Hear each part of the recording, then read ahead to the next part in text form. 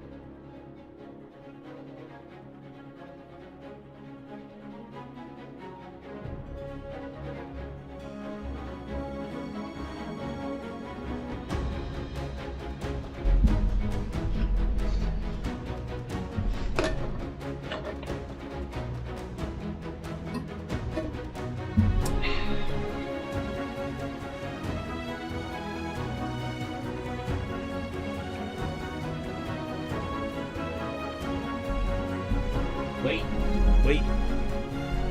All right. There we go. Plug my phone in. Man, what's up, guys? Welcome back to the stream. Welcome back to the VOD. Hello. Missed you guys yesterday.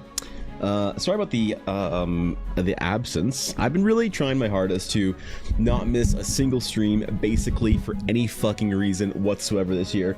And I did a really good job. I didn't miss a single day until last week. And then yesterday I missed another one, so god damn it. That's 2 in 2 weeks. Oh well. I think I've done well enough that I can take one off if I need to for important reasons. But yeah, I had a very important doctor's appointment yesterday. Yeah, man.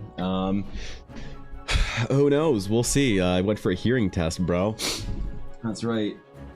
Oh, is my camera fucked up? I think so. Yeah, my ear's still fucked up, man. It's weird. I still can't hear in my left ear all that well, just randomly. So we'll see. Hopefully I'll be able to fix it. God knows, man. But either way, I did get my work done yesterday that I needed to. So it was kind of nice to have a little bit of time to go out with Ella, and we stopped at the mall after, and just hung around for a little bit and had some to eat. So that was nice. You know, we haven't been out for lunch or anything with each other for a while. And then I got home and worked my ass off. Holy shit, dude. I actually wrote a whole bunch of new Astronaut spells and did a whole bunch of new, I guess, dev work for Horizon, which is really good. So hopefully that, fingers crossed, hopefully people enjoy it. Taco Bell? Nope. Not go for Taco Bell. No. Good morning, guys. Good morning, Sleepy. Good morning, Conch Lobster. Is that Strange Dog Creations? Just Garthen and Ashy of Heart? Holy shit. Jacob W5570? Ernesto the Gamer 20? Iduria? Holy man, we got everybody in here. What's up, guys? First of all, starting off with the meta that Aduria cheered before stream started, which is the Bald Cypress. It's all right. 6. Yeah, 6. I think that's fine. Nothing crazy. It's fine. I ain't worried about it. Happy Poggy Woggy anniversary. I won't TPQ you as a present. Thanks, Ashy. Yeah, apparently Twitch does your, like, the affiliate anniversary message or whatever day before as well and day after. So I don't know. I mean, technically none of these dates are correct. Technically my affiliate anniversary was last week, and then even more technically my actual stream anniversary is couple weeks before that in April, and super technically my first ever live stream on Twitch was 5 years last November, because I was live for about a half hour doing a test of some things with Dashto and Ella to see if my Twitch could actually broadcast or whatever, and then I just didn't think about it for like 4 months, which is hilarious. I don't know why did I even start this shit? Why did I even decide to start streaming, man? What a stupid thing to do, you know? You're just sitting there not getting your work done, and then you decide that you're just gonna go get distracted for 4 hours instead of drawing, man. Clearly, I didn't know what I was doing, but either way, it is indeed 5 years this week, so or tomorrow. I have so very much work today. Hello, Fox. What's up, dude? Yes. Mostly fully free today. Good. Unless All I right. finish early. Excellent. Happy anniversary, nerd. Thanks, Fox. I appreciate that. No. She didn't see it either, so she'll never know. Thanks on a bits though. I appreciate it. Nice to catch you stream again. Yeah, what's up, dude? Good to see you. Cannot wait to make 2 Paladin BEG for Mercy later. 2 Paladins. 2 Paladins, you say? I feel it anniversary. Thank you, Junior. I appreciate that, dude. Thank you. Yeah, 5 years, man. We'll go into it tomorrow. I have a whole keynote thing for the beta release and all that kind of stuff, which I just realized I won't be able to work on tonight because I have D&D. Well, I'll try and get what I can done before the D&D game starts, and we'll see how far we get. It's okay. The keynotes are always supposed to be scuffed. They're supposed to be scuffed. And honestly, the adventure, the beta, I might not be able to properly format the Astral Knight class. The Adventure Horizon is not going to be formatted whatsoever, by the way. It is a Google Doc. That's all it is. It's a PDF. It's just straight words. I've tried to format it a little bit to make it a little better, easier to read or whatever, to to process as a person trying to run an adventure for their party. But it is not going to be properly formatted. That's not going to happen until later in May. Hopefully, once we get all the content done for Horizon that people are missing and wanting, then I can format the adventure properly, get all the art in there, and then we'll work on the World Anvil to expand out from there. But the adventure, basically, my goal is to get the adventure as it is on its own, prepped good and ready with World Anvil links and everything, so I can print it off and get a whole bunch of copies made of it for the conventions in June, because I'm going to be attending my very first conventions in June as an artist in a long time, man. Because I used to do like, I do conventions a lot and I fucking hate them, but I do them for with Ella, right? We go to the conventions around Western Canada, mostly Alberta, actually. Fuck BC. It's not really almost any reason to go there for the conventions, but we do the Alberta conventions, which are awesome, I guess. And we do my first convention. I did my first convention though as an artist with Ella last Edmonton Expo, which is last October. What was it? I don't know. And yeah, I'm coming to Edmonton like 3 times I think this year. Yeah. So last October we did Edmonton Expo, and it was okay. You know, I didn't expect to do that well. For me personally, like I paid for myself. Obviously, it's worth it to go for Ella, right? Because we just decided to pay for a table to have me next to her. Instead of me running her booth with her, I was just at a table beside her. And it was great. It was fun. You know, I didn't do all that well. Not many people bought my prints because it wasn't like fan art, and most people wanted fan art. But the people I did talk to were really excited about my project, and it was really fucking cool to talk to them. So this year, I'll have an actual adventure to say, hey, if you like this kind of shit, here you go. Here's a QR code. Go download it and go play it. You know? Have at it. It's all free, right? So hopefully that's better. I'm very excited about that. So I will be doing all the conventions this year that Ella's doing, except for a couple of the Ren fairs. So, because I don't think that I'll be going to High River with her, because fuck High River and fuck going to convention that weekend. I think so. Yeah. But anyway, this year will be all the conventions that she's going to. I'm going to be going to as well as Evan Blair Art instead of just helping Ella out. And I'll actually have my adventure. So I really want to have some printed copies, because I know that people, it's not because I want, like, I don't want to make printed copies that are not great. You know what I mean? But I want to make them available for people that really want printed copies. It's 2 a.m. so better than, wait, hold on. I got scrolled. Shit. Brando, thank you for the follow. I appreciate that. So it's better than last time. 5 years is awesome. Can't wait to hear about the beta release. Yeah, it's gonna be tomorrow. I'm really excited about it.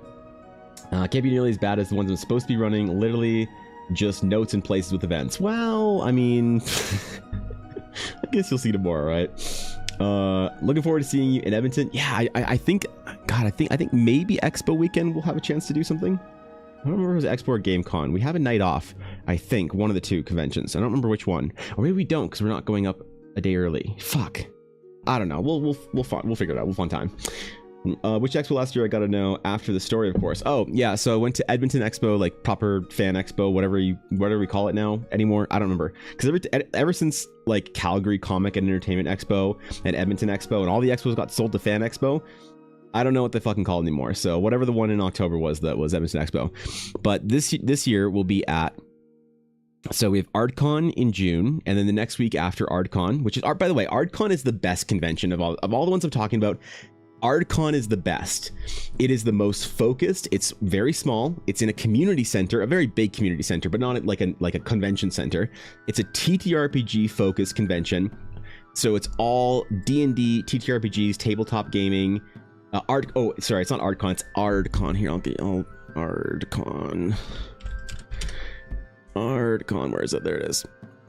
Yeah, it is the best one. It's the most enthusiastic. It's like it feels like a large game store event. So it's really cool. It's just games and people playing stuff and running tabletop and doing cool shit. It's a very small little convention, but it's so passionate. People there are like really, really cool. And I really kind of the next year and maybe the next 2 or 3 more years might be the best years of ArtCon, because it's not too big yet. It's big enough that everybody knows about it who like is in the community. It's big enough that it's awesome, but it's small enough that it's not a giant, like, generic, you know, like, generic nerd con. It's still very much focused on D&D, tabletop, miniatures, wargaming. Like, it's fantastic. So, ArtCon's gonna be the best one. And then after that, the next week is GameCon Canada. And so I want to have my adventure ready for both of those in print form. And then after that is going to be through the summer, there is High River Ren Fair, Strathmore Ren Fair, and Vegreville Ren Fair. And then after that is GameCon Canada. Or sorry, Edmonton Expo again. And then that's it for the year, I think. So yeah, gonna be busy summer for me, and Ella will be gone almost every other weekend, it feels like, which is gonna be absolute ass, but we'll manage, I'm sure. And I mean, Ella's doing fantastically well with her dice business, by the way. She's just exploding. People are buying her dice. People are demanding stuff. She's getting a really high reputation. It's so funny when I hear people say, like, I've heard this now about 5 or 6 times on the stream. Somebody is like, wait, you're married to Blackwood Dice? That's so cool, man, you know? Anyway, yeah, man, I'm gonna be going to all the conventions with her. What's up, Bylon? Thanks, bro. What's up? Beta release is going to be free, did you say, or just for con goers? Either way, I'm hyped. No, so the beta release for Horizon and the Astronaut class and a bunch of stuff that I'm doing it's just gonna be free. It's just gonna be all free because I want people to play it. I don't want people to buy it. I want people to play it.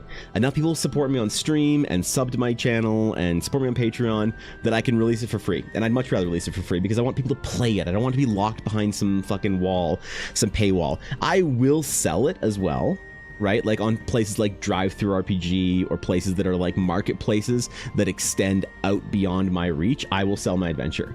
But you can always grab pretty much anything I do. Unless it's like a really serious project this summer, which I can't imagine what it would be, but I just don't want to like promise anything. But I'm not intending to make anything like paywalled, any of the classes or whatever this summer that I'm making for Eldar. It's all going to be free because I just want people to play it. And then what that's going to do, hopefully, is serve as proof of concept so that I can actually run a big Kickstarter in the fall or early next year. Ideally the fall, winter this year.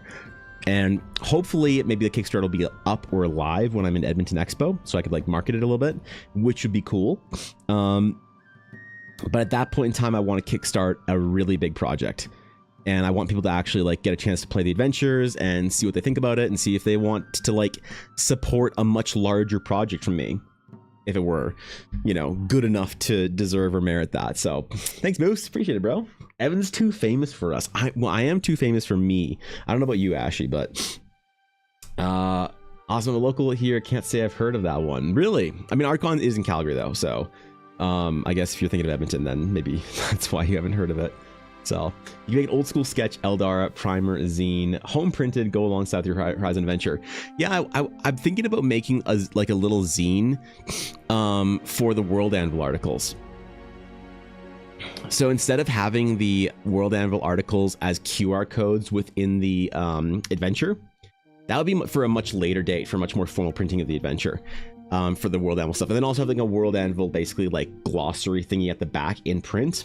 But right now, because the first step, Samurai, is to make the adventure print worthy, and then after the adventure can be in print, then I can make the World Anvil articles that fill things out. So I'm thinking about doing a little zine style thing that has basically in chronological order that I address it as topic, like the Shattered Sea, Sky Shards, the Alabaster Consortium, whatever. Then I have a small little QR code that you can scan and it'll take you straight to the World Anvil. So before like the next 2 weeks of beta testing, for one, I want people to tell me basically, is the adventure shit or not, right? So we need to figure out the content of the adventure. The second thing is I'm gonna need people to tell me what's missing. If I say something or gloss over something, people are like, man, you really need to expand here. I really need to know more about that. Great, then I can add those sections. And get the adventure good. And then it's about the art and finishing up all the art that's missing and putting that adventure all together as a printable thing that I can get printed really easily somewhere. I don't know. These aren't not going to be expensive, fancy prints. Very like, you know, kind of homegrown Staples printing style stuff, just so I have physical copies at the conventions if people want them. And then after that, it'll be working on filling out the World Anvil. So I need to make sure that I have a list of every article. At the very least, I don't have to write every article, but I need every article made and like published for World Anvil so I can make a link to it. So that'll be stage 3 or part of stage 1 and 2, and then eventually be stage 3. So yeah, I was thinking about the zine to go along with it to have all the extra information for Horizon. But yeah, thanks, Moose. I appreciate that. Looking into DMing, I've been checking out some free stuff on DMG, but it'd be awesome to run something from you though, so I could introduce some people to your work. That'd be amazing. Yeah, I really hope people actually get a chance to play Eldar and like it, because that's the whole point of it. Is it's supposed to be a place that you can go tell stories with your friends and have fun and go on adventures, right? And hopefully be excited about things coming out for. So, Faham, thank you for the follow. I appreciate that. Welcome in. Welcome in. I heard World Anvil and I came as fast as I could. Yes, Cal, I'm gonna be making my official debut splash into World Anvil in a major way in this next month. I've been prepping. I did a little World Anvil dabbling, and I've always liked using the tool, and I've been prepping for this Horizon release. I have a Master Shattered Sea article in the works that is it links to about 80 different articles, and in the entire Shattered Sea web cow of articles, there's about 150 to 200 in there. I've either half made or like a couple of like notes or a full made article for it. So yes, this summer I'm going to make my grand entrance as to the sages and say, look what I've done. Look what I have done over 2 years. So yeah, how long is the article? Is decent length? Well, the Shattered Sea article is an unbelievably huge article. The Alabaster Consortium article is like pretty substantial, but there's also little sub articles where I'll reference an idea and I'll just have a link to it just for a quick expansion, like Sky Shards. You know, the Sky Shard article is like a little image and I think like 2 paragraphs talking about just the history and the function of and how they're used. Or maybe another one example would be like a ruler. Like I'll talk about a city, and I'll talk about the person who's in charge of the city or the noble family, and that person might have like a 2 paragraph thing, just expanding on them, just so I don't have to like kind of clog up one World Anvil article. So some of them are very long, some of them are pretty short, and a lot of them are kind of like in that nice middle range, I think. But sadly, Bacon, thank you for the follow as well. Welcome in, guys. Good to have you. ArtCon is in Calgary this year, or always in Calgary? It's always in Calgary. Yeah, ArtCon, as far as I know, it's always in Calgary. And then yeah, because like GameCon was in Calgary, and I was really bummed about that because I'm much closer to Calgary, and I love my Edmontonian brothers and sisters, but God, I fucking hate driving your city. It's just the worst. Because the problem is that we have to pay for hotels and everything. Like, we're close enough to Calgary that we don't have to. It's like a drive, but we don't have to like buy a hotel in Calgary. But going to Edmonton, we absolutely have to pay for hotels. So GameCon was in Calgary, and that was awesome. But the problem is that they couldn't afford the TELUS Convention Center or the BMO Center, so that's why they moved GameCon to Edmonton, which I think was a stupid decision, because like the difference between the nerd population in Edmonton is so lovely. You guys are just the best. You're so passionate and so wonderful up there, but Calgary is just a much, much bigger city for that. The nerd population is very strong in Edmonton, but like there's more blue collar kind of oil field guys in Edmonton, and farmers and rural folk, and it's not like the tech kind of like more metropolitan style demographic you get in Calgary. Even though Calgary is just a bigger city, I think it has more of a nerd, whatever to it. So Calgary Expo to Edmonton Expo, just in case you're wondering, like Calgary Expo is worth 2 to 3 times as much of a weekend to Ella as Edmonton Expo is, and GameCon would be so much better if it was still in Calgary, but it's okay. I like going to Edmonton. I've got some friends there, and like I said, I really like the people there. The nerds that do come to the expos in Edmonton are all super lovely. And also last GameCon, we were there during the Stanley Cup Finals, which was awesome, by the way. To be in Edmonton in playoff season was really cool. It was really fun, I'm definitely cheering for the Oilers this playoff, so I really hope that they're still in the playoffs at GameCon, which is really gonna be cool. So she'll be allergic to cats, and you can stay with us. Yeah, I'll work on that. We're going to see some of Ella's family, and they all have cats, and we're staying in a hotel, but I still have to go to their house for hours a day. So we're gonna see how badly I die to cat. Maybe it'll be an exposure thing. Maybe I can just like get over it, right? Paying for hotels for cons is deadly. When I went into anime, I'd have spent all my teen money on getting flights and staying in sketchy backpacker places. Yeah, and I guess I have kind of a prissy standard for hotels. Like, I don't do Airbnbs and shit, man. You know, I want some standardized shit for my hotel cleanliness. Even if it's not like the greatest hotel, we definitely don't spend more than $200 a night on a hotel. But still, it does factor in when you have to like go to convention, you're paying for a table, you're paying for all these other things. Then on top of that, you have to pay for 3 nights at a hotel and 2 or 3 tanks of gas to get there and back and around and whatnot. It's like, oh, fuck. You know? What are the Edmonton Comic Con? Is that worth getting a table at? It's pretty busy for sure. Edmonton Comic Con is we might not do it again. This year might be the last year we do Edmonton Comic Con, because like I said, Calgary Comic Con is worth 2 to 3 times more to Ella and I than Edmonton Comic Con is. Edmonton Comic Con last year was not worth it if you factor in the fact that we both had to go.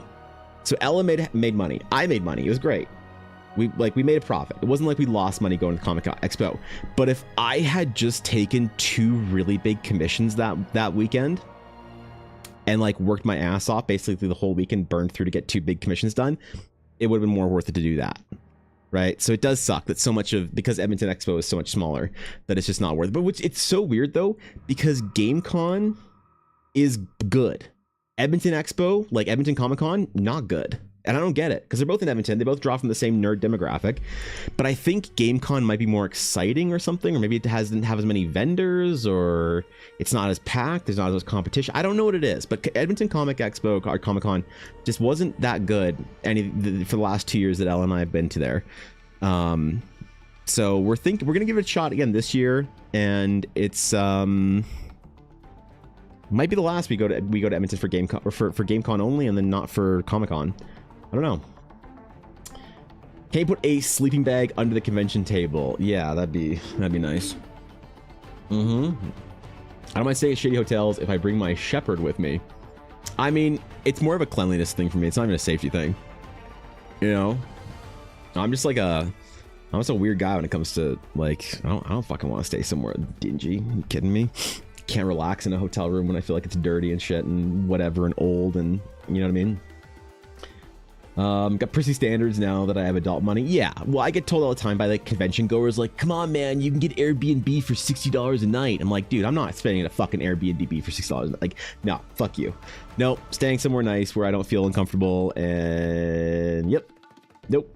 Games in like video game or tabletops, or for GameCon. GameCon Canada is both. GameCon Canada is the best convention Edmonton has right now. It is a mixture of video games and tabletop games. So GameCon Canada has the biggest vendors. If you look at like where's the map? Exhibitors? Where's the map? No, fuck you. Oh, that's for me. No. Where the fuck is the map? TTRPGs, ventures, what's happening?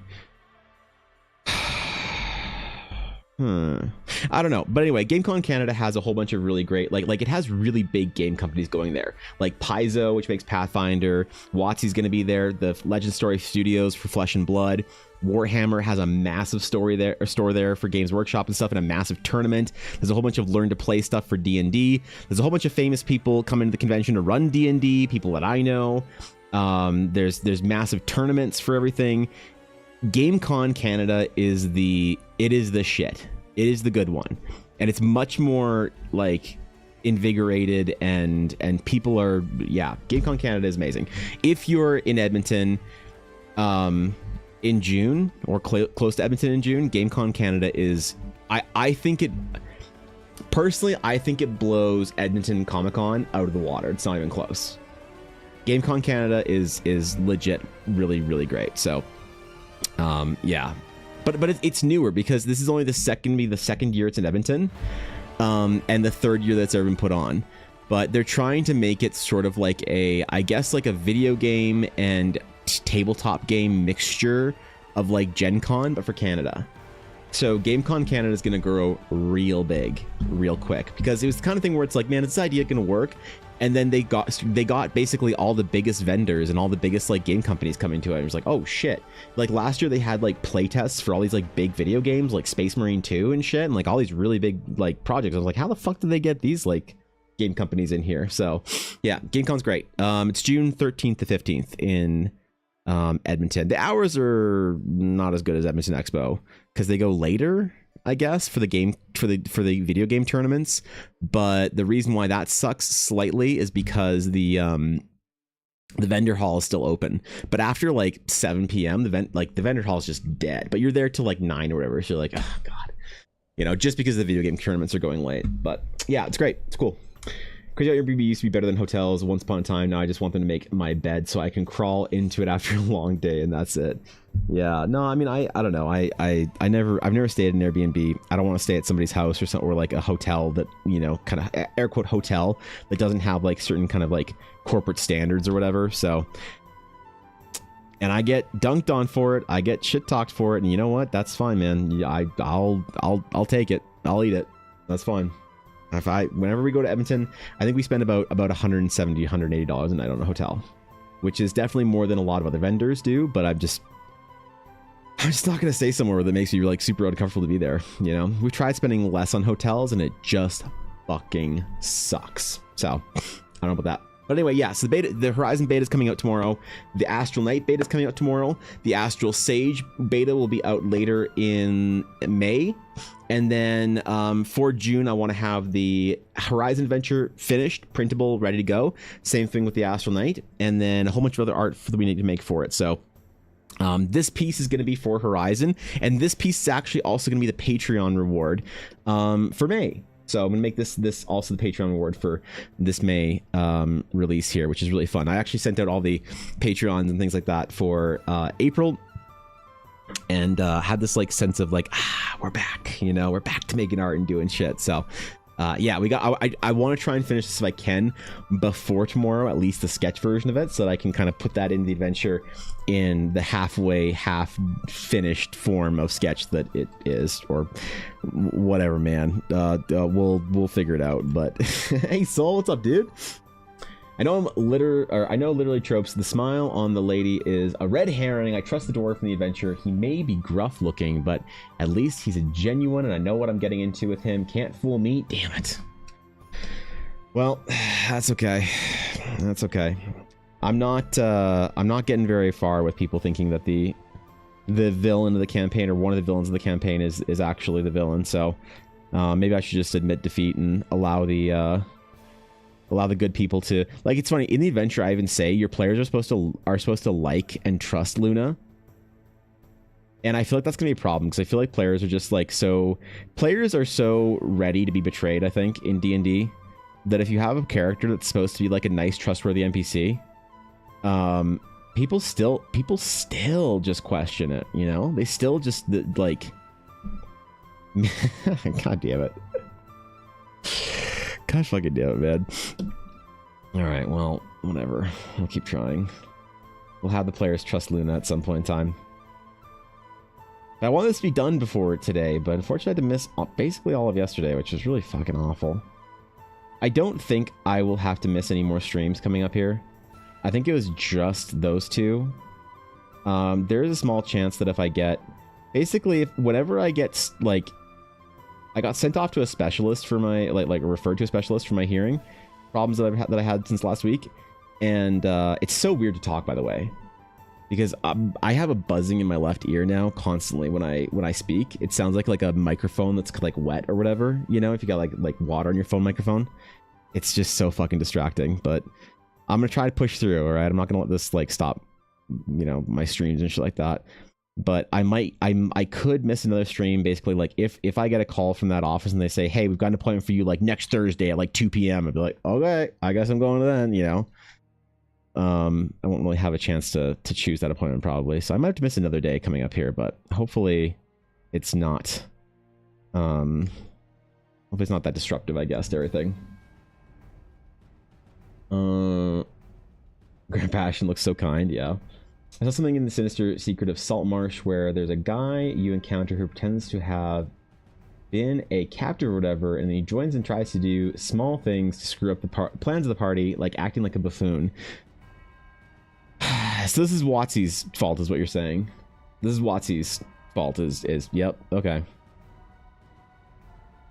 Yeah. God damn it, Watsy. You need Botox in your jaw? I know. I've talked to doctors and hearing specialists and stuff, and not a single person has brought that up yet. So I sure hope not, but I don't know. We'll see, man. We'll see. It's very strange to just like you just in an instant lose like half the hearing in one of your ears. Very, very off-putting and stressful, you know. First, going to choose your health over stream. Well, I just for an appointment, like yeah. If I have to pick an appointment, you know, sooner rather than later. This is the kind of thing that if it's the problem, the nerve damage that they think it is, it's not the end of the world. Maybe, I don't know. They don't know it, but at the very least, what is known is that jumping on it sooner rather than later is better. So if they tell me, look, you can come in on like during your stream time, like next week, or wait 3 weeks to come in like off your stream time, I'll choose coming in on stream time. So, but it was funny because when I went to get my hearing tested yesterday, I was like the only person. It was like a very, very nice hearing clinic, but I was like the only person there that was getting any tests done under the age of like 70. It was kind of funny. So blame WotC as much as you can. Attaboy. Yep. Genuinely interested in seeing how it would play out with my usual groups. Maybe, I don't know. I mean, like, I wonder, because I think that with the whole introduction that you get for Luna, like, you're set up in the campaign. It's not like you're just going to Horizon and picking who to trust. You're going to Horizon to work for Luna. So I'm not that worried about it. Like, people are memeing on it and stuff, and like that's fine. And it is difficult sometimes to like try and parse between the memes versus you know, what people actually think. So I'm not too worried about it. I'll meme hard on it, but I don't think it'll be a problem, to be honest. So now it's a floush. Not that bad, but I can hold the muscles tight if that's the problem. I'm not a doctor though. Definitely get their opinions. That's scary. Yeah, it's been pretty off-putting. It's pretty unnerving. But I don't know. I've got way too much work and way too many opportunities right now to worry about it. Last year, this would have taken me out. I would have missed a week. I would have not streamed for an entire week last year. But this year, I promised myself that no matter what happened, basically, did not matter. I wasn't going to miss streams. I was not going to let my streaming sort of like falter. It was too important to me to want to keep up with my streams and not miss anything. And last year, I had to miss a bunch of streams, and my stream suffered. Because like the thing is that like you can and I'm not blaming anyone with it about this, and I'm not complaining about it either, because this is part of the game. This is part of the, like the work, the cadence, streaming, making stuff, making art. You can tell people that you have to miss a month worth of streams because you're sick, but at the end of the day, if people lose interest in your stream, regardless of if you know it's your fault or not, people still lose interest in your stream. So it's one thing I realized last year is that I just can't miss streams no matter what. Doesn't matter if I'm sick, doesn't matter what happens in my life, doesn't matter what. I cannot miss streams. I can't miss my release cadence for things I want to do for Eldara. I delay. I can't, you know, because like people will come in here. People will say, and I'm not blaming or complaining. I'm just observing. I will miss, let's just say 6 months of content development last year because I'm sick, Ella's sick, and people in my family are dying. And it's like, oh my God, life's awful. And people will say, Evan, take as much time as you need. You're all good, boo-boo. Love you, my guy. Do what you need to do. And then I say, hey guys, I'm releasing the beta this like next week. And last week, I saw someone say, wow, didn't you promise this last year? Keck W. So it's like, so clearly when you said, hey, take all the time you need, that's not what you meant. And that's okay, because that's just the psychology of people. If you're late and you don't deliver on things, people are going to get bored and disinterested, as they should. And so I decided this year I didn't want to let, for my sake and for, not just for the sake of keeping people interested, but also for my sake of feeling like I'm accomplished and doing stuff, I don't want to miss any time if I can. I want to make sure that I'm just hammering my goals, moving towards my mission, getting Horizon out, getting Eldara built, and not letting things really like get me down, you know. So yeah, fuck this. I'm pushing, man. I'm pushing. Not throwing away your shot. Yeah, maybe. Sister tested my ears when I was younger, and now she doesn't believe them. Neither do I, but it's not urgent. I need to get them again. Your ears? Wait, what? Okay, recovery goes well. Yeah, thanks, Mara. It should be fine. I don't know. I don't know. It's very I've been struggling for the last week, man. I've had one of the worst weeks of my life the last little while. So, but I'll be okay. I'm actually like coping and handling it pretty well, I think. So, thanks for the follows, Sarah. I appreciate that. Welcome in, my friend. Honored to have you.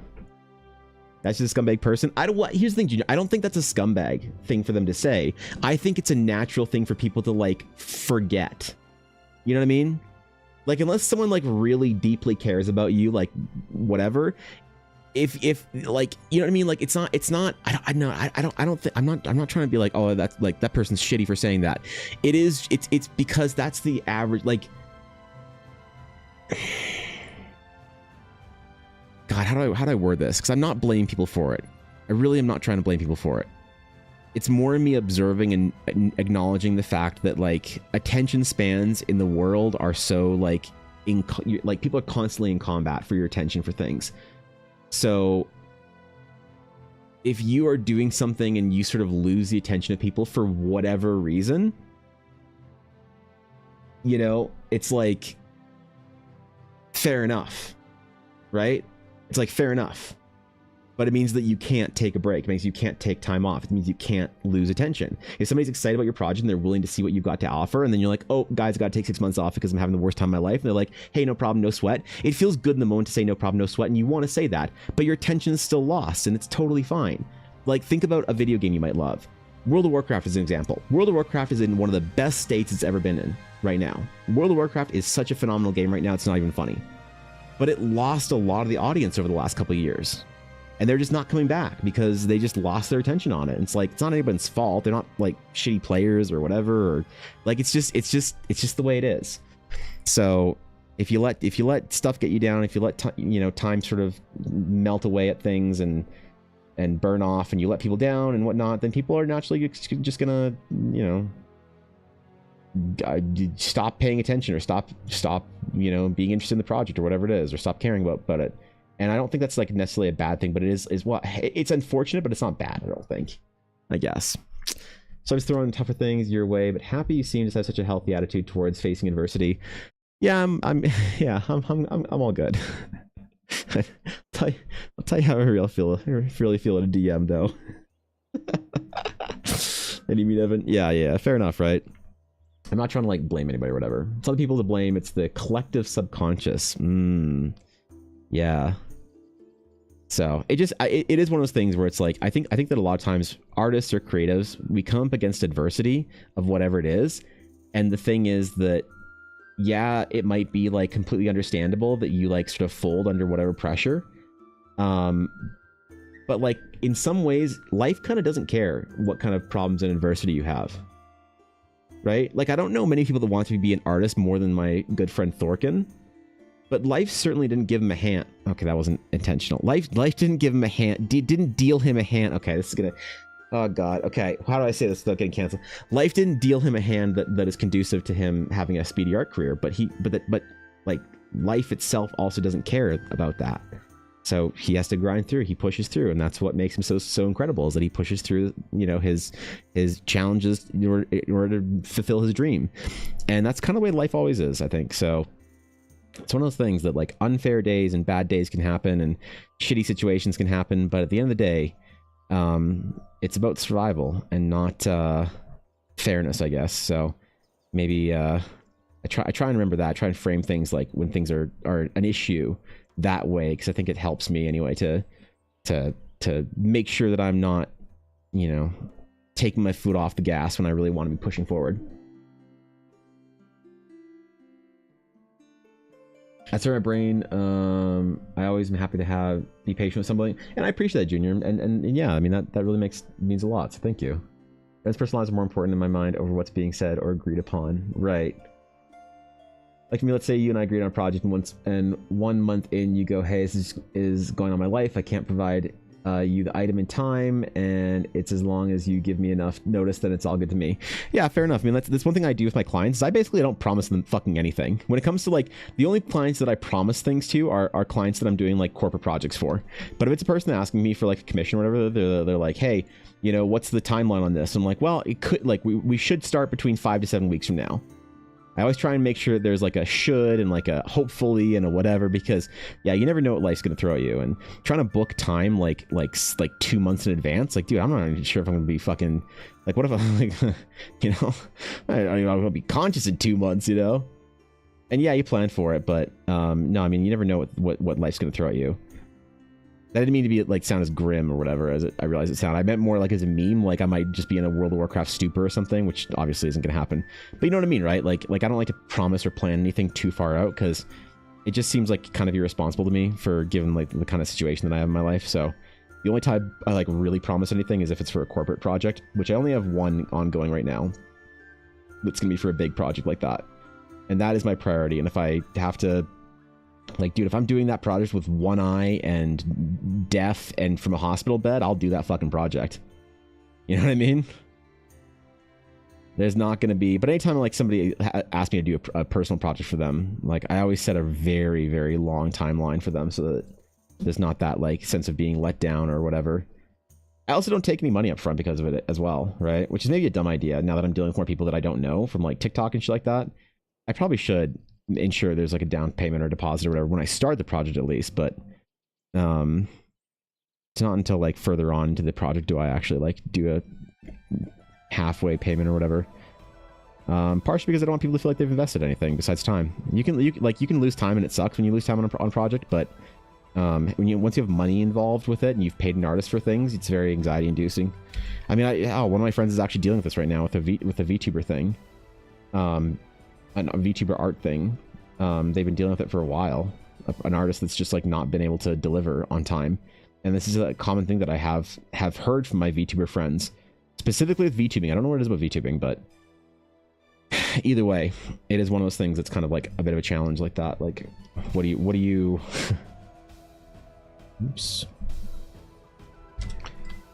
You know, how do you have clients that need timelines and not like be able to promise things? I don't know, it's tough. Take money up front?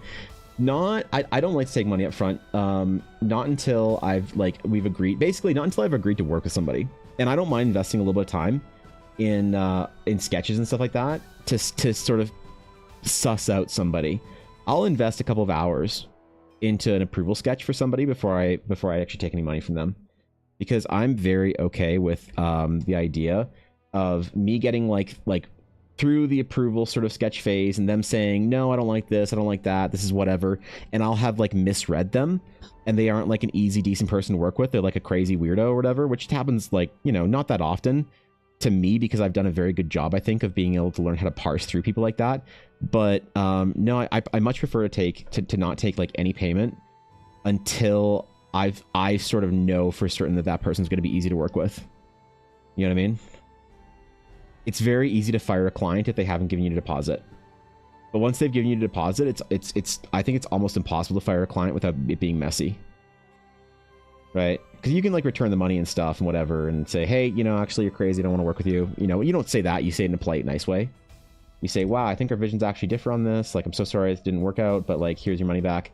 It's much easier to say, yes, I see you have a bit of a different vision than what I had originally, you know, gotten the impression of. Hey, I don't think we should probably, you know, pursue this project much longer. So sorry to waste your time. Obviously, there's no bill for anything that I've done for you up until this point. Thanks a lot. Fuck off. The last part you don't say. The last part you find a nice way to word it. But there is that, you know. At least 30-50%.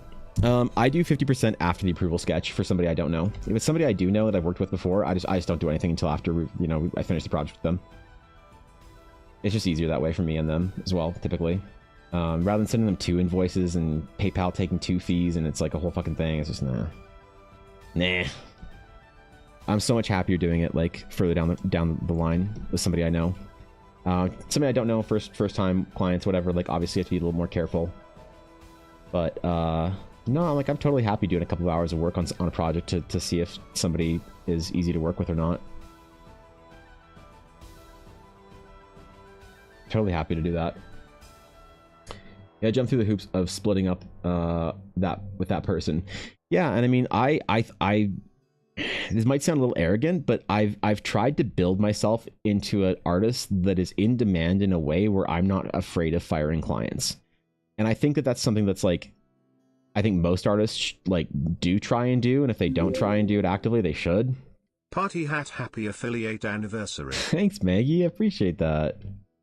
Yeah, the party's tomorrow. I don't. Apparently, Twitch like pops the message up in chat the day before and the day after. So I guess festivities start today. But thank you, Maggie. Thank you for the tier 3. I appreciate it.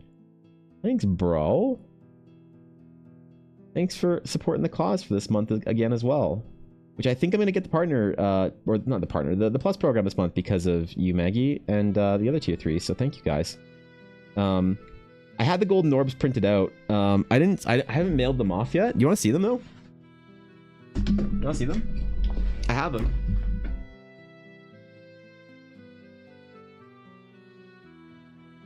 So obviously they were going to get shipped out like 2 weeks ago, and they're not getting shipped out until literally this weekend, unfortunately, because I did fucking doctor's appointments and shit. But here are the golden orbs for everybody. Look at those. Those are the April tier 3 rewards. So there they are, man. I think I shipped out a couple of them that have gone out with bigger ones, but anyone that goes in an individual envelope has not gotten their golden orb yet. So that is a fucking shame, and I regret it. But you know, honestly, I'm given the fucking doctors and emergency room visits and shit that I've had in the last 2 weeks, I'm honestly just kind of thrilled that I'm still here. So I'm trying to be a little more gentle and generous to myself, even when I miss a deadline that I really wanted to hit. Even like pushing back the anniversary stream a week really sucked, but not the biggest deal. No one really cares at the end of the day if I have my anniversary stream the day I was planning on it, or if I push it back a week, you know? Right? That's a great thing to do, though. Yeah, I mean, I think it's necessary, because I think, honestly, I'm glad that I had experience. Like this isn't. I haven't been doing art all that long. My art career isn't that prestigious at all. But I had a lot of career time as a graphic designer, man. So when it comes to dealing with clients, I'm already like a black belt of this shit. So I might not have been like in the art space for more than like about 5 years now. But before that, the years that I was in my 20s, like making a living as a graphic designer, I almost exclusively did client work. So I know how to work with clients and deal with them pretty well. I've made my mistakes. I've been through the bad parts. I've like done everything wrong at least there, to the point where I think I'm okay, you know, now. Even as an artist, I learned a lot of those lessons. And so I think that one of the biggest lessons I learned is that a bad client can ruin your career.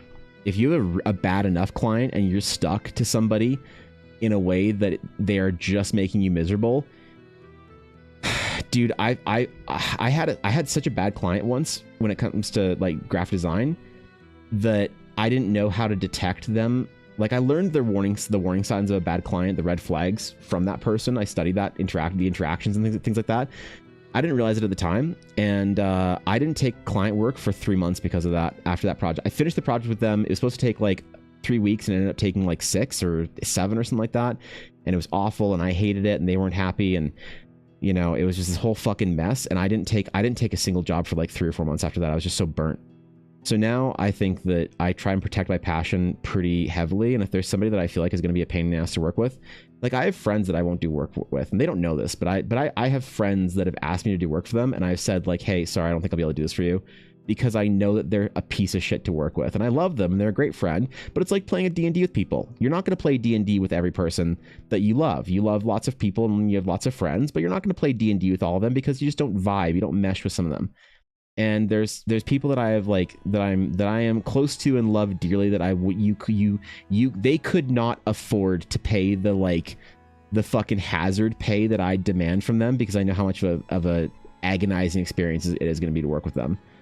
And so for me, the ability, like I get shit from other artists all the time, but how I don't take any money up front and whatever, and you know, before I even start anything, I should take like an 80% deposit or whatever. Like I get it, but like my guy, me being able to fire a client makes like further into the project makes my life so much easier. You have no idea. It gives the anxiety of like, oh my God, is my client going to pay me, is so much less than, oh my God, am I going to be stuck with a nightmare client? So no, I'm all good with like going pretty far and pretty deep into the project without actually ever like accepting any payment from somebody, because then I get to say, you know, at a certain point, hey, sorry, this isn't gonna work. Take care, you know. Totally feel that. As a web designer, I've had my fair share of bad clients. I work for a company though, so I just have to try and push through it. Right, and that does. Oh man, dude, Carrot. That when you are like working for some sort of an agency or firm or whatever, and you can't fire your clients, dude, and you just have to kind of like, that's what managers are for. That's when you have a bad client. If you can, you just push their problems up to somebody who gets paid to deal with them, you know, or whatever. But sometimes it doesn't work out like that. And you do just have to push through. It's tough.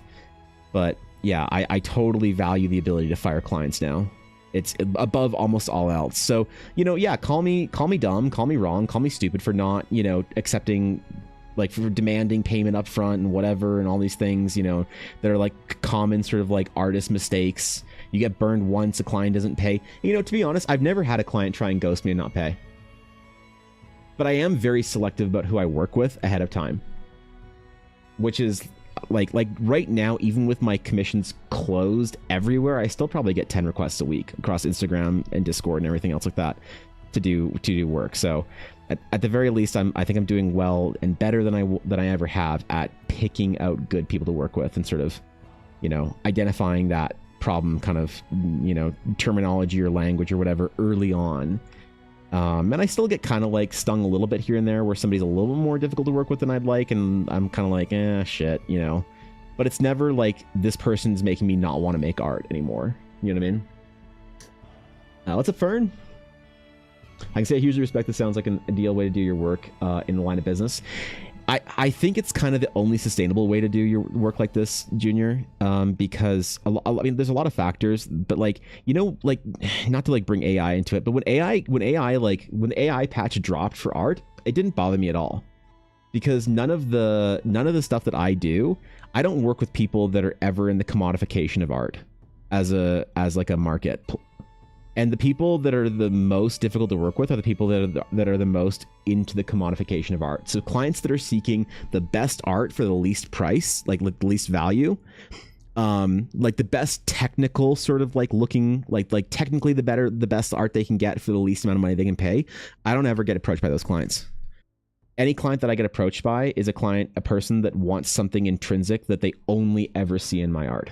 So there's something that I do that's unique to whatever I do that they can't get anywhere else. So when I tell them the value of it, they're not comparing it to anything else. But it also does mean that the people that value the thing that you do also inherently value your process to get that thing, right? Because it's not just like, oh man, this is the way art is made. You know, I never get compared. I never know how to word this properly, but I think this might be a good way of wording it. I never get compared to other artists with my clients ever, almost, because of that, things that I've tried to do to position myself. But one of the nice benefits of that, or side effects of it, is that also, in addition, you know, there's never like there's never that awkward or uncomfortable sort of like, oh well, that's not the way I want you to make your art. You know, it's kind of like people are like, hey man, I don't know what the fuck you do, but I like what you do, so whatever you got to do, like you tell me the process, kind of thing. And that's a lot easier to work with then, because you're not fighting with people about like details and stuff like that, or getting micromanaged or anything like that. In your opinion, what makes a dream client? So the best clients that I love working with the most are clients that have a good idea of the story they want to tell for their character or their environment or whatever they want, but aren't attached to anything. So creative freedom is really huge, but the problem with creative freedom is it needs to come with trust. Right? If you trust an artist implicitly to capture your vision for you, then you know you want to give them all the freedom in the world. But when you don't trust the artist to capture your vision exactly, then you start trying to pick out and micromanage. The best thing that I can ever do for a client is my favorite thing is that moment where, and if I earn this with a client, I'm not saying that I have to earn this with every client or that they even vocalize this way, but when a client says something along the lines of "this is better than I had imagined," to me, I'm like, good, that was the goal. That's my job. My job is, as the artist, is to make something that looks better than you had imagined, to exceed your expectation. And the problem is when people when they're really stuck to their expectation, and they try and get you to draw exactly what they want in their head. That's awesome, by the way. If that's the kind of client that you are, you deserve to find an artist that will do that for you, right? We call in the graphic design business, well, I'm not sure if we, the royal we, I can even address it, me as a graphic designer, but we used to call that they wanted proficient hands. So basically, a client would come in, they say, I want a logo, I want it to be an arrow, I want it to have a happy face in the arrow, I want it to be orange, and I want it to be pointing this way. They're looking for someone who can use Photoshop or Illustrator to proficiently just do what they want, right? So we either call it creative hands or proficient hands, but basically just they want to hire a set of hands. And that's fine, but the problem is you're going to make some really shit art like that, to be honest. Oh, so my God. Hi, Mel. Evan, what's up, dude? Exceeding expectations. Right? Being absolutely amazing. Trying. Who would have thought? Hey, Mel. And what's up, dude? Evan D. Mm-hmm. Thanks for the bits, Mel. I appreciate that. So dream clients are people that are open to working with and building ideas and telling stories, and don't have any like massive preconceptions of what they want, or what they demand out of a project. Definitely it's okay to have like certain ideas or things that you want in your project. Like, hey, saying like, hey, I have this idea for like a piratey kind of looking swashbuckling rogue, and I want them to have like long hair with like kind of braids and stuff in it and trinkets, and I want them to have like kind of mixture of like leather, swashbuckly armor with like some more fantasy, like Lord of the Ringsy vibes. That's all good, man, to have that kind of thing. But like when a client starts saying things like, I want them to have like this face and this nose and look exactly like this and have this belt and have this whatever, and you know, especially if they don't give you enough of a description and then later on they want you to like change that or whatever, because like if they say like, hey man, I'm just not feeling this vibe or whatever for this specific thing, no worries. But if they like had an idea for something exactly that they wanted you to do for something, and then you have to like do that exact fucking thing, even if it's like not a very good idea, I'll do that for clients, but I try to avoid that if I can, because obviously if it's not a great idea that I'm not going to endorse, then I don't want to post that piece. And I haven't not posted a piece that I've done in a while. So I guess Evan, it's better. Yes. Did you get my DM yesterday about my surprise? I don't know. If you, I haven't checked my fucking DMs. Maybe. Mel, I'm sorry, but I get like between 5 and 10 DMs a day. If I get behind by a day or two, I have no idea what's going on with my DMs until I clean it out on the weekend. So maybe I did. I'm sorry if I didn't respond to anything. No, I'm not sure. I'm excited to hear about whatever your project was, but no, I have not done the dive in a couple of days, so I'm getting a little bit behind. So sorry, bro. You're now manually breathing the roof of your mouth. Okay, entities, don't fucking do that shit, dude.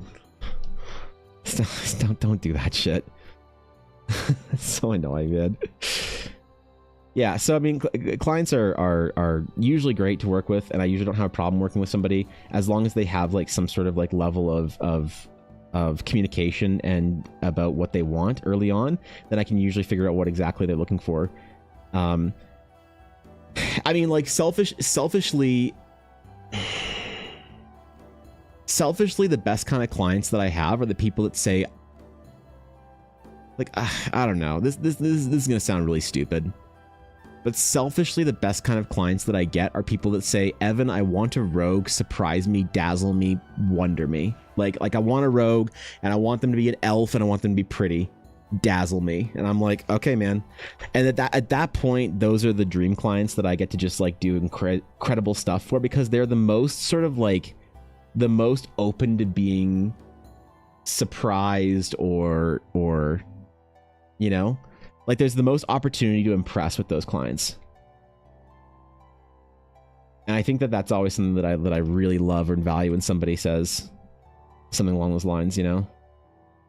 I also selfishly do also get people that ask me to do stuff for Eldara. Like they'll be like, Evan, I want you to make art for the Geminos or whatever, like Aduria did.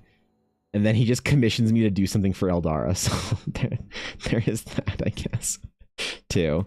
But like, I think it's unreasonable to say that somebody's going to come to you with without specific ideas, you know. So the dream client within reason is somebody who's willing to talk to you about a story they want to tell, and who's not coming with a whole bunch of like preconceptions on what that story has to look like, specifically. Well, no, then again, specifics are okay. Pickiness is tough to work with.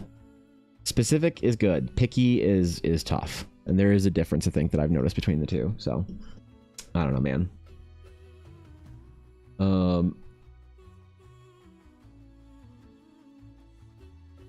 Is all dog the fuck, Mel? Are you what?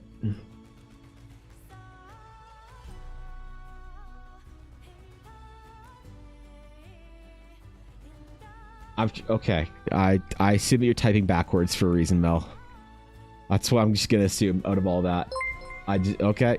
All right.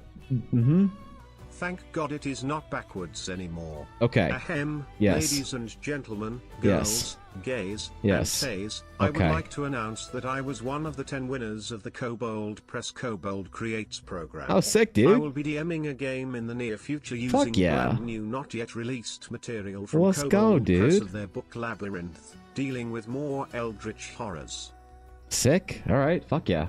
Good shit, Mel. Congratulations. Hell yeah. That's awesome.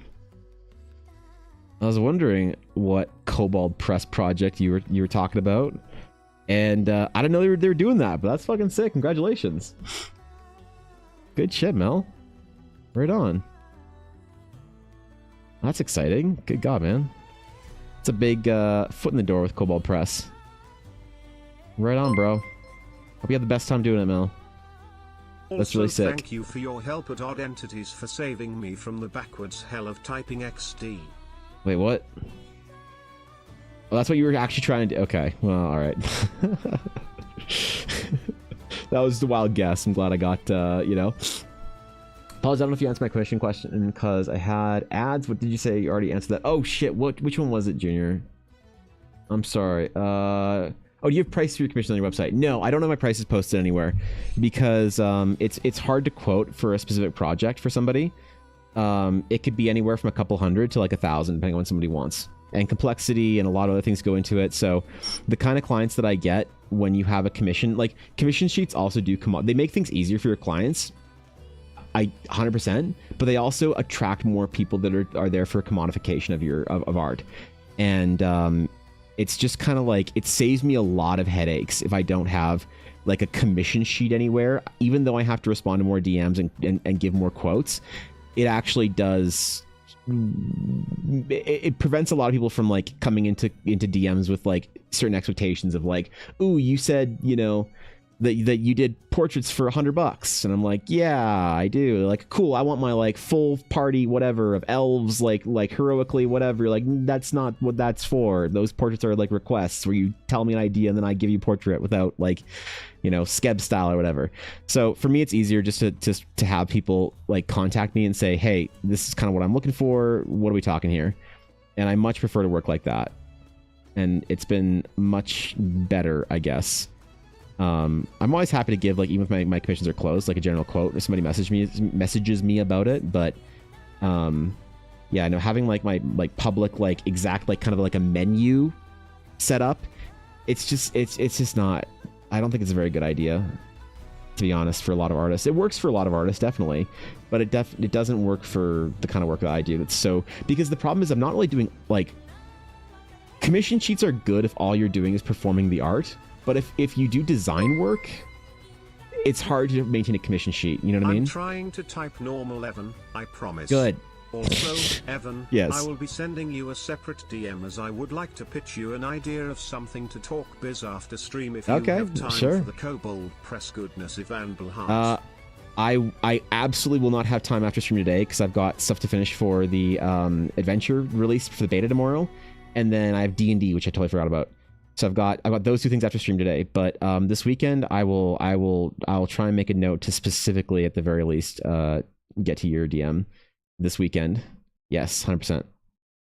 I will definitely try and make sure that happens. So if it can wait that long, I guess, until then that would be ideal. You know, sorry. So I really tough week for me to get stuff together, Mel. I'm sorry. I got the anniversary stream and shit tomorrow, so that's so exciting, dude. I'm proud of you, Mel. That's like, I'm guessing that was a pretty competitive scene there. So good fucking work, dude. Let's got a lot on your table. Yeah, a little bit, little things. I have a big project that I haven't talked about yet because I don't think I can talk about it, at least for a couple more weeks. that, man, I'm so excited to tell you guys about. It is the most exciting thing that I've been ever offered work for. That isn't like obviously I'm most excited about my own projects, but it's the most exciting project I've ever been offered, and it's a big one. There's like big names involved in it and shit like that, and I really can't wait to get my initial sketches out for it this weekend. You forgot D&D? You give nerds a bad name. I know, right? How could you? All good too. No rush on this smile. I'm waiting on Deets 2 from Kobold, so it is more like you just said. Oh, fair enough. Throwing Okay. a couple of ideas to toss your way to see if it is possible and us to play with numbers. Yeah, for sure. I want to get your precious nerdy face in front of Kobold. Press D. I appreciate that. I hope, yeah, I mean, hope timelines and shit like that work out, but fuck yeah, dude. I'm definitely excited for the project, Mel. I'm excited for you. I need more details to know the full scope of what this is going to look like for you, but anything that's kind of like that selection process is really tough to go through, I'm guessing. So I don't know what it involves, but I'm just impressed right now already. So good job, Mel. Thanks for the bits. Appreciate that. Ah, man. Yeah, I forgot D&D today. We didn't play for 2 weeks, and then we played last week. We kind of played last week because Ashley was still a little under the weather. I think she's all better now. She's had some bad luck being sick in the last couple of weeks, so I think we're all ready to go back at it and ready to smash into stuff. Ashley, Ulner, and Vixie and Ella were all gonna do like a Diablo 3 stream when season started this week or next, but I suppose we don't know when Diablo 3 the new season's starting, because they don't really have a cadence for it anymore since it's a dead game, more or less. But they're also going to do that, I forgot, which isn't going to be tomorrow, is it? Because I don't think there's anything to do with Diablo 3 coming out tomorrow, or new season coming out tomorrow. New season, again, for a game that's ancient. I'm pestering you and you're really busy for a long time, but I'm really still interested in that Keldor piece if you're up for it. The only thing I would give you is Force-sensitive Keldor with a Nagi Nata. Basically, that feels a type of, not specifically a Nagi Nata. Oh, so I have the waitlist. As of last week, I've opened my waitlist. I'm not sure if you're here for that conversation. I only talked about it on stream briefly, and a couple people messaged me about it. But I do have the waitlist open, so I am taking waitlist projects for later in the summer, as long as people are super okay and understanding with the fact that the waitlist is literally between 3 and 6 months on average, and I don't know any kind of like specifics beyond that. Yeah, shit. I mean, that's totally fine, you know. Oh yeah, entities. By the way, your cards for your prints will be in with your dice that you're getting from Ella. So I already made those. I cut them out. I printed them. I gave them to her yesterday, as well as your golden orb. And so they're going in with your dice that she's sending you. So yeah, man, they look really cool. The little cards are pretty fun. I kind of like them, actually. I wish that I could make I wish that I could get trading card size or like smaller size like paper, so I could do like easier prints like that I could mail in an envelope instead of like having to do like the big thing. But yeah, they turned out really cool, actually. I'm really excited for them. Kind of makes me want to do more trading card style size portraits for people's characters. They're just kind of fun like that, you know? Wait list, yeah, right?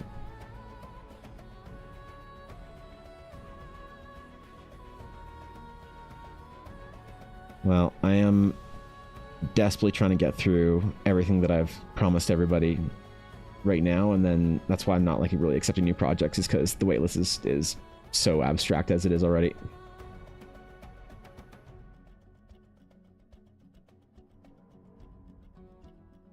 I kind of can't believe the amount of attention that came from like the growth on Instagram and stuff like that. Like I mean, the difference between having 500 followers and 10,000 followers on Instagram has literally been the difference of one message a month versus maybe like one message every other day on average. On Instagram, like new message. It's crazy, man. And I really wish I could get to everybody's like projects and shit like that, but a lot of people got really cool projects I want to work on. I wish it didn't take me so long to do the stuff that I do. Which I'm not sure if people like understand that when I sort of like quote them a timeline, that a little, you know, air quotes sketch. Oh, I think Ella's home. Takes me like hours and hours and hours to do, you know? I'm only distracted by an undeserved comment from Sleepy. How do I get on the wait list? Oh, just send me a message on Discord. And I can give you a quote and we can talk about what you want. Yeah, I mean, like, I just wasn't accepting any new projects whatsoever for a while. Just keep it simple, but I realized that from people from stream, I'm okay opening the wait list for them. If it's somebody random that I don't know, like from Instagram or whatever, unless they really, really want a piece, I'm not going to even offer them a waitlist spot. But for people from stream, like, you guys are always my priority, so I will always give first, like, dibs to anybody from our little, like, stream family and community here. I mean, God knows there has to be some kind of a perk for being a fucking tier 3. Let's...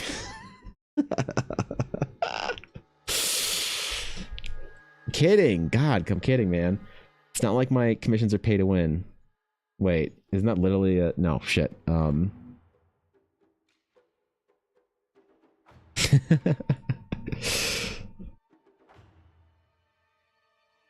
That's not the way it's supposed to work. Ah, shit.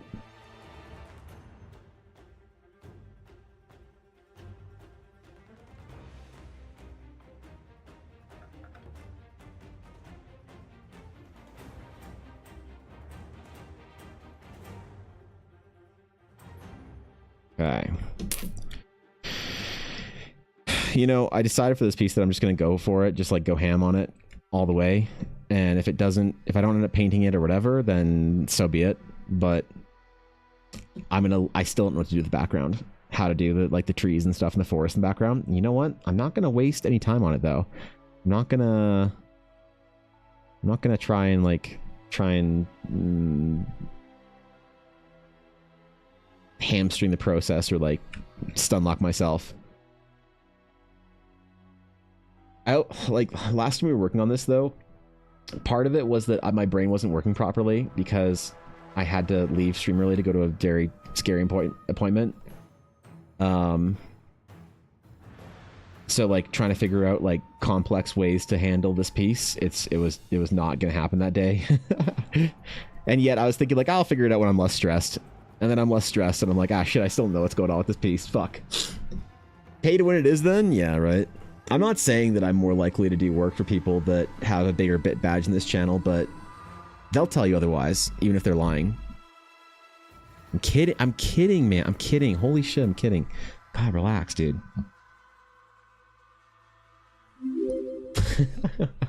Peepo Evanbul What's up, Party, Penguin? Peepo Evanbul Party, Peepo Evanbul Party, Peepo Evanbul Party. How's it going, Penguin?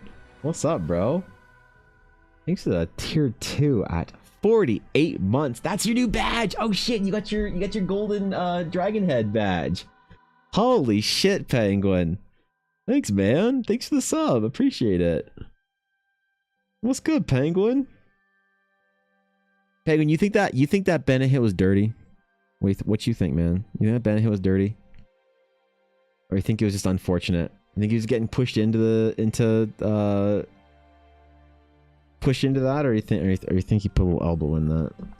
What you think, Penguin? This is a hot topic right now in the hockey world.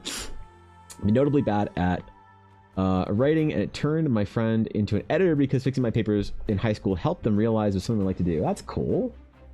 That's kind of nice, actually. The whole world is pay to win, so don't worry about it. Yeah, why is it all pay to win, right? God, why do I have to have a job, Jacob? Why can't I just make silly art and then just like go to bed? You know? Why do I gotta make silly art that people actually want to buy? There's nothing that makes you feel like more inferior of an artist than going to a fucking convention and getting people to tell you, or having people tell you to your face that you should just do fan art instead. Avenger Cat, thank you for the follow. I appreciate that. Welcome in. Good to have you. Honored even. Hey Toronto, but I hate Sam Bennett more. Should have hit him with the player safety book. Yeah, I mean, On the Sportsnet cast, BXA said that he didn't think it was intentional, and he like didn't. And when he was a player, he didn't have a high opinion of Sam Bennett being a clean player. But he said that even then, he didn't think that was an intentional hit. But I don't know, man. It's one of those things where it's like, even if it's not intentional, you put yourself in that position where you end up hurting somebody and concussing the fucking goalie, so he goes over to the bench and gets sick. Like, I don't know, man.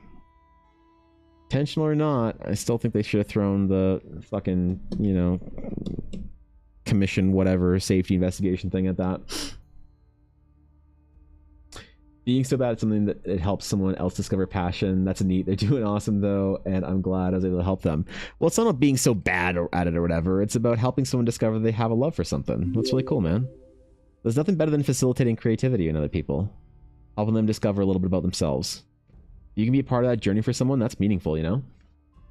Crab Junkies, holy shit, thank you for the tier 2. I appreciate it. Welcome in. Dude, honestly, I'm so curious to see how close to the plus program goal, I guess, I am for this month, because y'all guys coming in with some tier 2s and tier 3s and shit, that's like extra percentage points towards the plus program, and it really helps out. So, and thanks, Crab Junkies, I appreciate that. Thanks for sticking with me for 4 months, bro. Yeah, switch notices tomorrow. So apparently, Ella, the anniversary, the festivities start 24 hours before your start date and 24 hours after. Because I was curious when I saw in chat this morning, it prompted me to congratulate myself as well for my affiliate anniversary, and I was like, excuse me? So I went and checked, and apparently Twitch says, yes, it starts, well, Twitch didn't say this, somebody on some forum said this, that Twitch starts it a day early and takes it a day later. So if you really want people to not like congratulate you for your anniversary until the day of, just don't stream the day before. Apparently that's like a meta that people do. So I don't know. I obviously don't care about it. But yes, the official anniversary keynote and stream is going to be tomorrow, which I hope you guys are excited for another shitty keynote.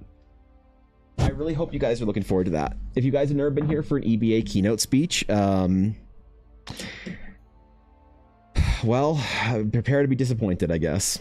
Yep. Thanks, Nick. True inspiration, or true inspiring and creative pursuit is great, but I'm not being excessive when I say that I'm not good at writer. It's a joke with me, my friend, because a notorious paper from high school had the word simply 3 times in the first 2 sentences. I'm really, I wonder how much of that I'm going to be doing for the Horizon, right? Like I really, no one has done an edit passed on the Horizon beta yet for me. No one. I think the art is wonderful. I missed coming in. I have been swamped by finals and it is tragic. Thanks, Crab Junkies. Appreciate it. Well, at least, I mean, are you close to being done? Beta release 0.7.5 and a rough beta it is. Holy. I even identify that in this piece. So, yeah, like nobody has read through this yet. None of the mods, none of the Ellas, nobody has fully read through this yet. I'm the only person who's placed eyes on it, and I haven't really done many, like, I'm really like, I think that my encounters are going to be imbalanced. I think I'm going to be killing off a lot of parties by accident here. Where is the World to 2? Where's the fucking monster stats at the end here? Oh, there they are. Yeah, I made some stat blocks for our Alabaster Consortium guys, and I really think this encounter is going to be too difficult for some level 2 characters. I don't know. Maybe it will be. Maybe it won't be.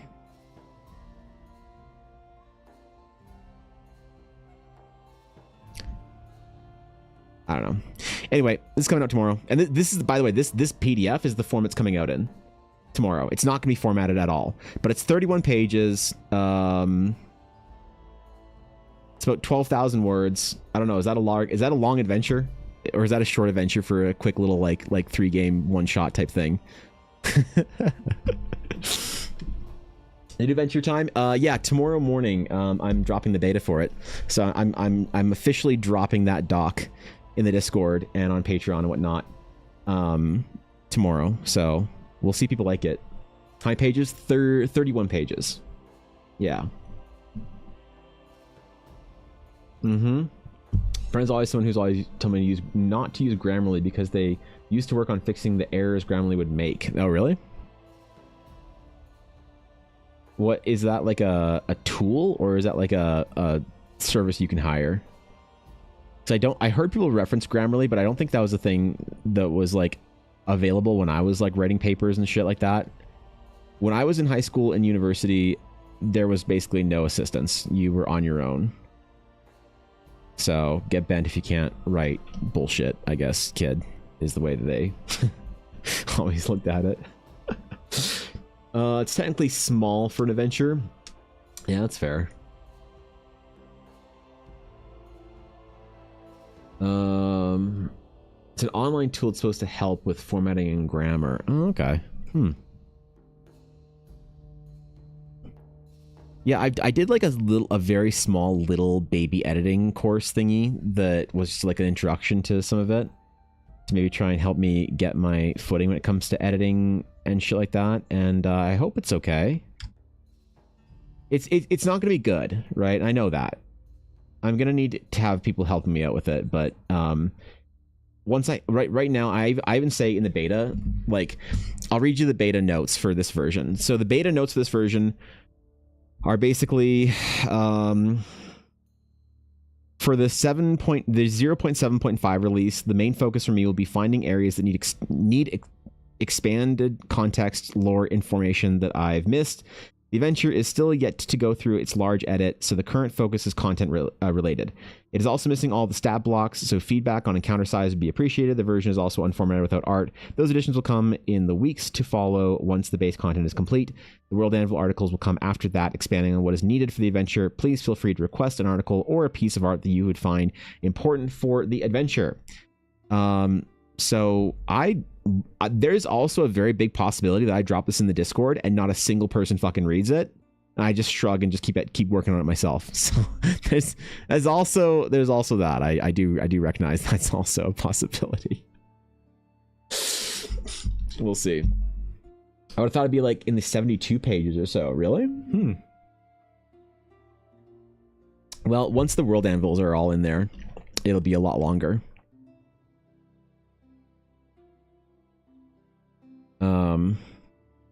And like once like I add in all the missing tables and whatnot, but for the rough cursory like skeleton outline, I think it's pretty long, to be honest, for an adventure, if you ask me.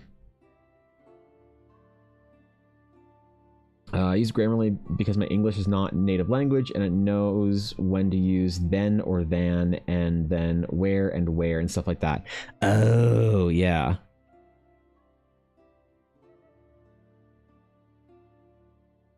Like, you know, it's a weird one for me that I actually ran into last night, Jacob, is I was writing something and it was basically, it was like, if you target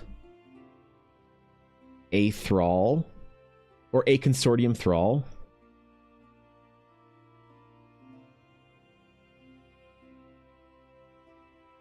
but I changed this to Alabaster Consortium Thrall.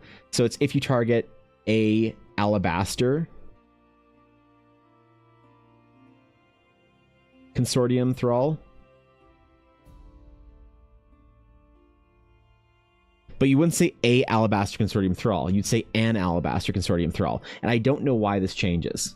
I think it's because there's like the Alabaster is a descriptive word of a thing or whatever. I don't know what it is. But that's the kind of thing where I was like, wait, is it a Alabaster Consortium Thrall or an Alabaster? I think it's an Alabaster Consortium Thrall, you know, versus a Consortium Thrall or an Alabaster Consortium Thrall, you know? It's just like weird things like that, even with English. Like I couldn't imagine, like I know it's right or wrong. I don't know why. I can't imagine somebody who didn't like grow up with English as their native language, even someone who's proficient, fluent, without an accent, whatever, speaks naturally. Those kind of things I imagine would still be an absolute pain in the ass if you have a grammar and whatever for another language somewhere in your brain that makes more sense. I couldn't imagine those things becoming apparent. The vowel Alabaster starts with a vowel. Oh, is that it?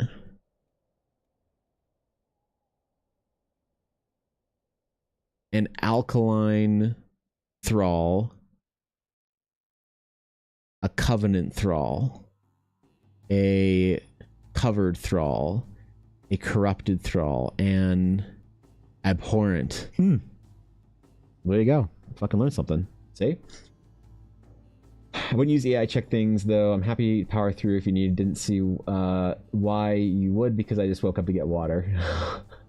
Okay, fair enough. Yeah, I mean, I haven't really used any services or whatever. I'm just kind of like trying to do this on my own. I don't know if there are any good like sort of services like that, like Grammarly or whatever. But we'll see. Obviously, I'll need to get it like professionally edited before I can sell the adventure. But since this is just a free adventure, I feel like people can be a little bit more understanding with it. I'm sure some people will suggest some edits and stuff like that, and you know, that'll be great. I think it'll be okay. I'm optimistic about the adventure, alright? When you get a notebook on the book I was writing and going back through the notes, only to realize there was a planet called Dashto, which is funny because that was the name that was named before I found the stream. Makes sense as to why the name always sounded familiar. Oh, that's cool. The planet of Dashto. Dashto would be honored. Well, I don't know. I mean, if I recall where he got the name, I don't know where the toe came from, but I remember the dash came from Dash Rendar. Because Dashto was the name of a Star Wars character for him. How many people have a Twitch account that had like is named after an RPG character? I feel like it's a lot more than people would think. Ella, Dashto, you know? An egg, an omelet, and poached egg. I see. So it's whether it starts with a vowel or not. There's a line that I always loved from Gauntlet Legends, but if you did something in Gauntlet Legends, I forget what it was, but like the big guy would come up and it would appear on the screen and he would say, it was an heroic effort.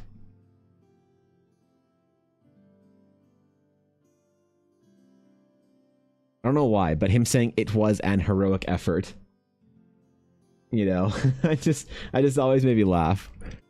I love so many voice lines from Gauntlet Legends. I miss that game, dude. There's some arcade games that I actually like really miss.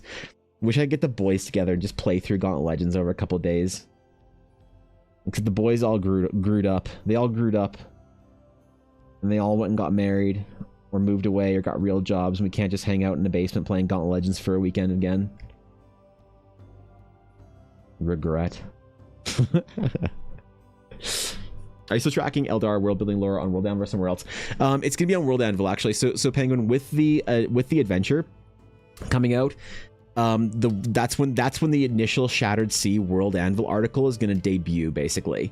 So it's gonna be the place of organization for lore. And it's actually going to be organized. Rather than like Patreon being sporadic here and there for stuff, it's going to be all on World Anvil, and you'll be able to see when new articles are available. And I actually want to make like a changelog world, like a mass, like I don't know if I gotta ask Samurai Cow or Jacob or somebody that fucking knows World Anvil. To be fair, I don't actually know what Samurai Cow or Jacob even do at World Anvil. I kind of have an idea of what Samurai does, but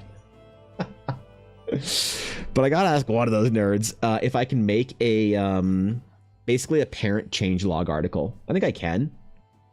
You know, where it could basically be an article that you can go to and it'll have like updates. So it'll have like May 19th as a date, and then it'll say added, and then it has like, you know, like 3 articles or whatever. And then I make an update on like May like 21st, and there's one more article. So you can always see if there's like, patch notes basically. Yeah, exactly. A changelog or patch notes. So that you can check to see if there's new shit you want to see or care about or whatever. I know you can do that in theory, Jacob. I just don't know if there's a good way to do it in World Anvil, or if it's just gonna be a clunky little article like that, you know, that just links it and you just have to add to it, I suppose. Because then that's the master article for Eldara that I'd want to link people to and say like, hey, if you want to see the new developments, like this is the link for it. This article right here is where you go to see that, or if that is better done as a Discord channel, because I could also do it as a Discord channel where I can just make a Discord message that says, hey, added these 3 articles. I don't know if it's better to keep it in World Anvil or if it's better to do it in Discord as just an update channel kind of thing, you know, right? Tomorrow's World Anvil Day. So the World Anvil is not getting officially released tomorrow because part of the initial beta, Nick, is I want people to tell me what they want articles for. So there's going to be instances where I write something, excuse me, and you guys are like, what the fuck is that? And I'm like, what do you mean? It's the sky shards. Like they make everything float, right? And you're like, I don't know how the fuck that works. Right? And I know it's going to happen. So there's gonna be stuff that I've like have as obvious and apparent to my own world building, but you guys are gonna be like, what the fuck is that, Evan? And I'm gonna have to make an article for it. So part of what the goal is with the initial release is to have people tell me what the fuck they want articles for. Because like there is a bit of an adventure background on the but I'm trying to keep it trim, right? So the background information for the adventure that you need to read is this right here. So it's all of these paragraphs, right? And it basically just outlines the TLDR of what you're doing and why things work the way they work. But I don't want to make DMs read like 2 hours of background before they can run an adventure in Eldara and start Horizon. That's just, I don't think anyone's going to give it a chance if you do that. So this will have like links, like right here, there's going to be a link to Teleria. There's going to be a link to the Shattered Sea, the Lost Eldarian Empire, the Sundering, magic ley lines in Teleria. Like there's going to be like 100 articles that link out of this individual thing right here. That have expanded context for people that care about it. But obviously, like, you can't expect a new DM that doesn't know anything about Eldara, has no idea who I am, has no doesn't give a shit about anything, you know, Eldara related or EBA related or whatever. You're not going to expect somebody brand new to pick up Eldara and say, yeah, sure, I'll read all your bullshit nonsense and spend an hour before I actually run the adventure reading about your stupid lore. So I'm trying to be really concise in the adventure. That may be one of the reasons why Sleepy said that it was a bit short, is that I'm trying to be concise to the adventure and then allow for the world anvil to expand as much as people want to. And if somebody wants to read about Eldara for 4 hours before they run an adventure in the world, like, great, you'll have the best time, hopefully. But if somebody doesn't want to read for 4 hours, and like I assume that most DMs will take the adventure and say, this is a neat idea. What's the Shattered Sea? I don't know. I'll make up some cool lore for it, right? Who are the Aldarians? Whatever. I'll make up some cool lore for it. I don't expect people to covet or really use the lore from Eldara if they don't know or care about Eldara and the project. Now, hopefully at a certain point in time, people will, obviously. Like, hopefully you have something that's worthy of caring about at a certain point. But you can't expect that, I think, right off the rip. And so I'm thinking about this as being not only something for you guys to like have as your first sort of payoff of waiting for all this time to see Eldara come to life, but I'm also thinking about this as being the first instance that people who have no idea who I am are going to see the work that I do and decide whether or not they want to give it a chance or not. So I have to kind of balance it for both those audiences. That's why the adventure is going to be a bit more trim. And then there's going to be all the expansion that's for anyone who cares in the World Anvil format. And like, ideally, I'd like to also have the part, like the main thing that I want out of the Shattered Sea article is I want it to be a map that has pins all over it that you can basically click on different regions or places or whatever and see some cool ass shit and, like, you know, go read more about this thing or go see what's going on down here. Like, even Thorkin's running an adventure at a convention soon in God, where is it? He's running an adventure in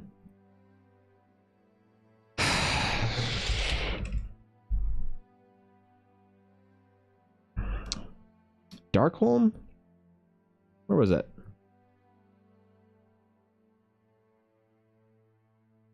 There's somewhere close by to Horizon. I don't remember where it is. Crap. I also want to redo this map, by the way. Shit. Dark Fathom. He's running an adventure in Dark Fathom. Like, I don't have an article about Dark Fathom. But what I want for the World Anvil is I want you to be able to click on Dark Fathom and then get the giant article, the master article on everything to do with Dark Fathom. You know? So it's a huge project. It's why I haven't released a World Anvil, like, formally. It's why everyone who's at World of Anvil thinks that I'm just a stupid LARPing artist that doesn't actually do any writing, because I've had a Sage subscription and I've paid World Anvil at this point in time thousands of dollars out of nothing but support, and I haven't used a single fucking tool from it yet. in any major way because I've just been I've been patiently biding my time to make sure that when I do release a thing on World Anvil, it's actually really, really good. And it does the tool, it does World Anvil the service, it does the site, does the community like justice for who and what World Anvil is. As opposed to me just kind of like middling around with it and just like doing some like whatever bullshit. So if there's one basically person's approval that I'm looking for this World Anvil article, it's going to be like Samurai and Jacob and the people who actually like know and use World Anvil very deeply. I'm really going to be hoping to earn their approval on it. So they say like, wow, this is a great way of using the site and the tool. And then also earning the approval of people like Thorkin and Atari, who are people who've asked me for features for World Anvil for different places. So we shall see if it's worthy and worthwhile, but that's my current endeavor. I'll send notifications to World Anvil followers directly or push the button to have the article show up in the 3 latest lists on homepage of your world. Oh, yeah, I mean, so on World Anvil, I get notifications from somebody I don't fucking think I'm following, and I have no idea how to stop them or whatever, but I do. So I'm aware there's a notification system for World Anvil. I just never use it because, ooh, like, I have 143 notifications on World Anvil. I click it, and it's all from one person for the most part. No, wait. No. Where was it? Shit. This is not a good example.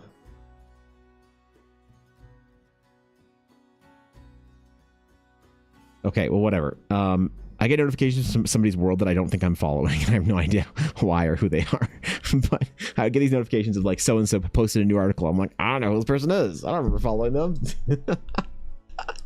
So I know you can do stuff like that. I know that you can get notifications like that. Mm-hmm. You want all the articles and all the things? Well, hopefully they're good. I don't know. I mean, I released the Geminos article and got a pretty like meh reception on it, so I know I have to improve them in some way. There was more criticism and like meh, I don't care about this article when it came with the Geminos than there was like, wow, this is awesome, good job. Which is fine. Like, by the way, I'm not like looking for encouragement and like a pat on the head, but it does make me pause for a moment when I do something that's like a big World Anvil article and most people are like, meh, needs more. And I'm like, Jesus, I thought that I put a lot of stuff into this. Okay, all right. It's maybe a really underestimate the amount of content that I need in a World Anvil article for the World Anvil community to be satisfied. But the problem is I think that if there's too much content in a World Anvil article, I think that the average player is gonna yawn and like get overwhelmed and say, nah, that's all cool, dog, but I ain't reading any of that. You know what I mean? So it's like a balance, I guess. Can also send notifications. Still good. Hurry for actually. Oh yeah. So, I want to try and figure out a way, if I can, to have like a weekly roundup post as well. Even if I do the World Anvil change log, that is all the posts and articles that I've made for World Anvil, to my Patreon and to Discord as well, if I can, and then also summarize it in a Twitter post. So it's like once a week, maybe at the end of the week, you'll say whatever, like have a post of whatever. And I wish there was a way I could like automate it or do it through World Anvil or whatever. But I think that the only way you can do that kind of stuff is like through Patreon, like automate it in some ways is through Patreon and World Anvil. I don't think you can do it through, like, I don't know if there's like a World Anvil fucking Discord integration bot or whatever that I can get that'll like auto post updates or something like that in some way. It's a great idea, but then again, I don't know how many world builders use World Anvil and also have a primary like Discord community. You know what I mean? It's like most hardcore world builders for World Anvil are doing it based on a project standpoint or whatever, as opposed to like having a community standpoint. So I'll figure it out. I'll eventually like I know I will eventually fix my reputation with the World Anvil crew. They will not think that I'm just some ignorant loser that doesn't know how to use the site for too long. I mean, they will, but like, you know, hopefully like more affectionately. of people have a small Discord with world building friends, so they say. Yeah. But not like, I mean, like not like most larger projects that are going to be much more involved typically have a more official like pipeline to get information to the people as opposed to like a Discord. So it's like I'm kind of like on the middle of LARPing as a real developer or a real writer or a real game dev, and doing it from the standpoint of like a very casual, like kind of, you know, content creator or whatever kind of way. So there's not really a good I don't know, nothing to base it off of, right? Roland himself use a Discord to notify us from development and changes in the website. Oh really? Like on for like the admin type like thing and mod type thing that for the Discord, or is that like a like do they post that to everybody? Because I'll admit I don't check the World Anvil Discord all that often for like updates on World Anvil. I more like look at like world building and shit like that. So if World Anvil does their communications with everybody, okay, yeah, see, I just don't ever see that shit then. Whatever channels those are a part of, I just like must glaze over. I'll wait for Janet to make a video about all the changes, and then I'll and then I'll tune in and I'll figure it out. Yeah, that's a way of doing it. I need a reference for a palm tree, man. What the fuck does a palm tree look like? Palm tree. Oh, that's a nice tree, man. Dude, I want a palm tree so bad. Like this. What, dude? Like I could, dude. Are you kidding? Look at this shit. It's a palm tree in a pot, man. I want one of these. How much is that? $300? Eh.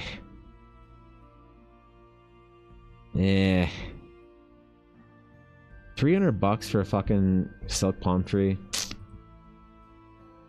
I kind of like it though, actually. Anyway, I got distracted. I need a reference for the bark, I guess, of it specifically.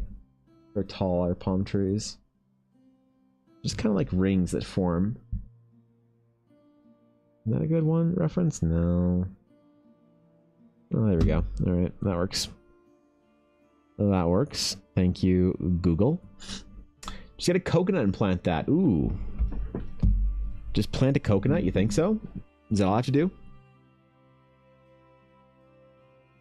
Palm tree, maple tree land? Yeah, dude, I fucking love tropical trees, man. Dude. If I'm anywhere if I'm ever anywhere where a palm tree can naturally grow, I'm a happy Evan. There's like a whole, like palm trees will grow in southern Japan, in like Kyushu, Fukuoka, Kumamoto, all that. Like the more south you get in Japan, the more likely you are to see a palm tree. If I'm in California and I see palm trees, I'm happy. I'm just anywhere where there's the climate to grow a palm tree. There's just something about it that puts me at ease. I see so many dark green, dead trees, spruce trees, whatever, man, that as soon as I see a palm tree, I'm just happy. You know, any kind of a palm, actually. Tree or whatever. Dozing off, catch everyone later. Excited to see the drop of the campaign. Good night, Evan and chat. Good night, Alvin. Good to see ya. Yeah, even if it's not within your time zone, I guess. About 24 hours from now, you should have the adventure in Discord in the Eldara dev moot. So if you're curious to see what we're talking about, it'll be there. But have a wonderful night, my friend. How long did it take for your planted coconut to grow into a coconut tree, Sleepy? How long did it take?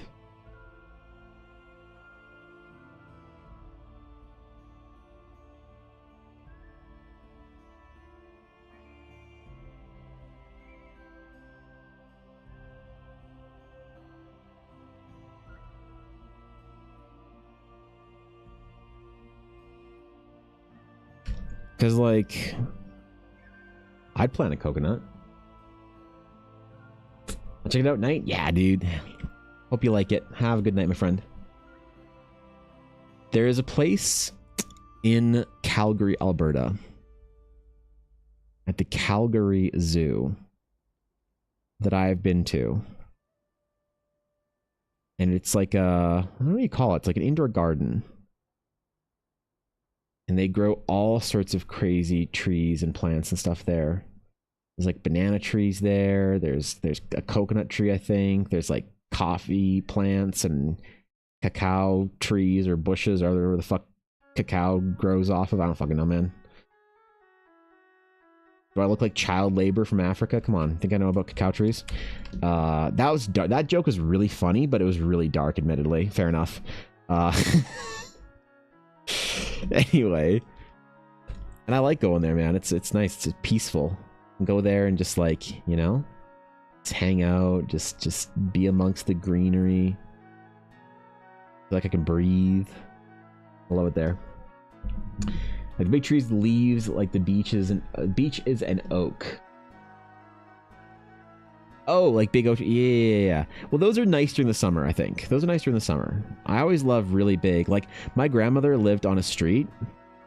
We're not on a street. She lived close to it. She was living in an old community, close to a street where we'd have to, like, when I was a kid, we have to drive through that like street or whatever to get to her place. And it was a street that kind of went up.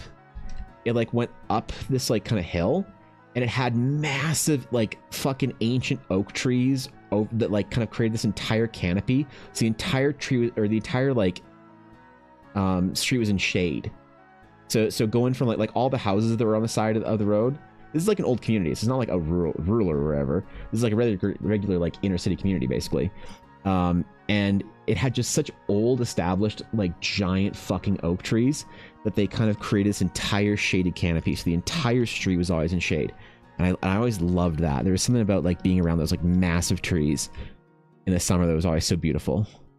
But they only have leaves for like 5 months of the year, and then they're like dead. So I mean, there's leaves coming. They're thinking about growing on these trees right now. There's a little bit of green outside my window right now. Just a smidge. It's trying. Trying's best. Never planned it myself. Like, I spawned, and it was just there. But according to the internet, it takes 6 to 10 years to grow and provide coconuts after 15 years. Really? So all I have to do when I move to southern Japan, and I have my little garden, and I want to plant a coconut tree, all I have to do is wait 10 to 15 years, and I'll get coconuts out of it. Shoot, I could buy a 5-year-old tree, man, and get coconuts 10 years later. Well, that changes every plan I had, Sleepy. If we do Eldaracon at the zoo. Well, if we do Eldaracon in Calgary, I don't know, like, there's not going to be a ton of interesting things to do in Calgary.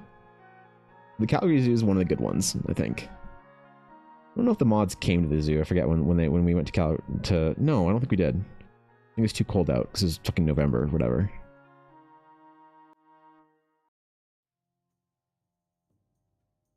But the zoo's a good time. It's a good zoo. Internationally renowned, or some shit, I don't know. I gotta get to farming. Farming, alright. That's thanks for chilling, Penguin. Appreciate it, man. Or are you saying that's what they should be doing here? I'm confused.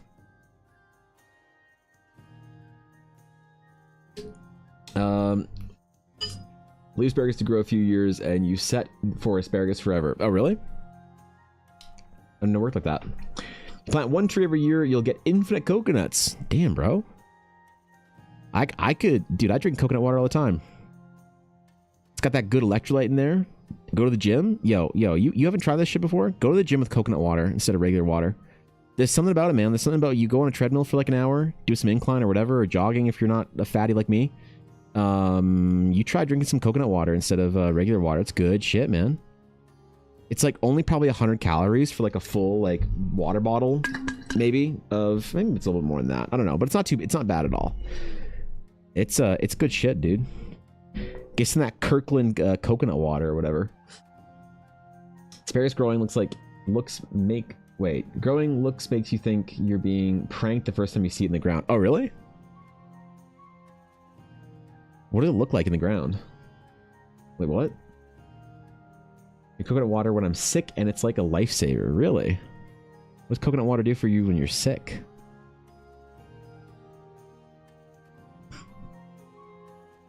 There's this little farmer's market type thing on Maui.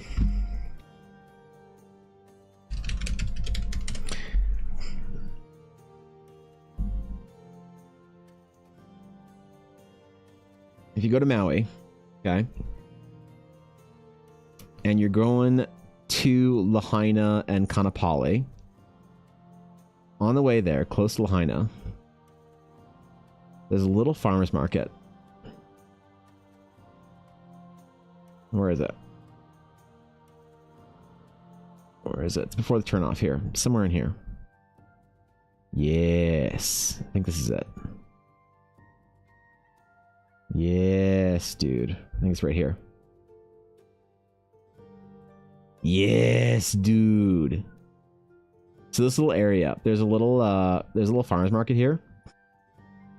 We're a little far down. It's a little bit further down. I think it's right here normally. It's just maybe not on the map view.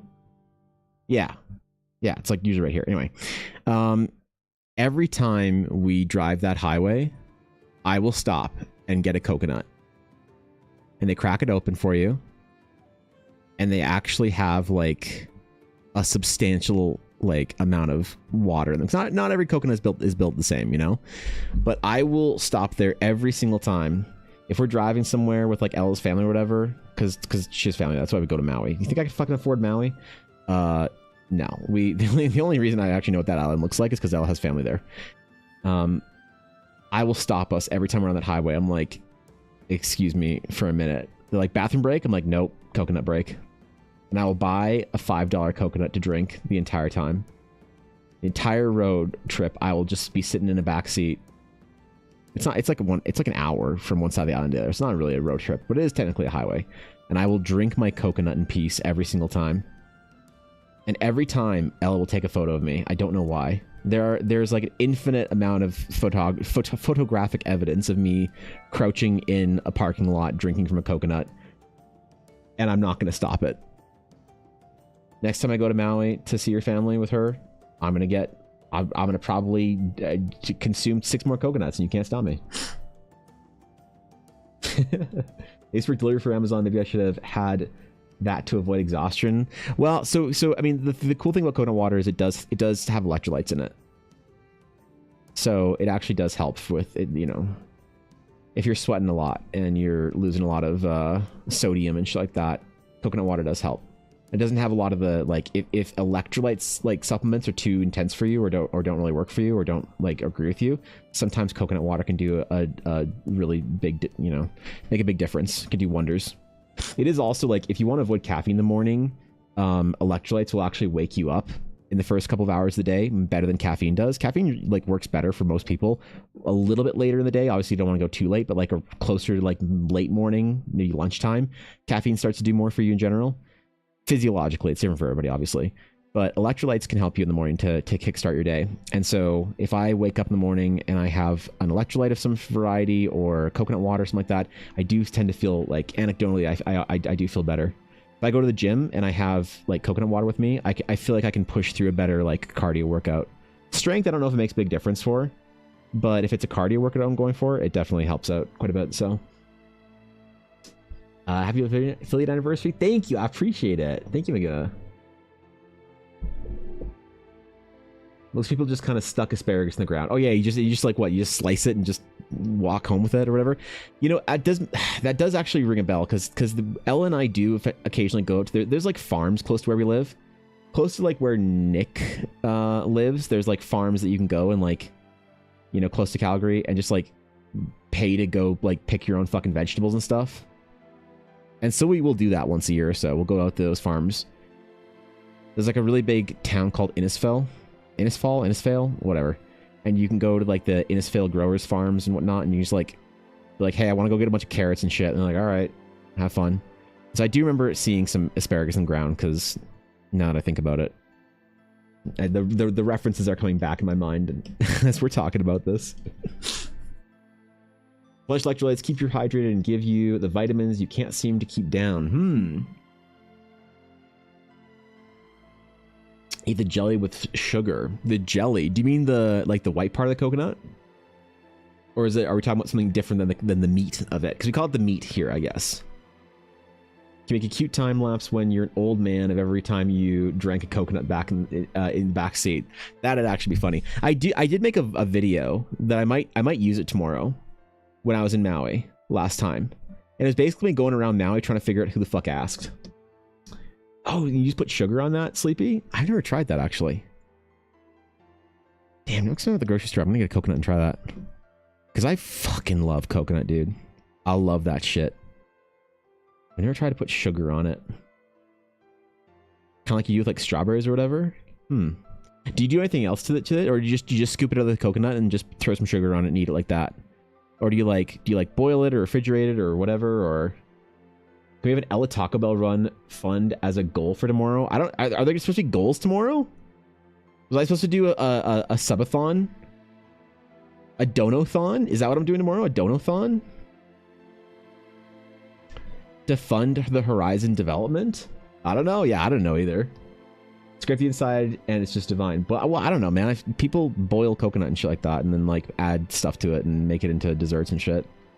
I wasn't sure if you wanted me to do anything to it or if you just wanted me to scrape that shit out. I don't think I could run a donathon of any variety tomorrow, Nick. The whole point of the adventure is it's supposed to be free, so it's... so... right? Can hear the incredulity in that boil, right? Look, man, people do weird shit with their coconuts. I don't judge another man on how they eat their coconut. To be fair, I don't even know how to eat a coconut, apparently. Just scrape that shit out and eat it. You know? I mean, look, I do have a bit goal for the month that is the 5090. So we could do that tomorrow. That as it gets, if the bit goal gets funded, then I'll add things for Eldara. What would you want to see as rewards for stuff for that? What are stuff our goals and stuff you'd want to see for the Horizon adventure? If I was to do a goal type thing, a crowdfunding type thing for Horizon, what would you want to see? What are things you'd want to have made for Eldara that might not get made otherwise? I'm basically going to be giving up commission slots to do it. Canonical Taco Bell location in Eldara. All right, never mind. That was, I shouldn't have asked. I should have known better. This is my fault. Yeah. Okay, never mind. Yep, my bad. My bad. I should have known better. Okay, I need to get more water. Give me a sec. I'm actually running out of my electrolyte. I need to refill my actual water, so give me one sec.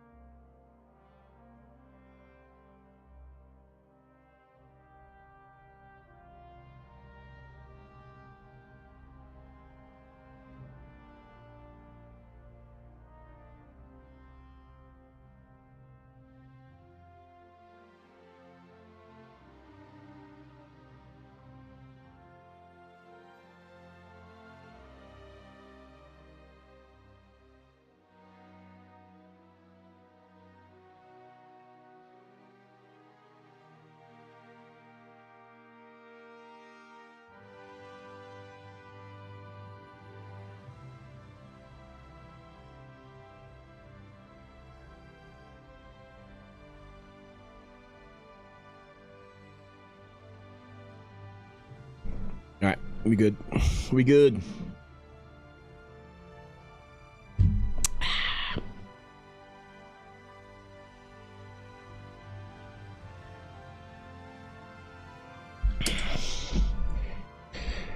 Okay, so there are pretty important carvings on these walls. And I need to figure out how to do. I hadn't thought that far.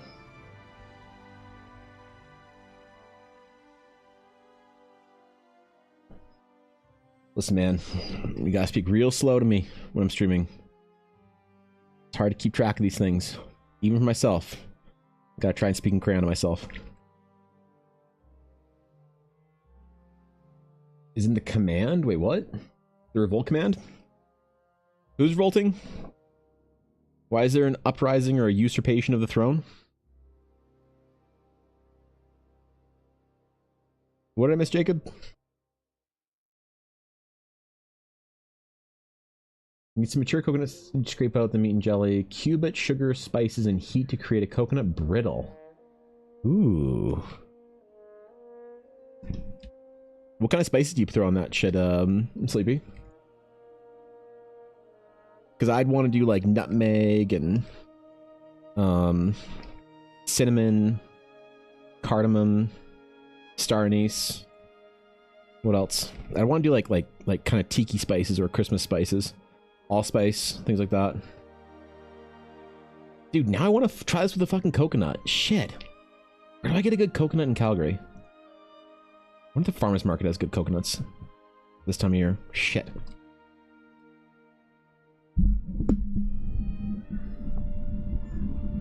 Same coconut, use a grater instead of cubing. Same method, but with ginger along with stuff or spices, stuff in an open pastry.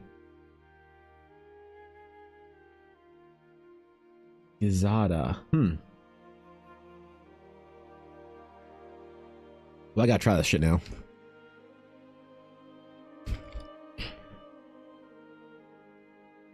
Throw that shit in with some fucking grilled pineapple. Holy man. We got a dessert going at this point in time. Oh man. Grilled pineapple, some brown sugar on top.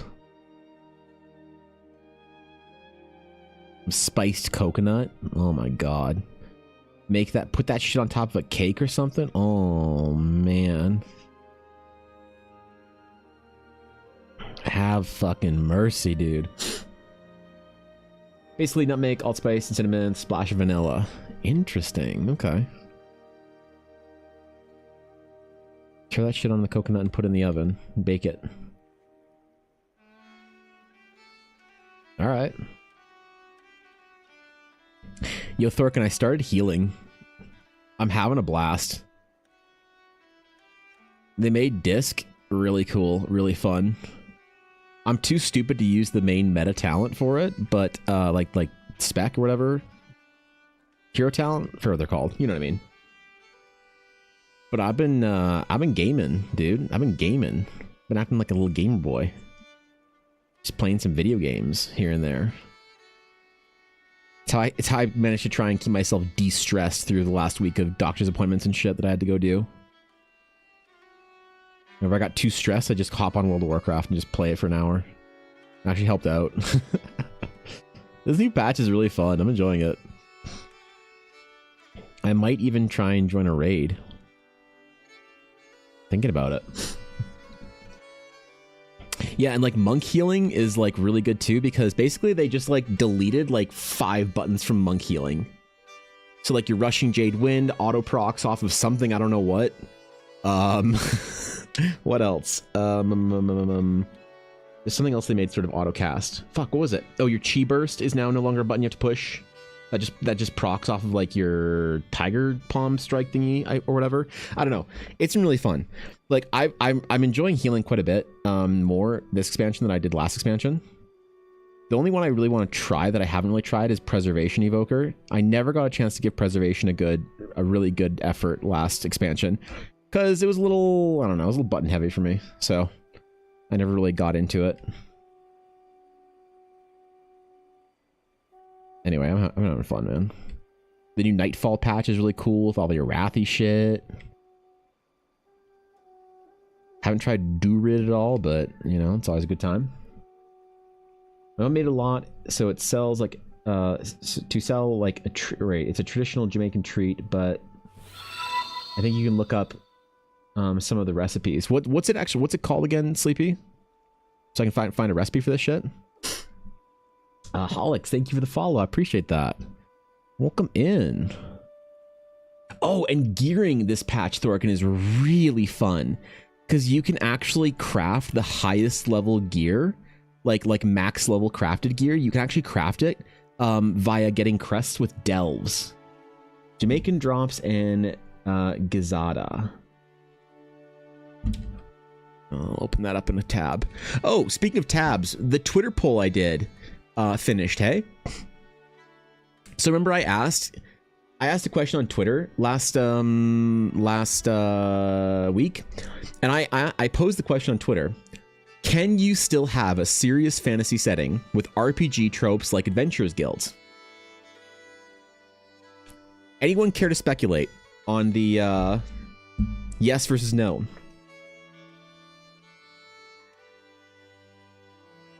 Because it was a little more weighted than I thought it would be. Just slightly more weighted.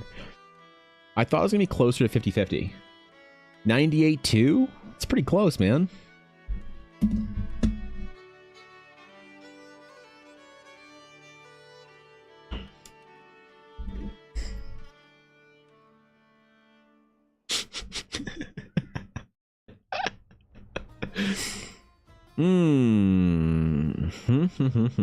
Now, that is 30 votes.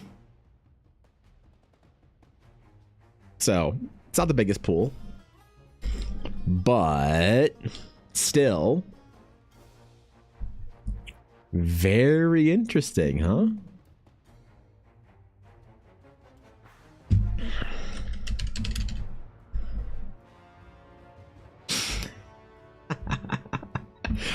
$100 to 0. 100% to 0%. If you can believe it.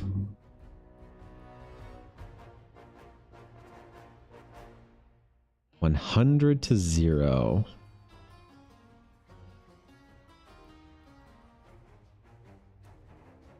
That's what people thought. It's a little more weighted though. Yeah, right? I did not think it'd be that determined or whatever.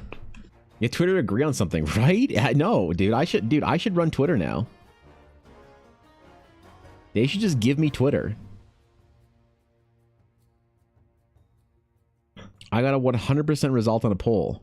It's like some Ender's Game shit. If anyone makes a poll and they get 100% like results on it, they just like, they get to own Twitter at that point in time.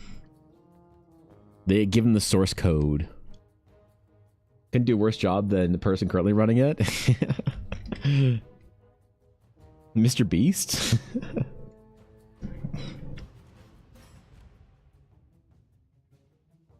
Now, I think I'm back to Twitter now. I think I really was hoping for Blue Sky to be more a thing, and I really was rooting for Blue Sky, but it's just not. It's just not a real website yet, man, and it sucks. I was hoping this one, this one would be the one to do it. But not it almost had the legs to do it, but just not enough people.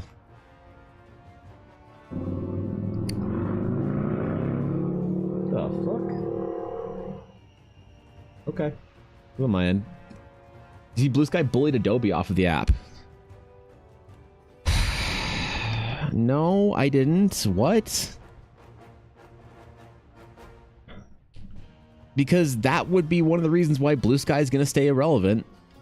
If you're bullying people off the app, like even if it's deserved, that's gonna mean like people aren't gonna use it, man. This is the exact shit I was talking about Blue Sky shouldn't do. God damn it. God damn it. Rip. Rip Adobe. Rip Blue Sky.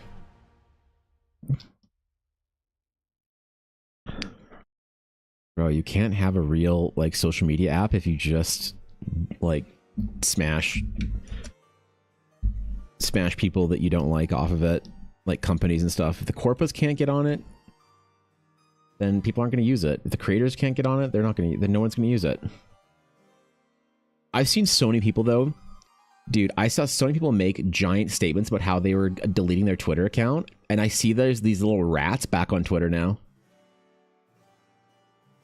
I see these little rats back on Twitter. I'm like, listen, nothing wrong with like deleting your Twitter or whatever and going over to Blue Sky or switching your social media or whatever.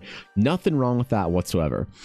But don't make a big grand statement about how you're quitting the game, basically, and then I see you log on next week.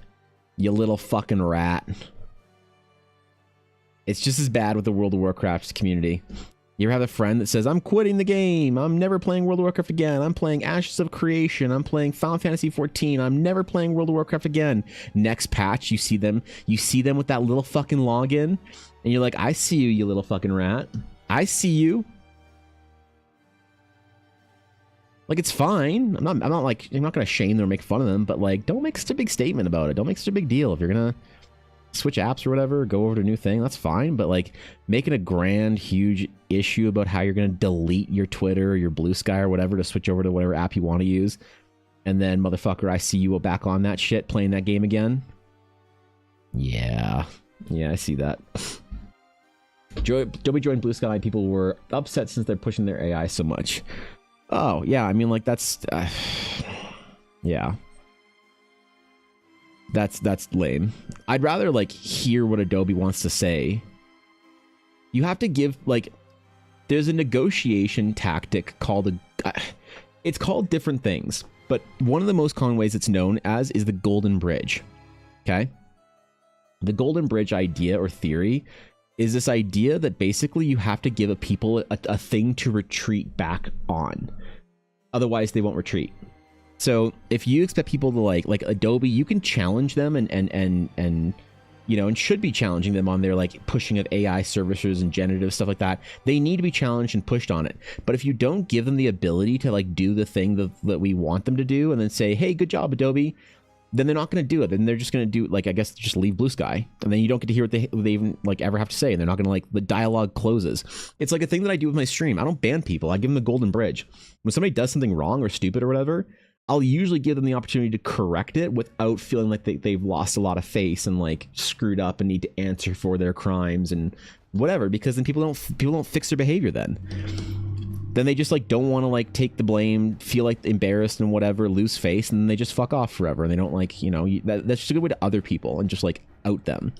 You don't actually get what you want from people if you just like kind of force them to, you know, bow their head and admit defeat and whatever. That's not going to happen, man. People are just going to get more entrenched in. Same thing with these big companies.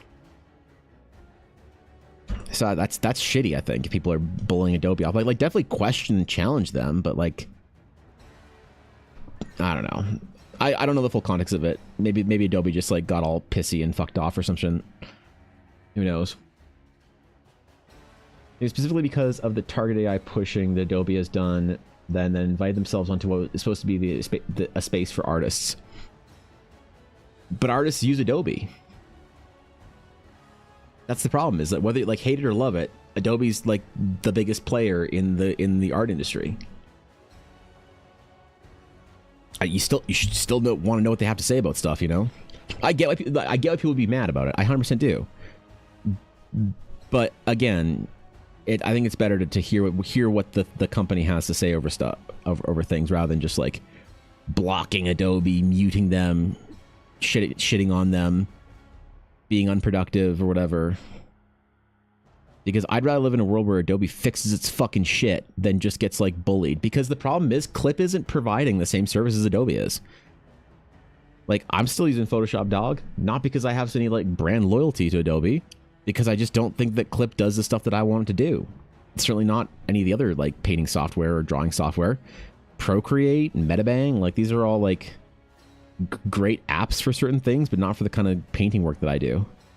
And guess what? Every big artist that's an industry artist that does actual big digital painting agrees. And it sucks. But that's the way it is. So I still want to know what Adobe has to say, especially if I'm going to be one of their customers. Reluctantly, but like a customer. So that's really lame. This is one of the reasons why Blue Sky is just not... Like, I liked Blue Sky. It was so fun for the first couple weeks, and then it just turned into Twitter 2.0. I go to my Blue Sky like For You feed or whatever, and it's just people complaining and whining about the same shit they whined about on Twitter. It's like, ugh, God damn it. This is supposed to be the creative, cool place for people to be creative and cool. Every person that makes a show of anything, quitting anything, will never quit. That's an interesting, yeah. Maybe that's the yeah. Maybe that's the gauge for it or whatever. I'm leaving. Sinks back into the room after storming out of the room. Exactly. Yep. Yep. Time to hermit. Good luck, Thorkin. Good luck with your hermitations. Be easy, bro. Okay, shit, I need the palm tree reference again.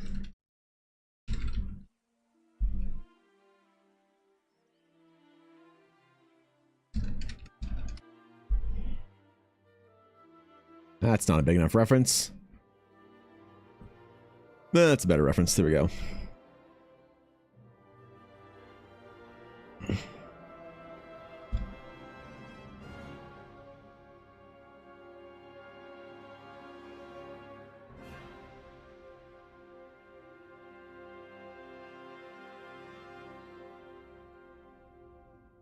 Try something different with a little texture here and then see if it works.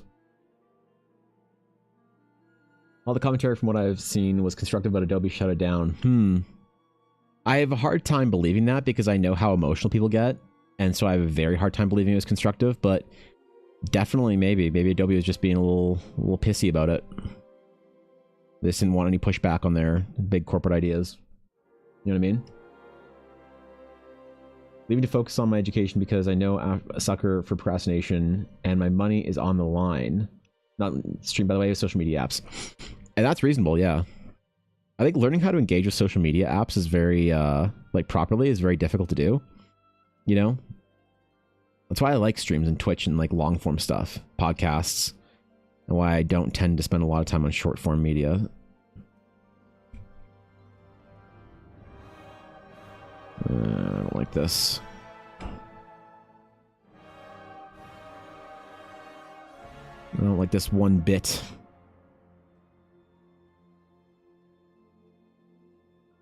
I'll leave that for now. Not in the way that I left the other shit. Where I just, you know, just didn't do it for like all day. I'm just gonna leave it for a minute while I figure out how to do some Leaf stuff with it.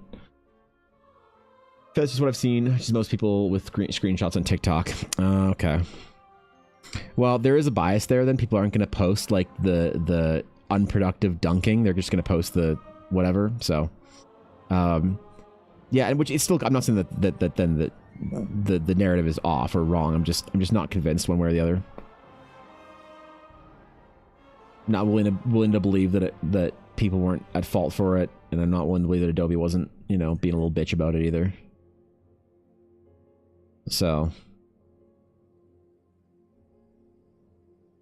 I'll have to check for myself at some point in time. But yeah, unfortunately, I think I'm just done with Blue Sky as far as like until the app grows to be like sort of like worth the time. I'm not going to tailor anything specifically to Blue Sky anymore.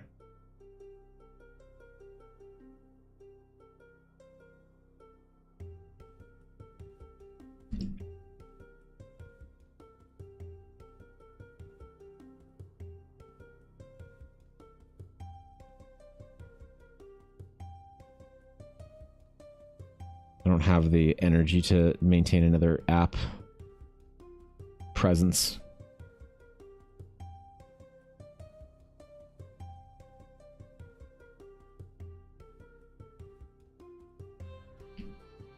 I even got a comment on one of my posts, like early on the Blue Sky thing, where, speaking of the anti-Adobe sentiments, somebody did say, you don't still use Photoshop, do you? I didn't even engage with the comment, but it's like, what? Yeah? I'm gonna moralize the art software I use now? Okay, dude. Bro, I'll use whatever the best software is. And I'll root for the company that I like, but I'll use whatever the best product is, because I care about the art first and foremost. You know? That's always a struggle with, I tried to moralize the use of, like, almost anything. Because I feel like it's an unwinnable battle. Try and moralize the use of any kind of, like, I don't know, like, service or tool or tech or whatever. I feel like you're just gonna become a hermit in the woods if you really try and like do no harm with your tech usage. There's just like no right way to do it, you know? Which means you can support the causes you want to and not support the companies you don't want to, absolutely. But just the moralizing of it seems a little strange to me. You have art software, hardware. I think I'm just going to buy the new Intuos Medium. The seller is giving me some sketch vibes. Ooh, okay, yeah. Fair enough. Yeah, to be fair, I don't know what an Intuos like non-pro, just a regular base model Intuos is like, but I'm sure it's still a fine tablet, you know? It seemed to have about half the pressure sensitivity as the Pro, but that might not translate into anything that you really need to worry about, Fox. It could be absolutely fine for you. You know?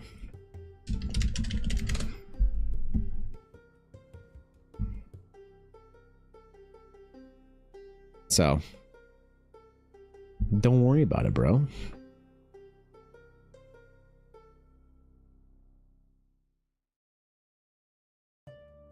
Just use what you're going to use. It's always nice to get a new tablet too, you know? Yeah, anytime you buy something secondhand, it's got some sketchy vibes to it. Ooh, I don't know about that, man. The only place in the world that I buy used secondhand goods and never even think about it a second time is Japan. Bro, you buy secondhand used games there? Oh my god, they're in the best shape ever. They're in the best shape. You wouldn't believe it. Mm-hmm.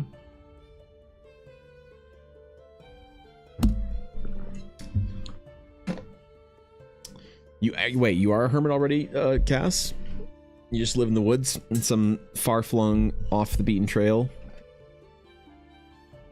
Now, do you live deep enough into the woods where you don't go out at night?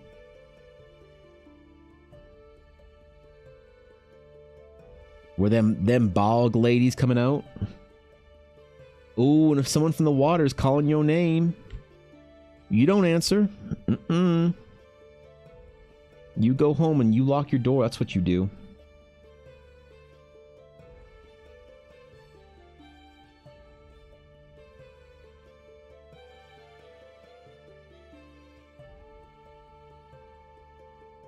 That's that haunted bayou.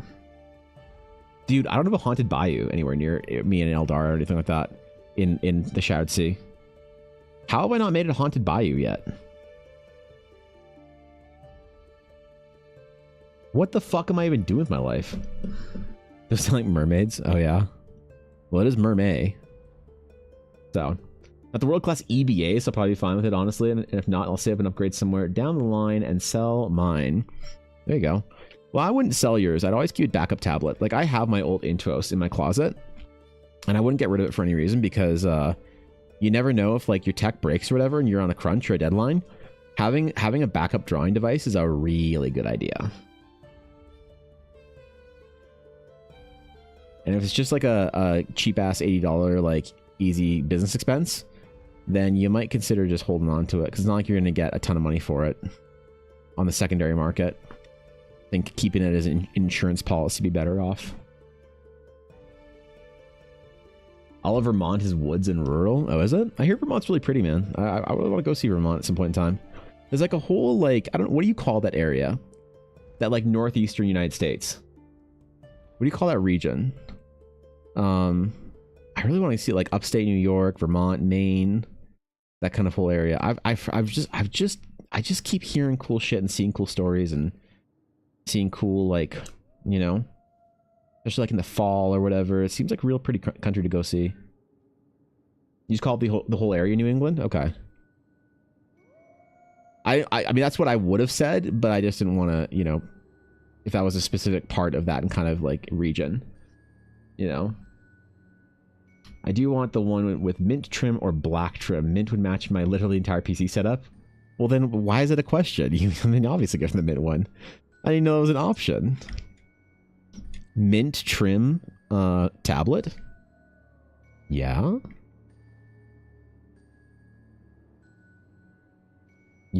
Yeah? Of course, dude.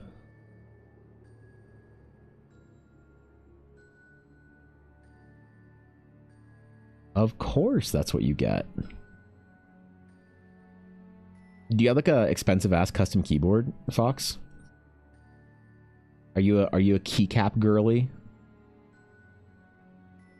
Where you spend time and money getting the right keycaps to fit your PC build? The aesthetics. I kept the setup roast in Discord, or on the poster. So if you have been paying attention to my stream for any like serious amount of time, you'll know the Pepegathon poster that I posted is just my birthday stream poster or whatever, or something like that, from 2 years ago, updated as a bit of a joke on Twitter. Where is it? Yeah. I just switched some things, and I kept the one that says the submit your setup review for Brutal Roast. There's no channel for that, by the way. This is just a joke. But I kind of want to do a setup roast again for the good members of the Dragon's Claim. See where you guys play your games and make your art. I really think that seeing other artists set up is actually like a very useful tool for the artists of the world to be able to determine how to properly build your setup. Because I don't have a good setup. And I'm always curious to find better ways to do it.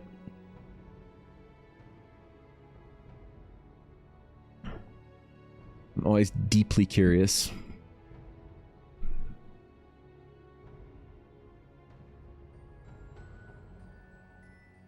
I'll make some cooler out of this, I think.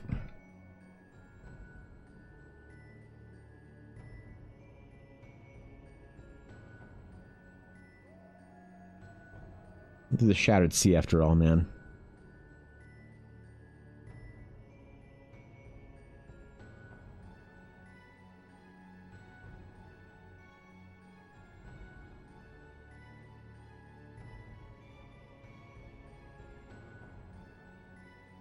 Make some cool ass looking flower thingy or whatever.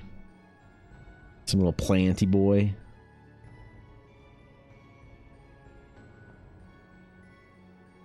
Fantasy inspired Avatar-esque plant. Like, dude, Avatar had such a good like nature design concept art. You can take a lot of that stuff for fantasy.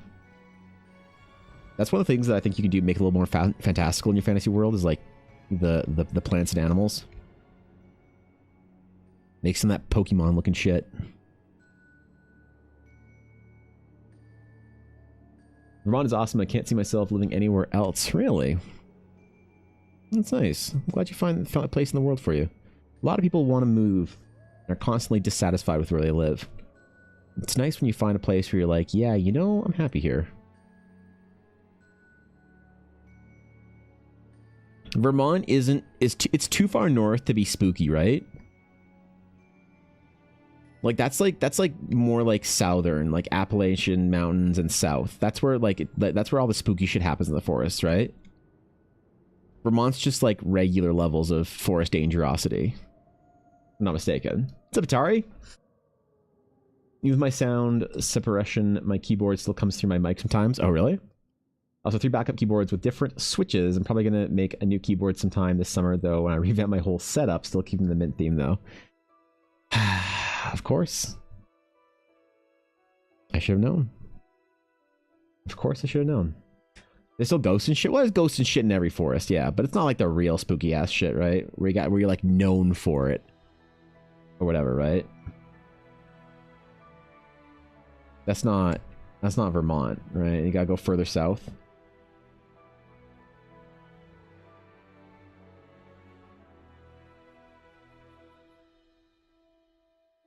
Or do you guys have your own like like a established lineage of spooky ass ghost stories and shit from out there? Maybe it's less well known or whatever. What's like? Is there like a conspiracy? Like, what's the what do they call it? Crypto? It's cryptid? Is that what that fucking like monsters and shit? Is that what they called cryptids? Is there like a Vermont, like a New England cryptid that I don't know about? I don't know if there's any Canadian cryptids, really. What's up, Smut? Greetings and salutation. How it goes? It goes well. I think just doing some last minute art. We're getting ready for the adventure beta to drop tomorrow. So I'm nervously and anxiously awaiting that, but I'm just chilling. Good to see you though. Besides wildlife, the worst thing you'll run into the woods is a drunk hillbilly on an ATV. Damn. I didn't know y'all had hillbillies that far north. I thought that was more of a southern thing and like a western central US thing. All right. We have Champ in Lake Champlain. What is that? That's pretty cool. Really like Thocky keyboards. My friend made fun of me in repo. We have to spam keys or I'm typing because they can hear it through the game. Oh, do I have a Thocky keyboard? I have a Ducky keyboard. Do I have a Thocky? I might have a Thocky keyboard. What are they? The Epo Maker? Red Thunder? Okay, no I don't. No, the closest I have is a Ducky keyboard. I really like my keyboard, but I need to get a new one. It's this really low form like Logitech keyboard, and I really like it because it's yeah. I love this keyboard. I wouldn't want to get a regular like regular sort of like size keycap keyboard ever again. Probably. I'm really sold on the laptop style, low profile. And I hadn't thought about low profile keys until actually Thorkin mentioned it. It's because it's easier for him to use his keyboard that way. His current setup. I wonder if he still uses that keyboard that I got him, or if it didn't work out. Hope he got some use out of it. I don't know. Should ask that kid if he needs any more supplies or whatever. He's like Nessie, Lake Monster. Oh, cool. I like that. Fuck yeah. Let's go, dude. Local legends. There's so much like American like diversity of culture and fucking like just one state to the next or one region to the next. It's so cool. Dude, I want to go on a massive trip around the US at some point in time. I want to do the Great American Road Trip. Well, sorry, now I want to do 2 Great American Road Trips. An East and a West Coast one. The West, I'd probably go down Oregon, Washington, California, do the Redwood thing, do the... I don't know what else is there to do over there. Utah, drive through Las Vegas, see New Mexico, Colorado, do that whole thing. And then do an East Coast trip as well, where I go like Vermont and whatnot, and then also go down to the South. Go get me some beignets, you know? Do a whole wrap the American South trip, which is basically just the Southeast, into also the American East Coast history trip.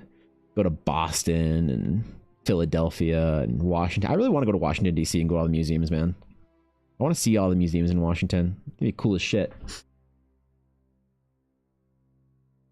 I go with typewriter keys. That's hilarious. Went to Route 66. I heard it's still a good trip, from what I understand. It's still fun. It's cool to have so much history like that. We don't really have much like that in Canada. We're just not a big enough population to have like a lot of really cool history type things like that. A lot of it's just like, I don't know. We still have our history here, but it's just not the same because there's just not as many people here. Not as many cities or whatever. You can do like the Canadian, like cross the country on the rail. That's like a big thing people do, but nothing like Route 66 or any old school Americana. Shit, that'd be fun as fuck, man. I'd love to go do that kind of a trip. Watching some great museums, but some of them are not cheap. Well, that's fair. That's fine. I'd want to go still see, like, you know, the natural history and the aerospace museums, things like that. I'm fine with it costing money. It's just, I want to go see it. Go have art museums out there that I want to see, maybe. I'm not a big modern art museum goer. Don't really care for a lot of modern art. Contemporary fine art, as they call it. I don't know who you talk to. More the classical art scene, I guess, is the way to word it. So, what are the middle part? Middle part, there's like some cool stuff there. There's not a lot that I think I'd want to go see in the middle part, like in the Midwest, and like when I'm talking about going to Colorado, things like that. That's kind of in the middle, like the north middle, like on a map of America. It's like you got America, and it goes like this, and then they got a little wang there, and it goes up like that. You do one road trip like this, okay, and you come back up, and you do another road trip that looks something like maybe this, and you come back up, I think. And so there's not a lot going on right here, you know? Like, I got family here and whatnot. There's just not a lot going on. That's fair. So, there's, like, cool stuff in the middle down here, and, like, here and whatnot, but I don't know. I don't know if I'd really want to make another trip all the way up there just for that shit, so. I'm sure there's some cool stuff there. My work laptop is rough sometimes when I switch from PC keyboard to low profile on my laptop, especially when I get my nails done. That would, yep. Especially when I can type at like 95-ish words per minute. That would do it. That would do it. That would do it. Kind of like central Canada. There's just not a lot there, Jacob. Got a few nice pictures in Discord. They're from New Hampshire, since I couldn't find Vermont ones that didn't have people on my phone. Really? New Hampshire? Let's see. I don't think I could point out New Hampshire versus Vermont on the map. That's cool. Got some misty-ass mountains down there, bro. Both driving through the Franconia Notch. Wonder how my American geography quiz would go if I did it again today. I'd like to do it every like 4 or 5 months just to see how much it's improved or diminished. And I know better than to ever try a European geography quiz ever again.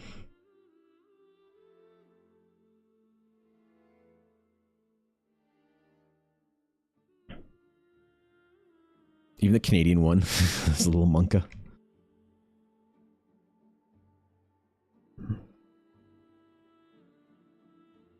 That Nova Scotia versus New Brunswick thing is always gets me.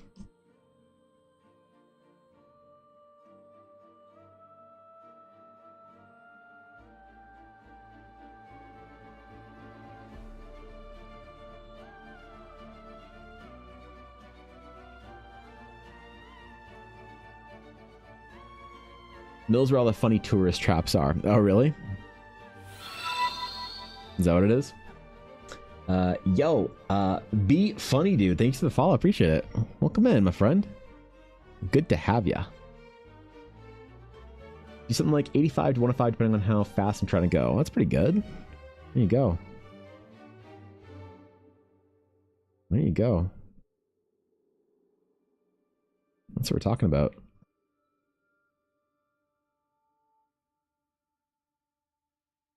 You gotta write all that smut with plot, right? Thanks, B-Town. Appreciate the lurk. Party hats, right?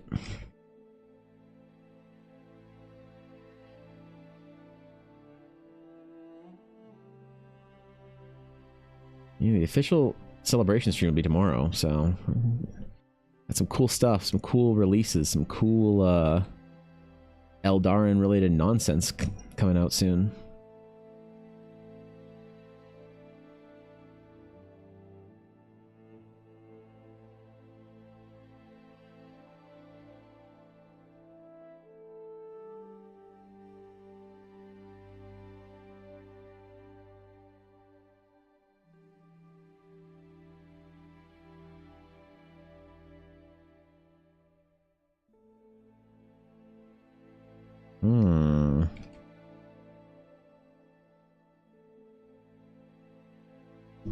Look at these cool fantasy ass looking plants, man.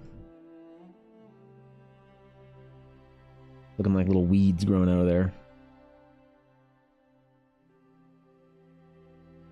Little shrubbery popping out of the middle. But yeah, tomorrow I'll be here for the cake. Let's go. Let's go, dude. I was doing an interview for my magazine and managed to dictate almost at full speed for one of them. I was pretty pleased. Then my other one, he just chatted so fast. I was like, now recording this? Yeah, okay. Fair enough.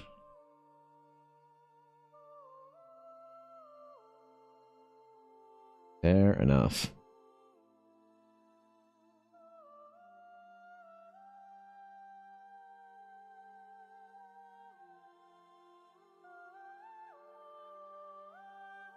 Well, I never learned that skill of incredibly fast typing.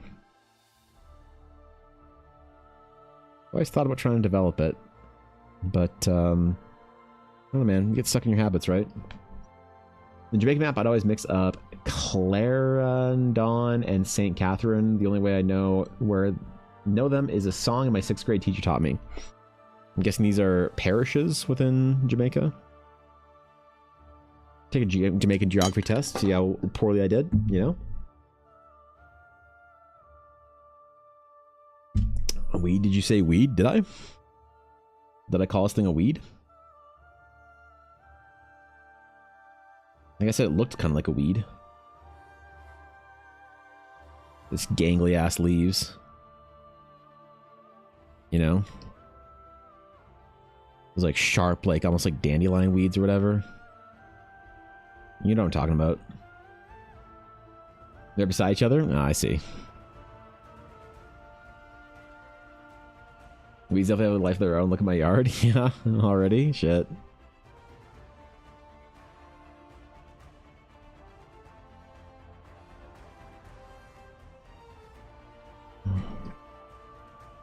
Yeah. Only so much can be done for them.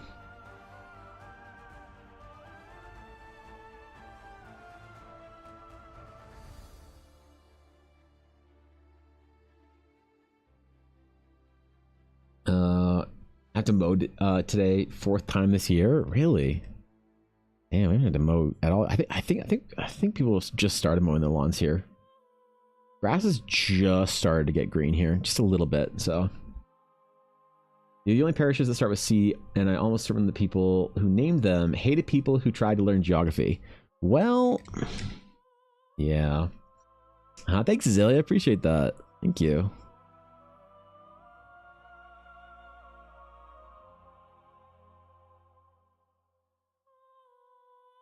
The official streams tomorrow. All the drops and stuff. I guess it prompts you the day before. Just in case people can't be there for the stream. I don't know.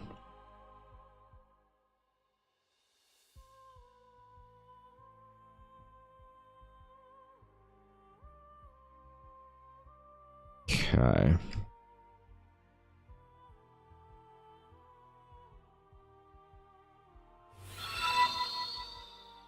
I spent all this time drawing this fucking plant, man. Dan Bourne, thanks for the follow. Appreciate it. Welcome in. Honored to have you. Welcome in, my friend. Yeah, all this time drawing this stupid little fantasy plant. But it helps, you know? Helps you remember that you're not in your little garden variety fantasy. It's some weird shit with some weird plants, right? That's what I'll tell myself about coping with the amount of time I spent on this. Stupid plant no one's gonna care about. God, I should paint all this out, though. Ugh. I'm still thinking about it, okay? I'm still considering it. I'm still contemplating it. Haven't made up my mind entirely, but I'm thinking about it, okay? Okay, I'm thinking about it. And Xylip, did I say that right? Thank you for the follow. Appreciate you. Welcome in, both of you. Honored to have you. You have full bushes there already? Trees with leaves, bushes with whatever, berries or some shit? Lawns to be mowed?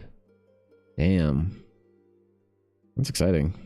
It is barely starting to consider it spring right now. The problem with where I live in Canada is it's just not all that green for all that much of the year.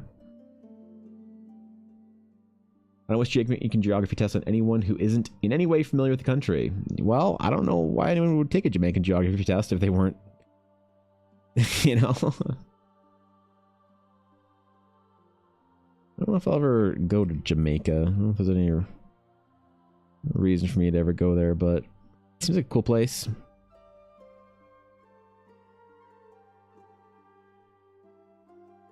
Maybe if I went there on an old people cruise or whatever. Where do cruises stop in Jamaica? Should I go on an old lady cruise there?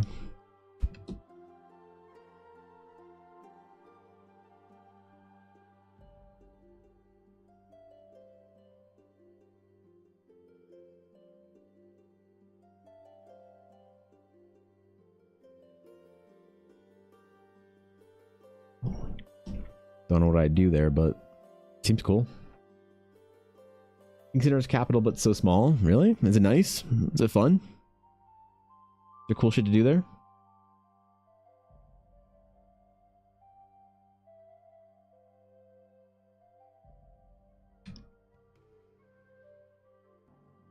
Be cool to get some Jamaican food, yo. Straight from the source.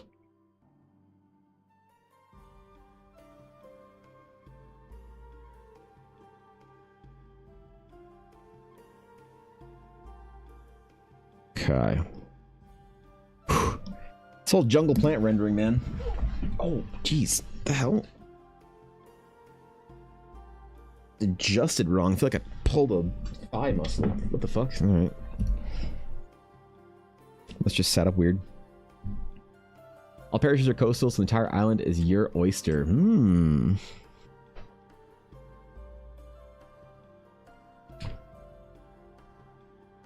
Where's like the coolest or nicest like national parks areas? Like if you're thinking like forests and shit, I want some forest shit going on there, or like some snorkeling and stuff, some reef exploration. Where would you go in Jamaica, Sleepy? If I want to see cool forests and cool reefs and stuff, go on a hike and go on a snorkel, where would I go in Jamaica? Kingston has everything, really? Jerk chicken and enjoy the beach, bro. Yeah, like I said, I'd probably only ever go to Jamaica if I was going there on a cruise or whatever, and it just like stops there. So it'd have to be somewhere close to where that stuff all happens, I guess. Ah, thanks for that stuff. I appreciate it. 5 years, eh? 5 long fucking years. Can you believe that I'm still doing this shit after 5 years stuff? Had your birthday of it? Shut up. It's awesome to see that you have your birthday tomorrow with your birthday celebration stream. Oh, yeah. Okay, cool. My 5-year birthday stream. Yeah, of course. Because you're wonderful? No, you, Steph. No, you. Thanks, bro. Appreciate it.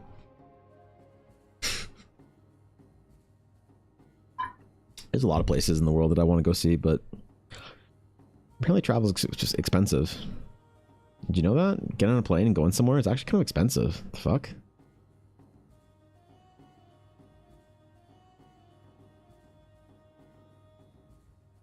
I wonder what it'll be like in 100 years if traveling across the world will be like a lot more affordable and easier and stuff, you know?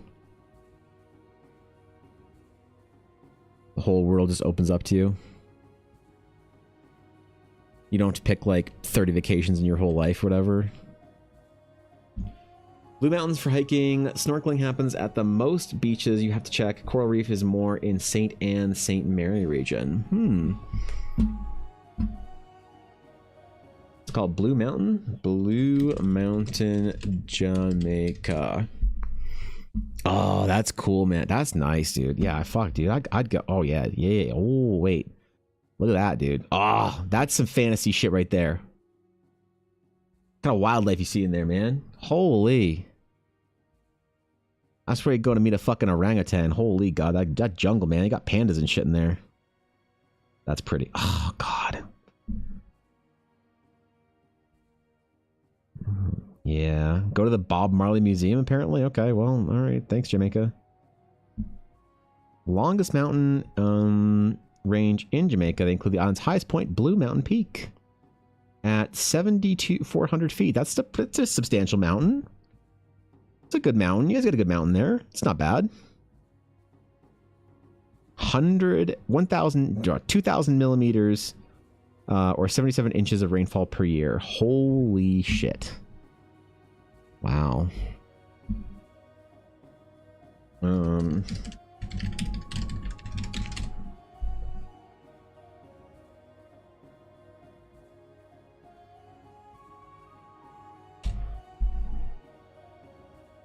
Yeah, man. That's cool. God, I want to go see the world. To the Caribbean, surrounded by water, right? A big portion of that is hurricane season. Ooh, so a lot of that happens in one little season of the year. You coral reef, you most likely go snorkeling. Fair enough. Thank you for the mountain compliment. It's not. I mean, that's a real mountain. Like we got. I mean, mountains in Canada are way bigger than that, but that's a real ass mountain. Those are some good mountains there. Some nice ass mountain going on. I love me a good mountain. Drove to the top of a fucking mountain in Hawaii. That was a good time. Actually, no, that was a terrible time. I recommend it. It's fun to do once, but it was a terrible, terrible fucking trip, and I'd never recommend doing it. But I'd recommend doing it once. But I wouldn't recommend doing it. It was awful. You won't enjoy it, but you'll be glad you did it. So I don't recommend it, but you should do it. Bob Marley Museum is nowhere near Blue Mountain. Well, according to Google, it was in Blue Mountain, so I don't know, man. You know? Is there scuba diving too? I'd imagine, right? Hurricane season is June 1st, November 30th. Ooh, so it's like all summer. Damn. Well, you said, Sleepy, y'all build your buildings out of concrete and steel and fucking weigh it down with coconuts or some shit. So, you almost get through hurricane season, alright. Still scary as fuck.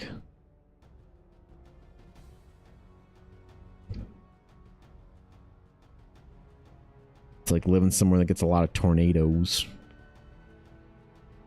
Thank you, no thank you. I'm glad you all figured it out, though. Family in Puerto Rico, pretty similar situation. It's not far away. You know, I don't think I could map out anything in the Caribbean. I don't think I know anything about that area. I think I could probably point out Cuba on a map in the Caribbean. And besides that, I don't think I could point out shit. Let's find out.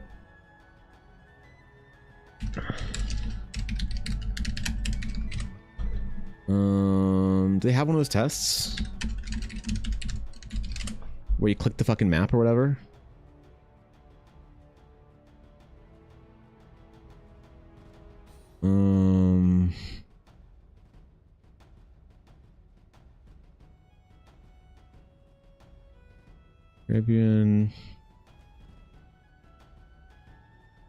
Caribbean islands.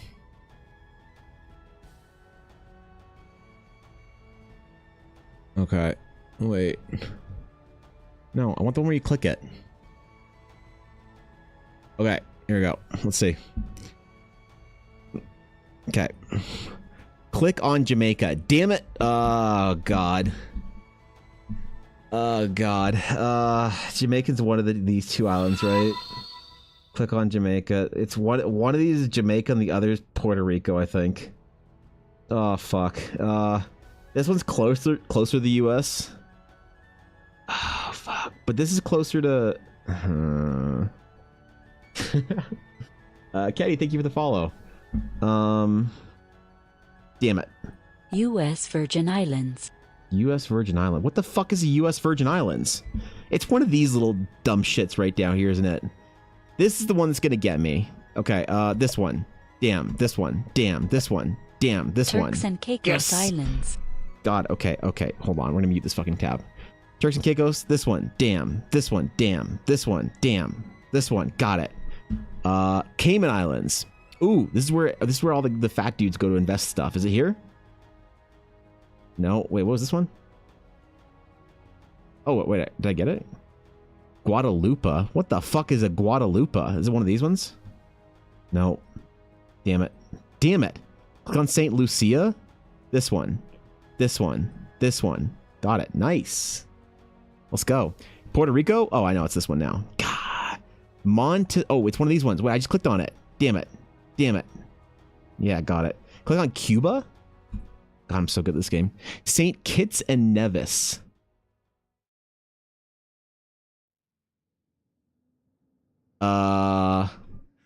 This one. Damn it. This one. This one. This one. This one. Nice, got it. Grenada. Oh, okay. This one. This one. This one. This one. See, I was so close, man. Haiti. Ooh, which one's Haiti? Is the one? It's Haiti on the left or the right? Haiti is on the left. Click on Anguilla. This one. This one. Nice. So fucking good. The Bahamas. Isn't the Bahamas the it's the one right close to Florida, right? Is this the Bahamas? Barbados? Oh, it's obviously this one, right? Oh wait, it actually was that one. Wait. I was just oh god, okay. Martinique? This one. Got it. Dominican Republic? Oh, obviously it's this one. Fuck. This one. Fuck. This one. Fuck. This one. Damn it. Oh, it's the big Aruba. Thank you. British Virgin Islands. Was it this one? Yep. Trinidad and Tobago. See, I don't think I recognize that, so I probably didn't click on it, so I'm going to assume it's this one. My series of deduction, my deductive research was Dominica. Oh, God.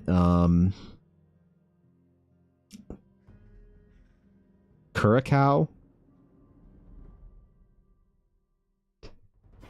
Damn it.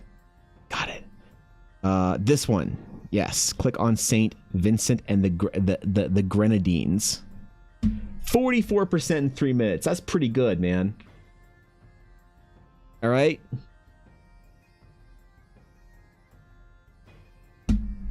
All right. 44%. I think that's pretty good. Here's the thing. I knew the real countries and I knew the bullshit islands. Okay?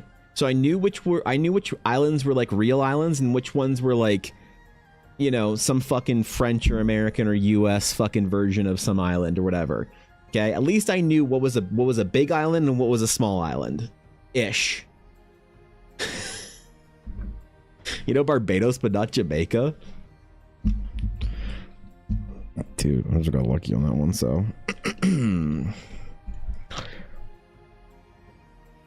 Yeah, I'd like to see I'd like to see y'all get 44% on your Canadian geography, all right? Come on, man. If I know 44% of the tiny bullshit islands in the Caribbean, let's see if anyone knows 44% of the irrelevant provinces in America's hat.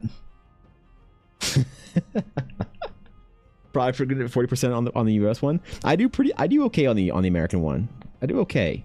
There's like a couple of them that I don't know. Like on a map of the America, where you have America and you have the Wang right there, and then you got the little thingy. I can get this pretty good. Actually, I can get like this pretty good. I think I'm pretty good with that. I can't get this shit. You know, once you're like north of Virginia, I don't know the fucking Maine is from Vermont or whatever. To be fair, most Americans can't pass a geography test on America. Damn. My American geography is okay. I take the test. I think the last test I got like 70-something% on it. I think. I don't know. The European one went poorly. Yeah, the European one went very poorly because Europe has all these like made up countries in it. You know, that they insist is a real place. And I'm like, can we do like relevant Europe geography, or do we have to include Croatia? And I'm kidding, man. I'm kidding. Relax, it's a joke. I'm kidding. Just like Belgium, that's fake. Well, here's the thing. I used to make jokes to Wolf that Belgium wasn't real. And I don't know about you guys, but I haven't seen Wolf around in a little while. So I think Wolf was a psyop here to try and convince the world that Belgium's a real place. And Wolf hasn't been around for a while, so maybe we won. Maybe we beat out the system. You know? I'm not saying we won. I'm just kind of declaring it. She hasn't corrected me into saying that Belgium's a real country in at least a year, so maybe it wasn't all along. Miss Wolf? Yeah, I haven't seen her in a while, man. Vermont keeps New York from invading the rest of New England. Oh, okay. Is it a little buffer on top? Is it like a little shield or whatever?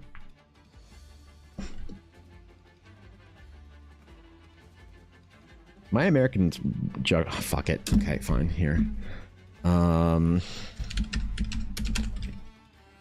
do I search for it? This is just the American geography test. I want the same one where it's just the little clicky thing.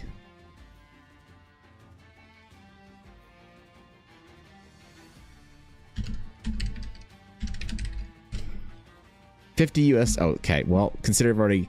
Okay. All right. Watch and learn, Canadians. Here's how you click on West Virginia. So I think it's this one. No, that's East. Shit. New Mexico. Okay. Please, we're not going to do that. New Mexico. Okay, New Mexico is one of these ones. Nevada, Arizona, New Mexico, Oregon, Washington, Oregon, Idaho. Oh, God. Idaho is one of these ones. Fuck. Or no.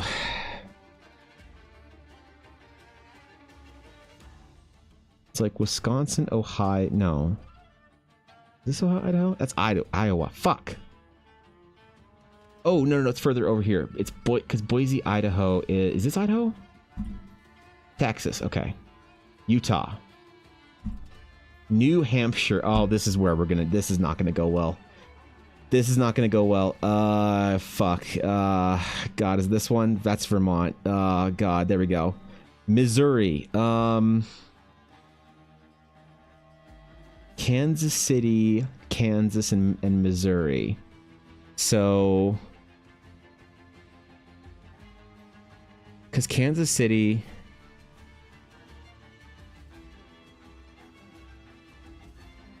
is on the border of Missouri and Kansas, and one of these two or three. Is that Nebraska? East is Missouri, right? That's fuck. Nope. Nebraska. Fuck. Iowa. I just clicked on this shit. It's Wisconsin or no, Dakota, whatever. Iowa. New Jersey. It's right there. Oh, it's Delaware. That's New York. That's Long Island. So that's New Jersey, right? Nevada. Montana. Alaska. Oklahoma. It's the Panhandle, right? Florida. Massachusetts. Oh, God. It's a little bit further in, isn't it? No. Fuck. It's Boston. It's one of these ones, right? That's Connecticut. That's Massachusetts. Georgia? That's north, south. That's Georgia. North Dakota. Wisconsin. South Dakota. Delaware. Oh, fuck.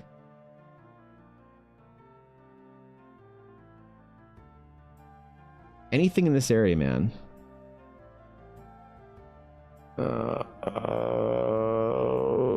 New York, Delaware, Vermont, Maine. Fuck, okay. Arkansas is one of these. That's Tennessee or Nash or Kentucky. That's one of those two. Arkansas is one of these. It's landlocked. There it is. Virginia. Wyoming is... It's a square. It's one of these two, right? I think this is Colorado. South Carolina, Michigan, Rhode Island. How the fuck do you click on Rhode Island? No. There we go. Louisiana. Oh God, it's one of these. Mississippi, Louisiana, and Alabama, I think. Oh, okay, that was a joke. Illinois, Chicago, Illinois is up here. Nope, fuck. Wait, that's obviously. It's on the lakes. This one, right? Ohio. That's one of these two. Indiana, Ohio, Connecticut. Fuck, I just did this one. Colorado, it's the other square. Maine is up here.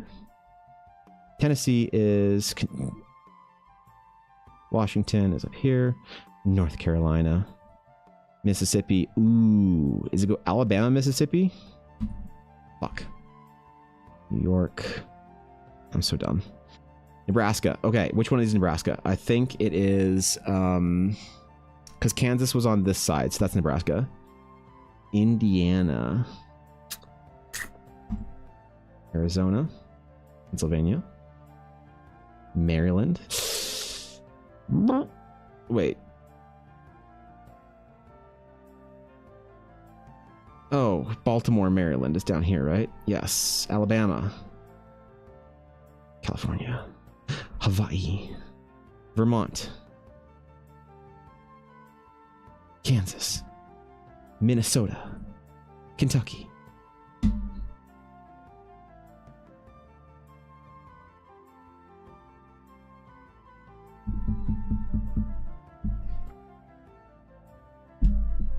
You know? I'm just saying, man. It's pretty good, eh? You know, considering I don't fucking live here, and I've only been to like 4 states. The states I've been to, I have been to California and Florida. Those are the states that I've been to. I have stopped in technically in Colorado, but I never left the airport. The only 2 states I've been to, oh, and Arizona, or sorry, Nevada, California, Nevada, Florida, and then Alaska and Hawaii don't count, but I've been both of those places. So considering, I think I'm, you know, I think I did pretty good with this, eh? I see, it's all this bullshit up here, man. All right, okay, well, rip. Maryland's the best flag state, is it? Thanks, Croc. I appreciate that, man. And condolences, what, for where I've been or where I haven't been. That's why I do want to do the Great American Road Trip, so I can actually see the whole fucking country. Now, you know, we're not doing Europe. We also might not do Canada because I'm afraid that I get one wrong in Canada. The one I'm afraid I get wrong, I don't remember Nova Scotia versus... Oh, you know what I could do? Canada geography tests. I bet I could do this because I could figure out which one is PEI. I bet you anything I could scam this one. Click on Quebec. Well, that's where all our fucking money goes. Okay, all right. Ontario, Nunavut, Saskatchewan, Northwest Territories. Okay, New Brunswick. Ha, see, okay, so Nova Scotia is right there then, because PEI is right there. So that means that this is New Brunswick. I'm so fucking good at this game. BC, PEI, ha. Yukon, it's not a real place. Alberta, that's where I live. And then Nova Scotia. Fuck yeah. God, I'm so good at this game. Oh, I got 100% of the country I live in. Oh, let's go, dude. Yeah, I should do Africa? Nah, I'm not doing Africa. I would not, no, could not do Africa. I couldn't tell you where anything is in Africa. I could tell you where South Africa was. And maybe Congo. I could tell you what quadrant of Africa a country is in, probably. But I don't think I could do Africa.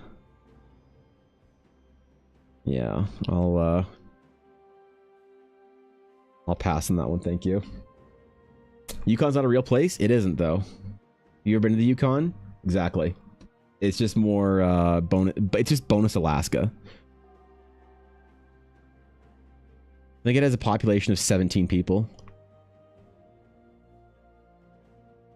It's lovely in the summer, though. No, Egypt or Ethiopia? Well, of course the big countries like that, but when we're talking about getting into, like, into the weeds of Africa, not like North Africa, I couldn't tell you where shit was in Central or Central, Eastern, or Southern Africa. Even not even West Africa. Bonus Alaska is wild? I mean, it's true though, right? Yukon is the free Canadian sample you get when you buy a box of Alaska. Yeah, when you go and you buy a box of Alaska and you just like peel off the the bonus sample on it, that's Yukon.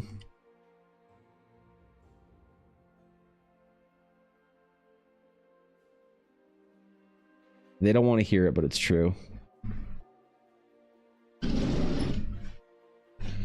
If you've ever been, you'd know. Ethiopia? I want to go to Ethiopia. I want to see what that fucking Lost Ark church looks like, man. I want to go see if there's some crazy shit going on there. I want to bring like a ghost detector or whatever. Ethiopia would be wild too. Be cool. That's some mountains and shit there, bro. One of them oldest like cultures in the world. Never successfully invaded. 100% KDA when it comes to invasions or whatever.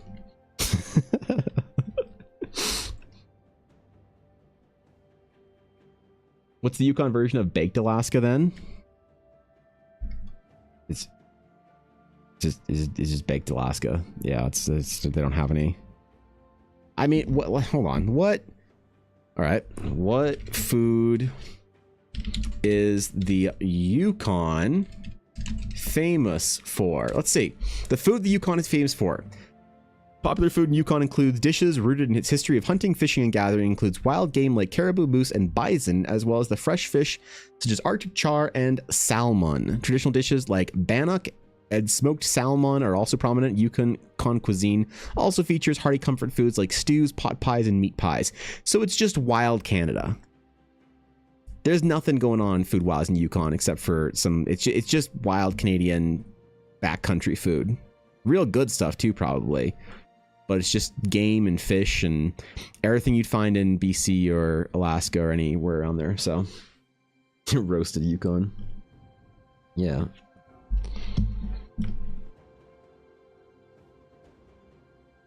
Not much that any Canadian province is famous for food-wise. People will have you think otherwise, but it's true. Oh, go to Quebec, eat the poutine. Dude, you can get good poutine at fucking Costco. Sorry, Quebec. Get dunked on by Kirkland. Real Quebecers know it's true. What are you gonna get food for in Ontario? Inferior wine? Is that what you're gonna do in Ontario? That's what you're famous for? Is mediocre wine? Maybe like Alberta beef and BC salmon are like really well known, maybe. And then obviously like Arctic char in Northwest Territories or further north, maybe? I don't know. Not a lot of cultural. And then obviously you've got all your lobsters and shit in the Maritimes and whatnot. And PEI mussels and shit, but that's about it, man. Shout out to the OG Costco. It's decent, but to say it's great is a stretch. To say that Costco poutine is great is a stretch. The best poutine in Canada outranks Costco poutine by a mile. But Costco poutine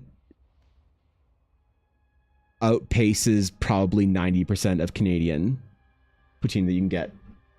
Even some in Quebec. I said it. Why do you need a paid accountant to click on the countries on a map? What? Really?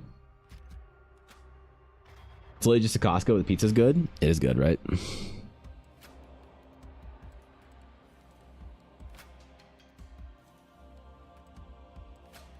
All I'm saying is that if you go to Canada and you want to try the great Canadian poutine, and you're not in Quebec, don't go to a fucking fancy bar. Don't spend $30 on some fancy ass, like, you know, Michelin starred poutine or whatever. Just go to Costco. Go to Costco. Unless you're in Montreal or Quebec City or whatever, just go to Costco, dog. I'm sorry, man. That I disagree. That's fair. Well, come up to Alberta and BC and see how bad the poutine is out here, Thorkin, and then you'll probably agree. Fair enough when you live close to the source, right? You make better poutine than most restaurants. Not exactly rocket science or hard at all. It's definitely has an art to it, especially the good stuff. It has an art to it in the simplicity. But no, they just try and make it overcomplicated, and then it's not good. You can't overcomplicate that shit. It's like putting steak sauce on a steak. Ugh. It's one of those American meal traditions that I just can't get behind. Steak sauce. Ugh. Putting that A1 on your steak. Oh my god, what's wrong with you?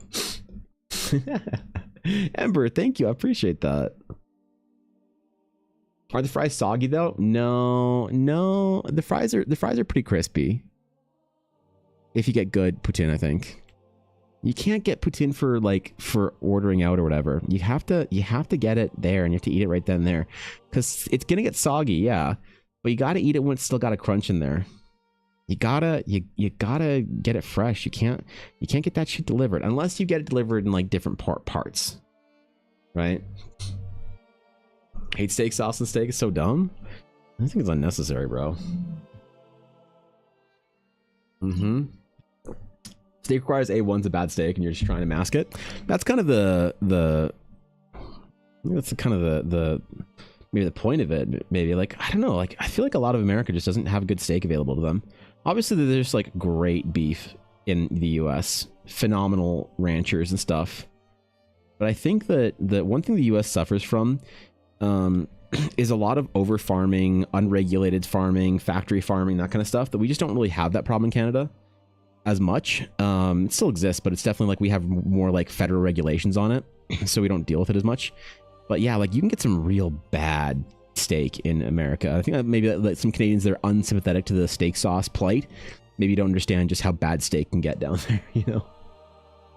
Why is it called steak sauce? Look, dude. It's like ramen, only good fresh or in parts. Yeah. You have to get your ramen delivered with the noodles separate from the chashu and the broth and all that.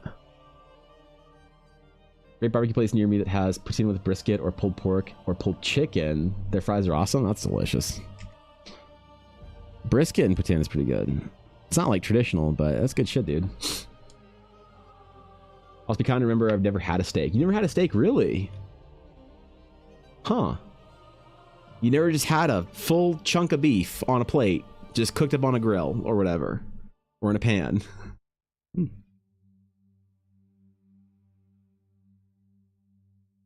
All right. At least 4 or 5 times this summer, Ella and I will make a giant steak. I'm actually making a giant steak this weekend for Mother's Day for Ella's mom. Big old like 70-ounce fucking 2.5-inch cut tomahawk, cowboy cut tomahawk. Promise people eating their steak well done, and most places serving steaks that way. Yeah. That's, oh man. Doneness is like a weird thing because there's not one universal sort of like agreement. Like on it's like more about the cut of the steak as opposed to just like all steak should be eaten rare, medium rare, whatever. But I definitely think that well done steak is probably almost never. I mean, obviously you eat the steak the way you want it, but I think that's the thing. People like they overcook their steak and then they think, well, I'll just drown it in sauce or whatever. I think that's fair enough, you know. This is shawarma poutine, maybe rib poutine. I don't recommend bringing it home. It will get soggy. Exactly. Thorkin knows. He knows. Now, really, is beef not that readily accessible where you live, Sleepy, or is it just not sort of culturally a thing where you guys will like get beef in steak cuts? Remember, I don't know shit about this. I don't know your part of the world.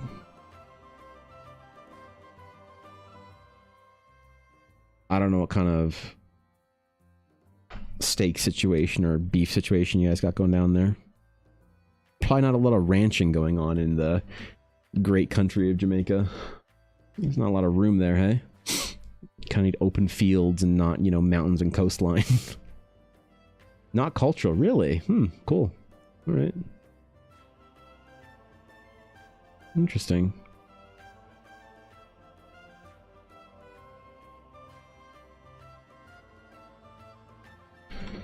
Well, definitely cooking a steak is a bit of an art. It's very difficult to get right. I went through, dude, I burned through so many steaks in my 20s, and it sucks when you're buying steaks to try and figure out how to cook a steak properly, and then you're ruining like $20, $30 steaks at it here and there. You're like, oh fuck. This feels bad, man. America, there's unfortunately some bad history around racist assholes not serving good meat to certain folks. Read racism led to cultural preferences for well done meat. Oh, really? I didn't realize that was a factor in it. Well, yeah, whatever the reason is, I see a lot of places in the U.S. they cook the shit out of their steaks. Like in Canada, you can eat raw eggs, you know? Raw eggs in Canada are like totally a thing. But I know in America, they wouldn't eat anything with egg in it, raw or whatever. It's kind of like the whole pork thing. Like you can eat rare pork here, you know? If you're getting good pork from a good farm, like absolutely cook that pork chop rare or medium rare, I mean. But that was one of those things that like my parents drilled into me. They're like, if you don't overcook the shit out of pork, you're gonna get some disease and die in 2 days, Evan. You'll be dead in 2 days. I'm like, geez, I'm so okay, fine, mom, dad, like, all right, fine. And then you know, I like, you know how old I was when I learned you could actually eat pork like medium rare. I was like 25, and I was at my friend's restaurant. He was a guy I met at that game store, and I gave him a big ass fucking magic card, like a $400 magic card. In exchange, he did a chef's tasting, a private chef's tasting for Ella and I. It was one of the best meals we've ever had. It was amazing. And we came in after his restaurant closed one night, and he like stayed late to like make us this incredible meal. And he made us pork chop. And he's like, yeah. I don't know if you know the whole thing about pork chops. I'm like, no. He's like, yeah, don't worry, it's pink inside. I'm like, oh, really? I didn't think you could eat pink pork. He's like, yeah, you can. Let me guess, somebody older than you told you that? I'm like, yeah. So he gave me like a whole education on it. It was pretty cool. But, you know, even that I didn't know you could eat rare until recently. You can't eat pork raw? That was a lot of people here that say you can't. Well, rare anyway, not raw. We have beef strips we eat with rice or dumplings. We got cows. We'll see see as many cows on the road when we're going deep into the country. But you guys just don't eat steaks then? Interesting.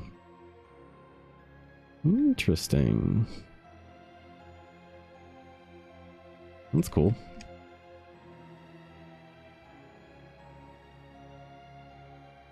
Oh god, wait. This is getting so detailed. This is probably the most detailed environmental sketch I've ever done. By like a long shot for this like sketch style. Oh yeah. This is me going hard. This is me showing off at least a little bit, or trying to maybe. I don't know if I'm doing a good enough job at showing off, but I certainly feel like I'm trying to anyway right now. You learn every day, right? Right?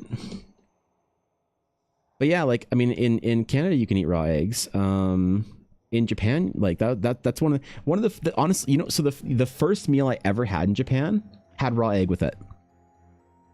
Right? Because a lot of like skewer, there's a lot of foods that you dip in raw egg in Japan. Like if you have like sukiyaki beef or like some yakitori like skewers, a lot of it you dip in raw egg. And so we get off the first meal Ella and I ever had on our first trip to Japan. We were babies at this point in time. We were like, I'm not sure. Ella might have still been a teenager. Maybe we were both in our early 20s. But anyway, we got off the plane and we go look for literally any restaurant because we arrived pretty late. And so we couldn't find a lot of restaurants that were open in this like kind of fancy, like it was probably fancier than we should have been in, but we were like scared to go that far away from the hotel. We were staying at a very fancy hotel. So we go to this place that's like a yakitori, like very fancy, not like best yakitori we've ever had in Japan is in Yakitori Alley. And it's like a really shitty like back alley place. It's beautiful. But we went for like fancy, like ritzy kind of like date night skewers. And there was a meal that you could get that was made for 2 people, and it was advertised as a meal for 2. And my ordering skills, this is literally the first time I ever tried to order something in Japan. And so I went to say, we'll have 1 meal for the 2 of us. And I ended up saying, we'll have 2 meals for the 2 of us, is what they thought. So they brought us like double the servings, right? So each like skewer was supposed to come with 2 skewers. So you share it, right? But we brought 4 skewers. So but it was fine because we had been on a plane for like 12 hours. So we were hungry as shit. But looking back on it, that was like a $100 meal. Anyway, and the first thing they brought out was a chicken skewer with like a little egg yolk in a dish. And the girl was like, hey, you know, mix the egg yolk up and then dip in it. And I was like, it's raw. What do I do? I'm like, I don't know. You fucking eat it. Like, just eat that shit. She's like, put raw egg yolk on my chicken? What? It's delicious. It's phenomenal. If you never tried it, man. If you never tried dipping beef or chicken or some shit into raw egg yolk, ooh. And then after that trip, I found out you could eat raw eggs in Canada. And I found out you couldn't eat raw eggs in the US. crazy, man. Crazy shit. Even boiled eggs are half cooked half the time, right? Yeah. Takes her to full meal is just not a thing here unless it's a hotel that caters to Americans often. Okay. I mean, it's a good steak is life-changing. The most expensive meal I've ever had was a steak. It was a Wagyu steak, but was it worth $800? Maybe. Would I ever get it again? Absolutely not. Glad I had it once in my life. Don't need to do it again. Best street food is always the one you get from a hole in the wall. Well, Yakitori Alley is like this place is like really well known in Japan. It's like a whole. It's a really interesting dining experience. It's a little touristy, but it's not that bad. But it's like a whole bunch of restaurants. So you don't eat at one restaurant. You go and you like sit down, and you eat. You have like a beer or sake and a couple of skewers at one restaurant, and then you go to the next one and you have like a different, like, so I've never been so close to being fucking drunk in my entire life as I was when we went out with our Japanese friends, our middle-aged women Japanese friends. They're in their like 40s and 50s, which is hilarious because we went to karaoke after and they just sang fucking Evangelion and old 80s anime themes. It was amazing. They were great, but yeah, you just bounce from one place to another, and so you don't eat like a full meal. You just like you get your skewers wherever, and then you go to the next place and get more skewers, and you spend like 3 hours eating, dude. But it's really great, and there's no expectation that you'll be there for a long time either.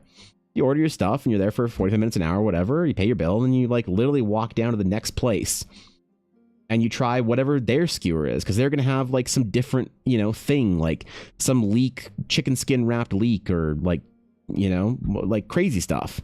Every part of the chicken is like a skewer, and you go there for different, like, yeah, it was really cool over the charcoal grills and everything.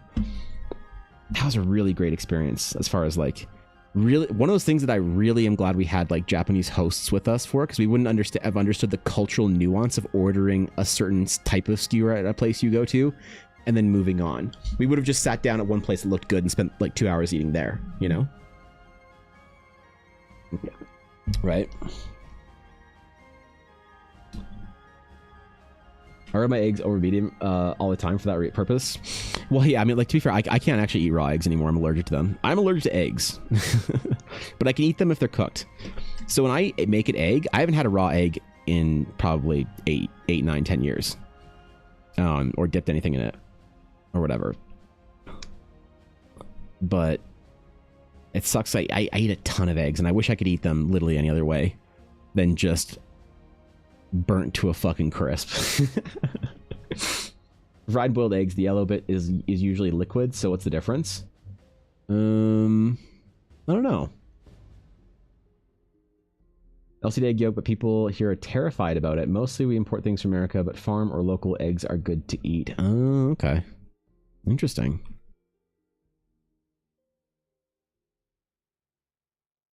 Interesting.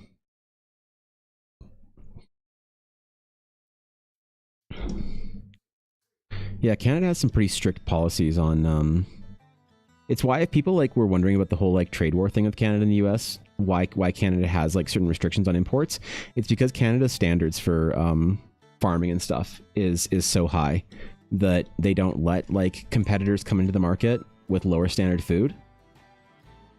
That's why like Canada tries its hardest not to import stuff, and whatever. I don't know the whole economic nuances of it, but it is one of those things that you learn. You find out why, because like we just don't allow for the same kind of like factory farming that happens in the U.S.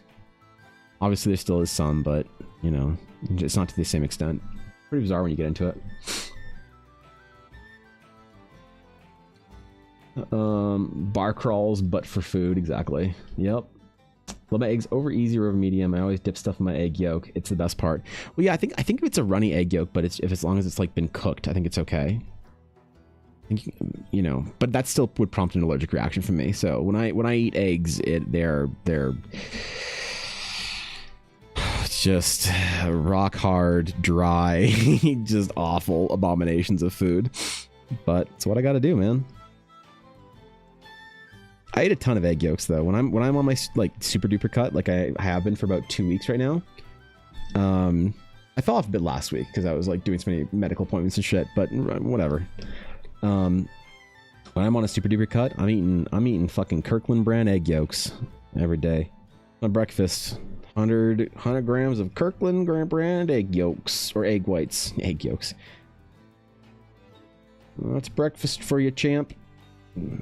All the protein and none of the calories.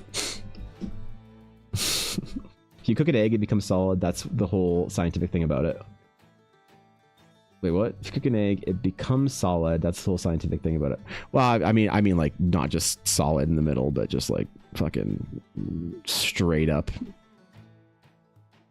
No texture or runniness to it whatsoever. So mix them, add salt, and then fry it or scramble. Boil for a minimum 50 minutes. For eggs. Yeah, there's a lot of ways you can eat it. Still nasty as shit. But I can't put any spices in it. I just have to eat egg yolks and salt. That's it. That's all I can eat, man. Do I want to do this tree? I think I want to do this tree, right? I think the tree canopy is a good thing. It helps frame things, right?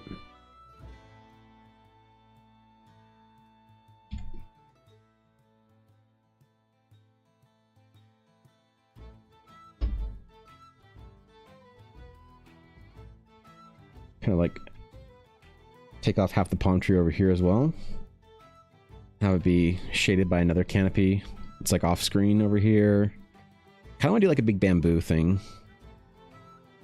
Or like that. I think that'd be nice too. Do you like the busyness of this, or is it too detailed? Because I kind of like it like this. It's like an interesting little like experiment in this sketch style. It's like obviously over detailed and like over rendered, but it's kind of interesting, or I kind of like it. I am just kind of having fun with this too, so it's not like I'm trying my hardest to get it right. I'm letting myself off the hook and just doing art and seeing what happens. You know.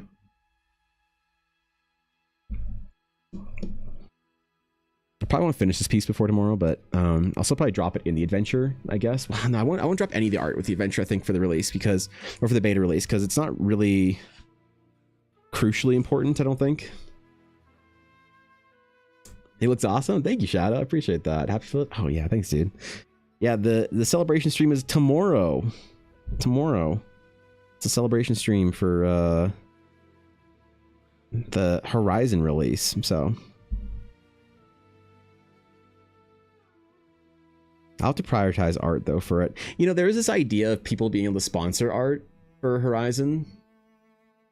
That somebody ran by that was kind of fun, that I would make like, they could sponsor a piece of art and then I'd send them a one-of-one sketch of it, whatever it was. That might be an interesting thing to do later in the summer. Have like a whole art list of things for the adventure and then let people sponsor pieces. And have like a little thing at the end of the book that's like art sponsored by or whatever. Ready to send me details for the NPC. Oh, right. Yeah, I probably won't get into that until the weekend. Yeah, I got a lot of stuff. I got behind on my messages by a week because of all the appointments and stuff I had to go to last week and this week. So I'm probably not going to get to literally a single message of whatsoever until the weekend. But yeah, for sure. He said to you, yeah, I appreciate it, Azalea. Thank you. Let's not tell him about the eggs being refrigerated here. Oh yeah, that's right. You guys don't refrigerate your eggs out there, do you?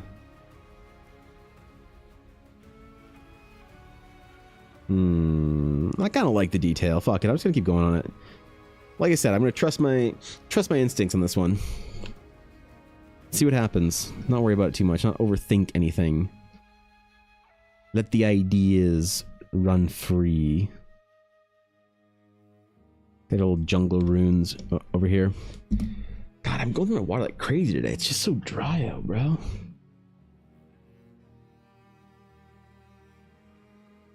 I don't get it.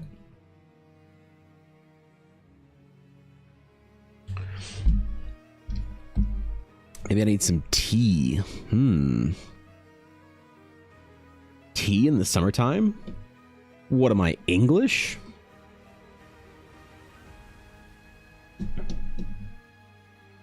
Secondhand samurai, I'd be so proud of me. My ascension to a fine English gentleman. Now I can become more incredulous and curmudgeonly about things. It's a good A-time, yeah. I've been a real, like, tea snob recently.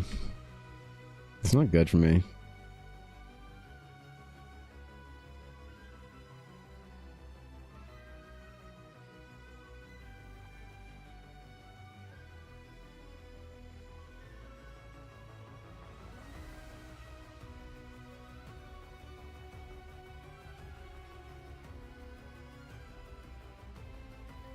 I need to chill out and just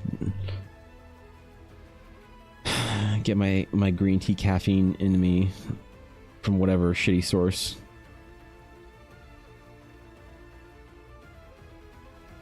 I did ruin green tea for myself though in a department store in Tokyo. I bought expensive green tea for the first time. I bought green tea that was Empress Michiko, I think's favorite green tea in Japan. And it was like $80 for the little tin. I've never gone back to mediocre matcha or anything. It completely ruined me.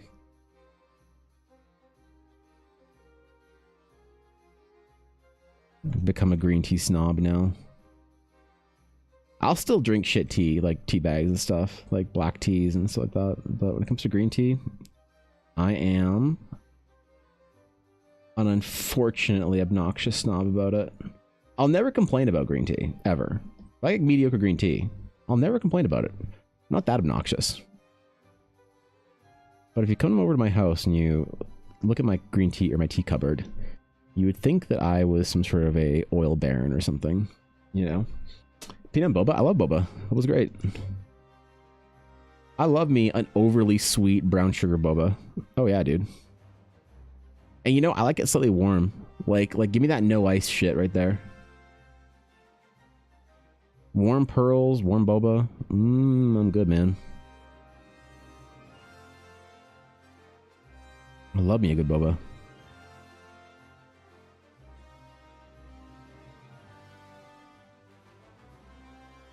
I used to catch so much heat for calling it boba, which is so weird. People be like, it's bubble tea. They only call it boba in like California. And now everybody calls it boba. I don't know why. It just became in fad recently, I guess, and I stopped taking heat for it.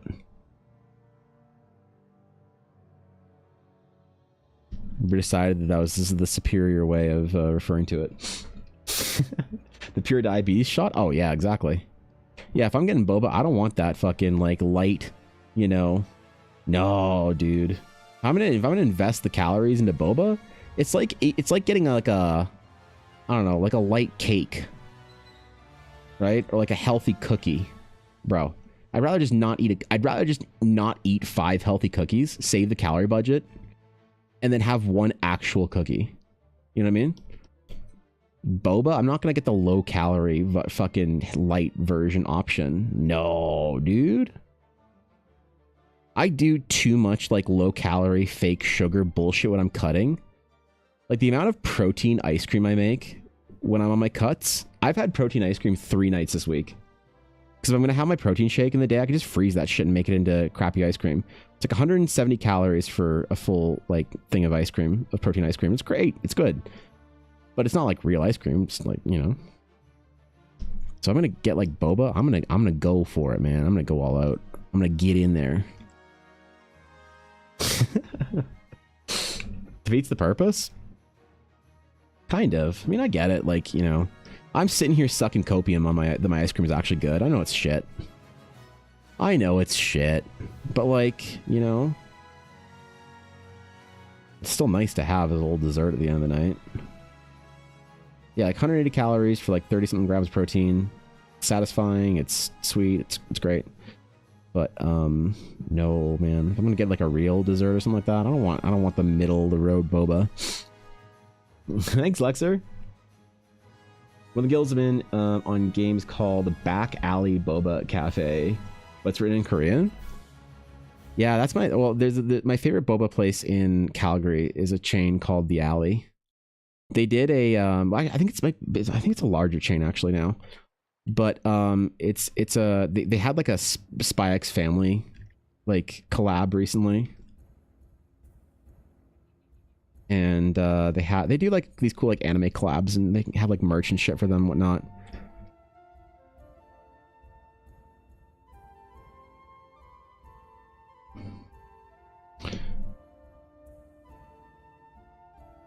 Want to go get me some Taiwanese proper milk tea or whatever, bro. We got here are thinking of concepts. Thinking of concept of sugar, but it does taste good. Love the Asian couple who make it to my core. That's cute.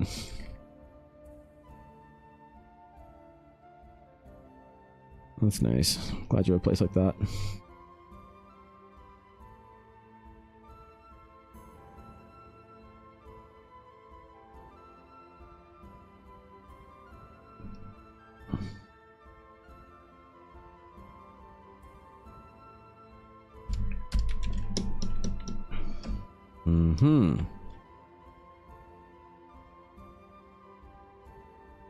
Yeah, I mean, there's some things that I'll save my calorie budget for.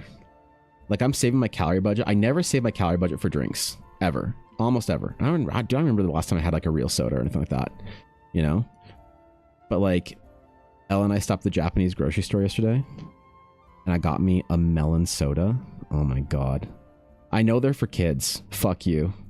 I love me my melon soda and my ramonade and shit. I had that for D&D tonight. Ooh. Ooh, I'm looking forward to it. I budgeted like 120 calories for that shit today. Is it a good idea to do that when you're on 1,200 calories or 1,400 calories on a day? No. But look, man, I've already lost 100 pounds. I'm beyond criticism when it comes to my weight loss now. I used to do things that were questionable and people would be like, oh, I don't know, man. I don't know if it's a great way of like working out or losing weight.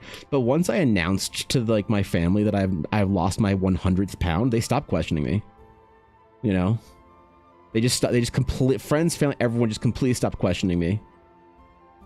You know, when I say that I'm on like I go through like deep cutting phases, or like I try and prioritize like certain macros, or I work out a certain way, people be like, oh, I don't know if it's so good for you, chap. Like, oh, I don't know if that's the best thing. Building muscle is important as cardio. Like, people just give me so much fucking feedback until I basically just kind of like beat the game. Like, obviously I'm still fat as fuck, but I think when you lose your first 100 pounds, people just stop. They're like, all right, yeah, this guy knows what he's doing. All right, I'm gonna shut the fuck up, you know? You know, fair enough, I guess, right? Thai tea is good. I like it more than boba. Thai tea, That's good shit over there. I don't think I've had Thai milk tea or anything like that in a long time. It's been a while.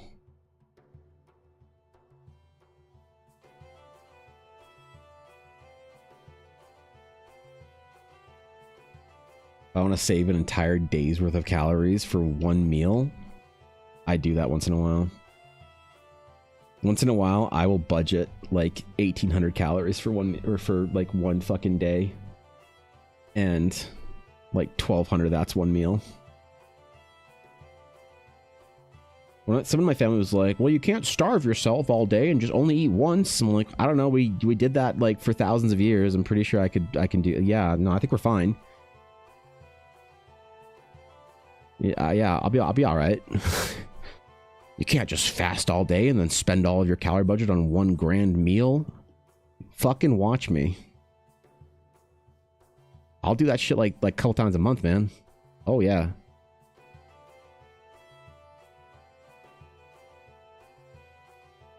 Again, they complain, they question until they see the results, and then they don't say anything.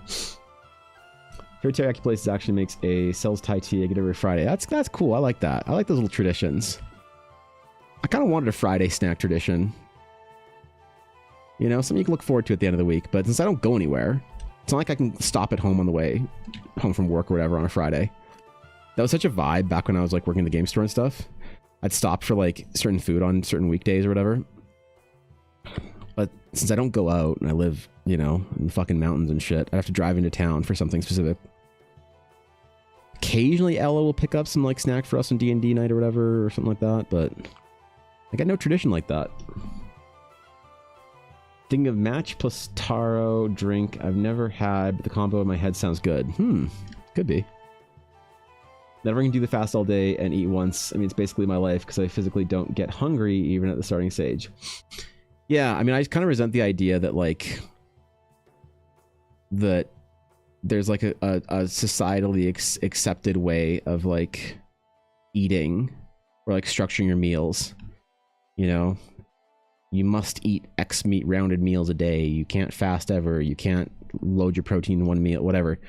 Like, obviously everybody's different and you'll have your results may vary, especially with like your health and the way your body's set up and whatnot. But dude, I can absolutely starve myself all day and have a big meal at the end of the day if I want. It's not great for muscle gain, right? You want to spread your protein out a little bit. The myths about like, oh, you can't absorb more than X grams of protein per meal are like pretty bad. But you should try and spread it out at least. Not because you can't absorb it, because it's better absorption. But still, that's why I don't fast is because I try and get in a meal as close to, like, I'm not usually hungry in the mornings, but the problem is I want to get in a large protein meal as soon as I can after a workout. And then in the evenings I'm just hungry. So that's just the shitty part. But it's very different for everybody. It's like one of those things though that like, you know the old saying, never take advice from somebody that you don't want to be in their position. I'd get advice on how to eat from people that were just as fat as me when I was like 300 pounds. And I'm like, I don't know. I don't know about that.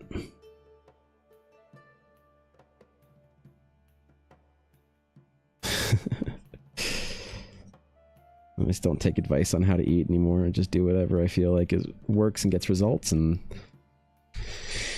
are the results as fast as they could be or as efficient? I don't know. I probably have lost more weight in the last 2 years than I have, but I'm okay with the process. I'm enjoying the ride. Match, I know what you meant, Sleepy. Problem is I don't lose weight that way. My body just stores everything. Yeah. Yeah.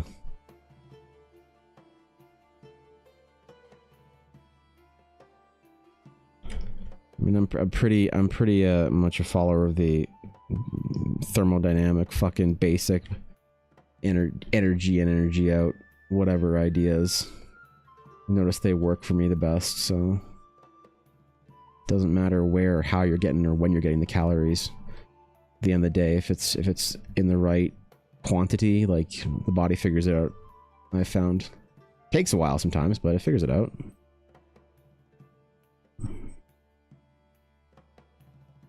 But I'd always get told, like, weight loss, you have to do it one way or you have to do it another. It's not healthy to do this or whatever. You gotta eat carb, gotta eat this, gotta eat not this, gotta include this. If you eat sugar, you're not gonna. If you eat 500 calories of the donuts in a day, you won't lose a pound. If you eat 12,000 calories of vegetables and meat and whatever, you'll lose all the. Like, okay, dude.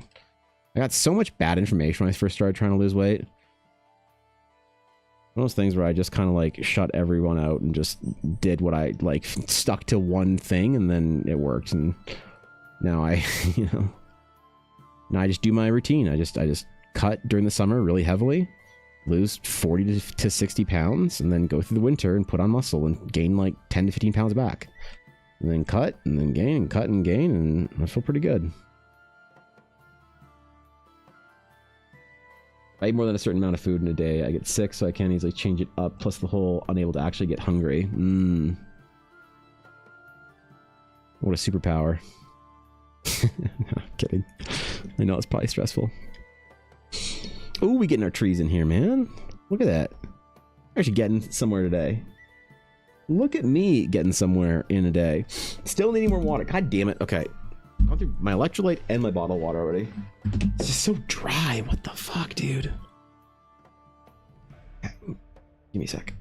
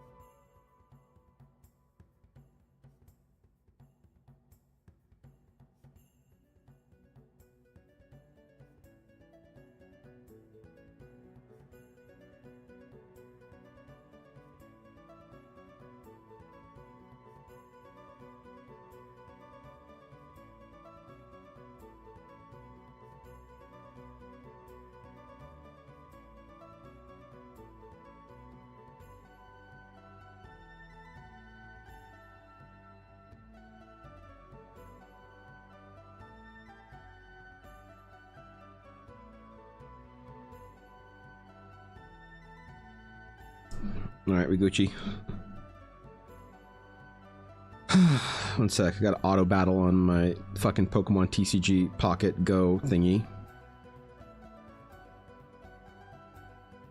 I gotta make sure I do all 50 of my battles so I can get my cool Rayquaza card before the end of the drop. Listen, I don't have a lot going on in my life that makes me happy, okay? Just fucking leave me alone. You let me get my cool trading cards in a video game and be happy with it, okay?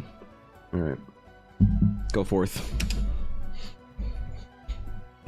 Oh, Ella and I need to figure out what we're gonna do with her special trade today. Ella, what do you want to do for a special trade? Because I got a lucky trinket. We'll do our shiny ho-ohs. Be kind of cool. I'm trying though, it's just not easy. My girlfriend gets upset because there have been a few times where I've just not eaten for 3 or 4 days because I forgot to because there's no hunger thing. Ooh, yeah.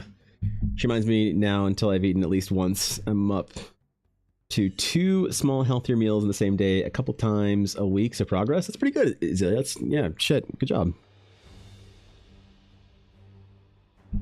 Good job. All right. Fuck are we doing? Nerd, right? Who plays a Pokemon game as an adult? Ugh, God. Worse than Disney adults. Am I right? Ugh, God.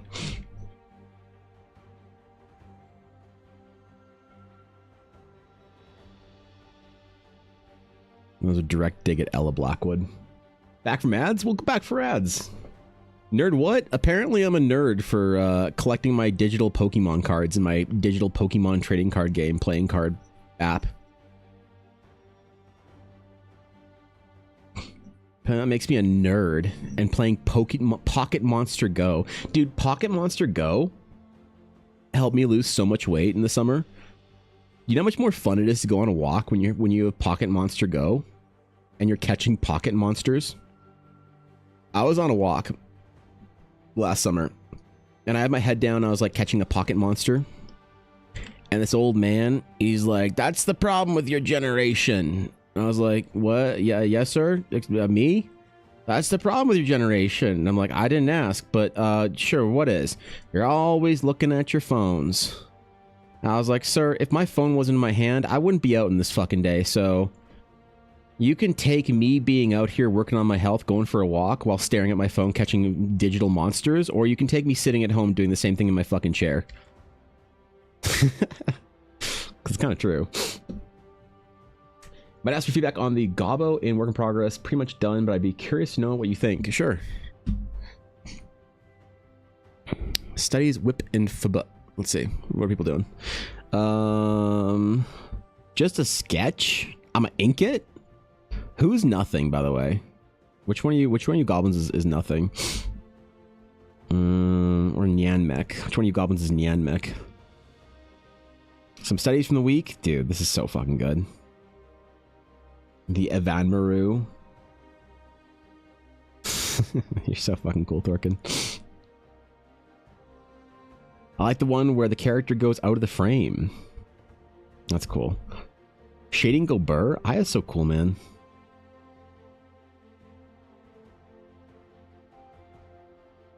Her handwriting's so nice, too.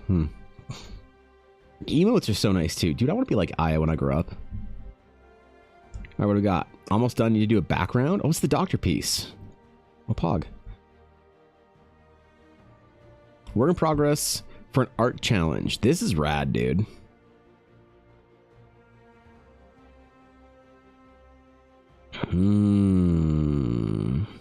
You want a trick for this kind of graphic style for making your highlights look better? So first of all, Thorgan, this is great.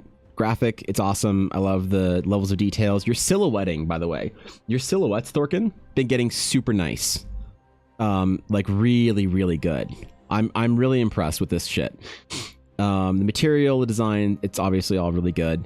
One thing that's a little maybe hack for this kind of stuff is when you're doing your highlights on musculature and you're using more of a sort of angular, so you're stylizing your simplifications of your forms into kind of like a little bit easier to digest, kind of like I'm doing a bad job of trying to figure out how you're doing your stylization for this. Anyway, you get what I'm trying to draw here. I think, how do I do this so it's graphic enough? One of the cool ways to think about this for highlights is sometimes like I see you kind of have your light highlights just sort of all in, kind of like you were sort of like soft ran down one side with your highlights. Because you've got such strong graphic shadows, you can also do the same thing with your lights. When you are shading like a really like strong stylized silhouette, whatever, of any kind of like anatomy or whatever, think about doing it in triangles. Okay. Instead of just doing an entire pass on the whole thing, where the light's kind of all hitting it at one angle, think about following your edges for your highlights in some ways as triangles, because they will follow your form a little bit better, and you might have a better time like making that kind of graphic style a little more consistent, you know? Obviously, because you've got your really nice, like, good shadow shapes and stuff on the one side, and they're all very graphic and, like, very hard shape. Hello, leader. Hello, fellow Hello, Mr. Pixel. I Hello, am here dude. to give our leader more money and remind you all to drink water of ponder and absorb. Dude, thanks to the fucking tier 3 for 4 months. Holy shit, Mr. Pixel. I appreciate that, dude. I must be getting close to the Plus program because of you guys. This month, I'm shocked and in awe. And I did all of my printing, by the way. So I printed off the prints for you, Mr. Pixel. So hopefully I can get those in the mail this weekend. But yeah, just something to consider, Thorkin, when you're doing, because I see a little bit of uncertainty in your highlights and lighting, but I see so much confidence in your shadow shapes. And sometimes thinking about those graphic light highlights in a less intuitive way. Because you also see on the glove, you've got the same sort of thing. If you converted that kind of like glove shadow or highlight that you've got into some strong triangles, I think you'll kind of like maybe find more consistency through that. As just a thought. I don't know. Obviously the piece is brilliant. I'm just seeing a little bit of kind of I see really good confidence in your shadow shapes. I'm seeing less of the confidence I know you have in your highlights, and you could try on some of them just like hitting up some of those like graphic sort of shapes for that. But oh man, looks dope. It's fucking sick. You're awesome. You're a Chad. You're growing so much this year, it's not even funny. I hope you're tracking your progress in some meaningful way, like I don't know, in some kind of like Thorkin dev log or whatever, because you're really impressing me right now. The speed in which you're sort of hitting your new plateaus is very, very impressive. And I'm very curious as to sort of your process for things and how you're going about it, because it's very impressive shit. To emphasize on the forum? Yeah, I think so. Who had a good tutorial about this? God, it wasn't PCAT. It was a guy. Fuck. Somebody, I feel like I watched a tutorial about this recently. It's escaping me. I'm sorry. But it's basically graphic stylings for rendering, being more graphic with your rendering.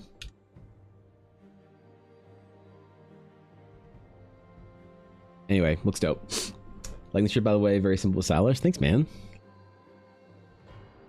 Yeah, this is my wait. Why am I in fat guy mode today? I bought these shirts. These were fat guy shirts for me that I bought years ago. Because you know when you're a fat guy, you don't want to do your shirts up, right?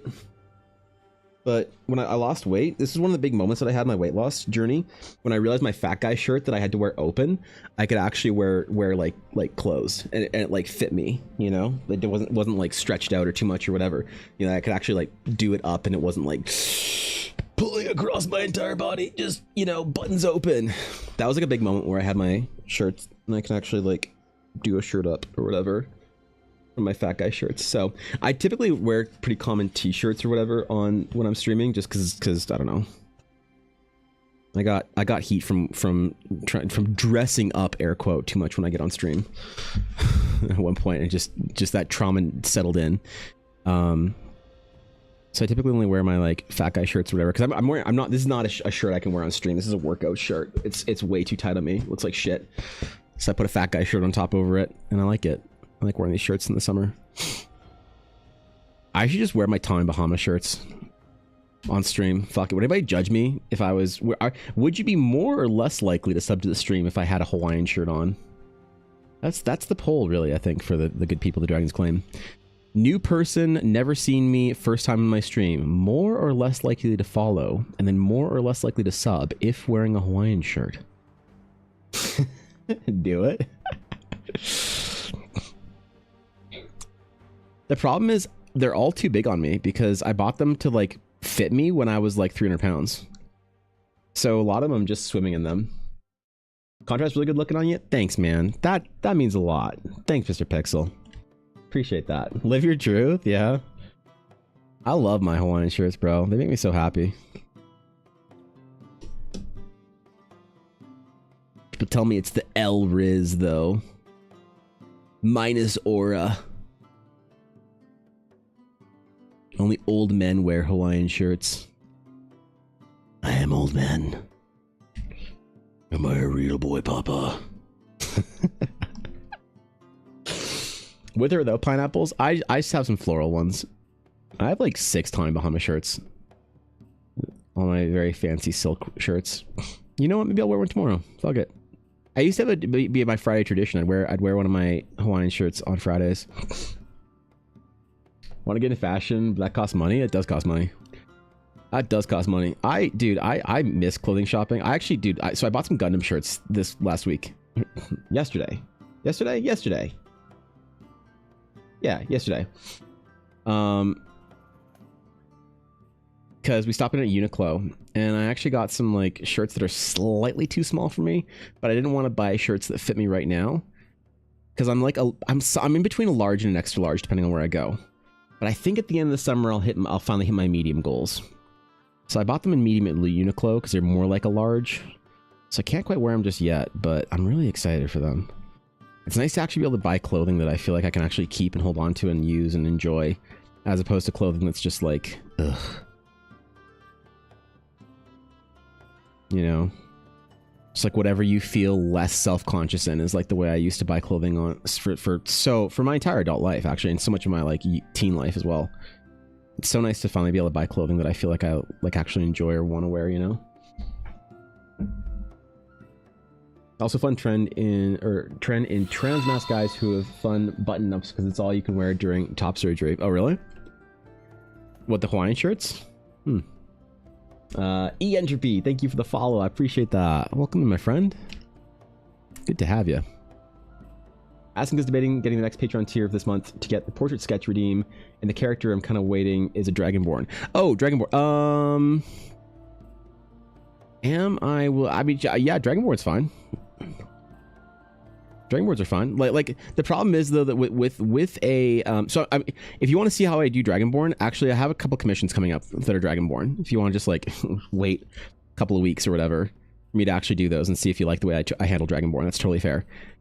Because Dragonborn, I think I tend to do more draconic and less expressive. I think a lot of people want more in D&D they tend to want the more expressive sort of like, you know, I'm not gonna say full on furry, but like, you know, more the like kind of cartoonish, expressive, whatever Dragonborn, as opposed to, you know, the dark and broody, whatever, more draconic Dragonborn. I think I'm probably gonna do more of the draconic. So it kind of depends. If you want like the expressive kind of like smiling Dragonborn, I'm probably not the guy to do it. If you want like the serious, broody kind of like meaner, more draconic Dragonborn, I think I'll probably do a pretty good job on it.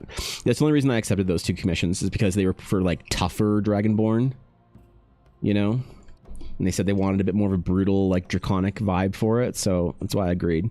So you could always wait and see if I do a good job on it, and then if you like it, then boom. I totally get that it's not going to be everyone's vibe the way I do it. 9130, and I've taken just under 18k steps. Damn, bro. Hey, I mean, the walking challenge this July is going to be dope. It's going to be really dope. It is, I think I averaged it out, the walking challenge, to meet the highest mark of the walking challenge, it's about an average 11k steps a day. So, what, like 80k steps a week-ish? 77,000 steps a week? And then you basically get the walking challenge done for free. Easy clap, right? and get you a little badge and everything. The one thing I don't know is if this year, if I'm going to have to charge for the badges or not. I might have to charge like $5 for the pack, I think. Just because shipping, last year I ended up spending like $100 or whatever on shipping, and it just kind of ate a little bit into my, you know, it just sucked a little bit. So I might have to do like a small little $5 charge for the badge pack for people. But if I can do it, and if there's like enough of a chill interest in it, I might just be able to do them for free again. But the walking challenge is still on this year. I decided I'm going to do it again this year, even though people were kind of like not that interested last year because, I don't know, the idea of going outside and walking wasn't the best for a lot of people. This year I feel like there's more interest in it. I feel like there's more excitement over it than last year. So you know what?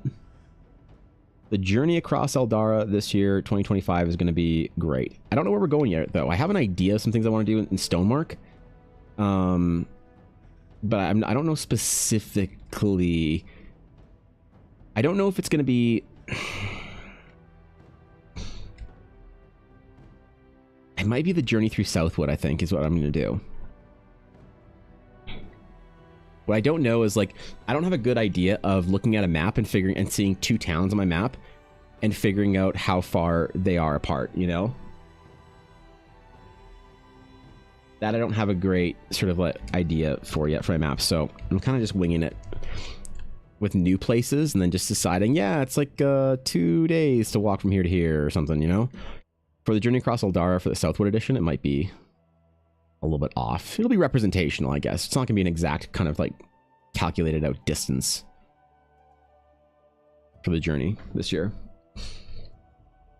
You realize a long time ago your style is smolder or brooding? Well, that's good. As long as you know what you're getting into. Yeah, I've had people ask me like, can you draw like my dog character but smiling? I'm like, I don't think I'll do a very good job of that.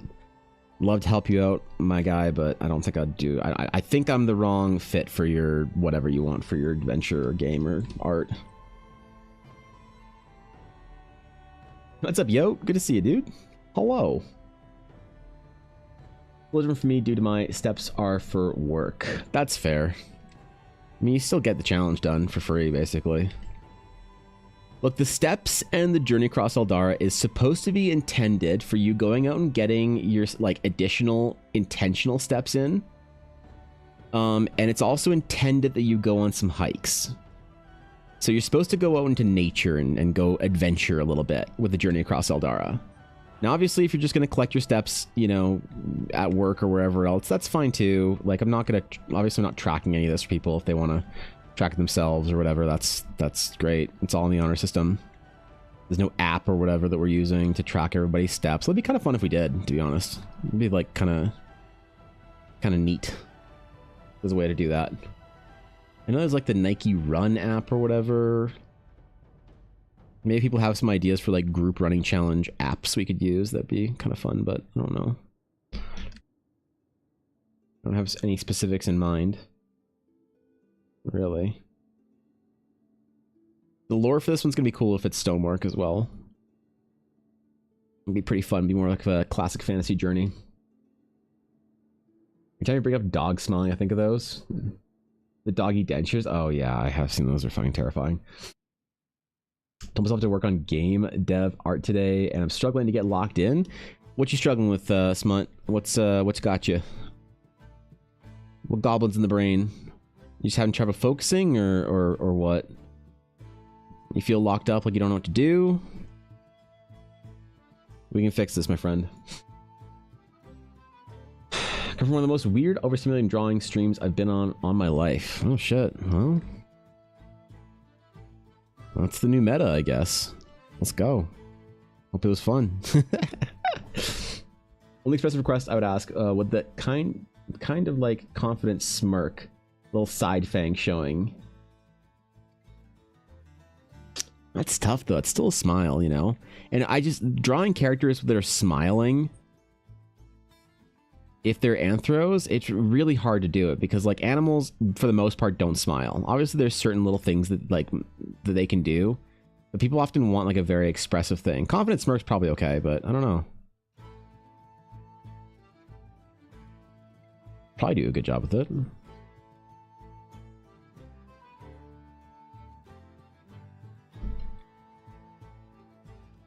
I mean, we'll see how I'll see how my Dragonborns go. See if my clients like them. You know, they want something that's like not like oh god, the Dragonborn is the only pieces that are coming up that I'm nervous about. As far as like if this doesn't turn out well, I'm just not going to post it. I would still make sure the client's happy, but if it's not like up to standard, I won't post it. So I'm challenging myself a little bit. I'm reaching out of the. I'm also doing a Luxodon at a party. I agreed to do a party sketch for a group. And one of them is a fucking Luxodon, so we'll see how that goes, I guess. I agreed to it before I basically made my no anthro rule. So I have to do a couple of them. It'll be a little more of a stretch and a struggle, but I should be able to get through it. Hopefully I'll do something that their client's happy with. Whether or not I want to do it again after that, we'll see. I think doing anthro stuff is fine as long as people know what they're getting into with me. It's just so hard. People want like expressive, like, you know, kind of like more furry style like characters when they have anthros. It's like, bro, I'll draw you a cat on a person, like a cat head on a person if you want. That's as far as we're going though. You know? I need to do some mock-ups for the wish list page, which means building entire scenes and just wrapping my head around the scale at the moment. Ooh, okay. A little bit of that, like, design overwhelm. Don't want to start drawing, it's too small or whatever, because it's pixel art, I need it to scale. Oh, I see. Okay. Yeah, I mean, oh god, that's when you got that big project in front of you like that, you don't know where to start on it. Sometimes that's when an actual break, an intentional break, can help. I don't recommend taking breaks a lot often, because I think that we procrastinate more than we should when it comes to breaks and shit like that, but sometimes when you're having a bit of a design overwhelm, that's a good time to like take a minute, take a breather, and just you know.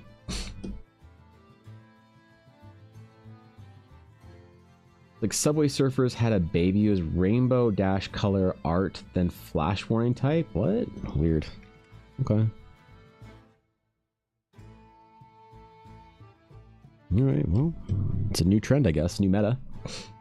Can it cleanse your palate? Yeah. Okay. Glad my stream's a palate cleanser. Oh, my ice melt? My ice melted. What the fuck, dude?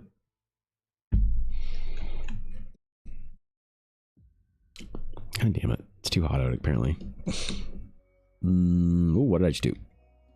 What the fuck did I just do? Oh, I flipped it. Okay, I'm dumb. I'm good. I speak real slow today. Remember, in crayon only, please.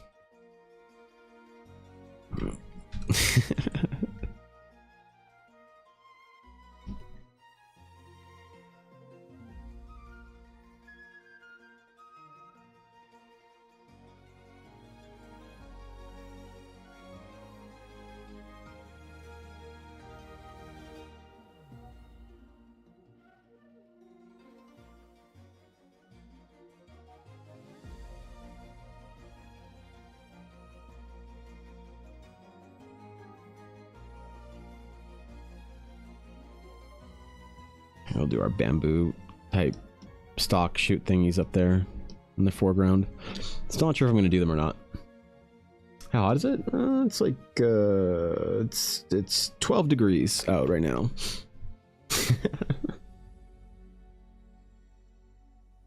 The issue's not the heat, it's the dryness. It's very, very, very dry right now.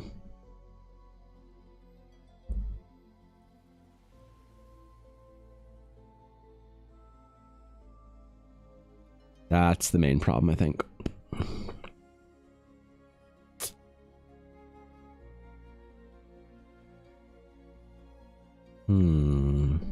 So the runic, okay, I should stop avoiding the wall rune thingies. So let me scroll, let's get a description here of the, what the runes are supposed to look like. So, let me scroll. Okay, to Horizon, Lady Aerolace, the Island of Horizon, the markets, the inns, Lady Aerolace, Viceroy of Horizon, nope, meal with Lady Aerolace, still not far enough down. Abyssal, Zephyr's Soul,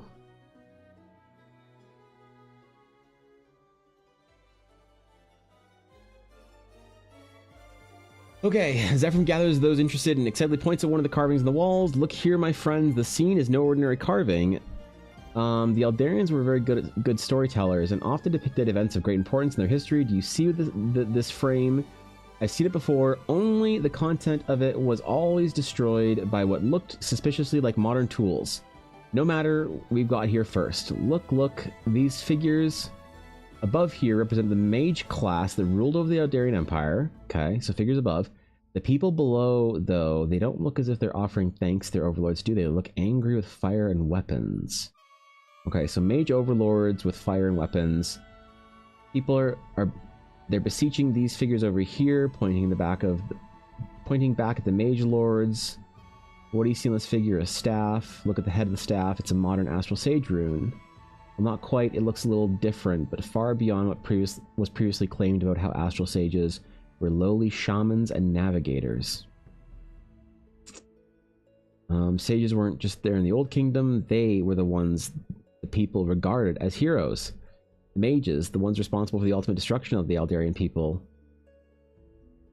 Maybe the astral sages knew of their danger and tried to stop them. This would completely change the power balance in the Shattered Sea today as we know it. Lord Aralace, this is what you were searching for. So, astral sages looking at things, doing things. Cool. Alright. We have the Mageocracy above and the people below.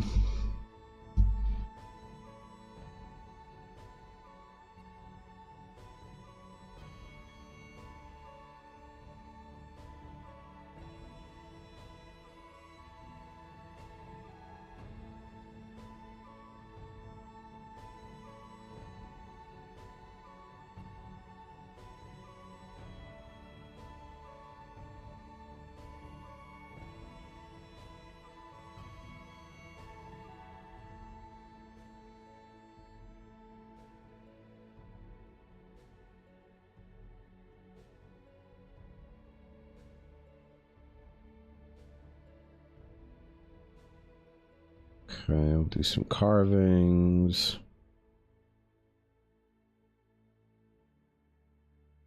Some ancient Eldarians.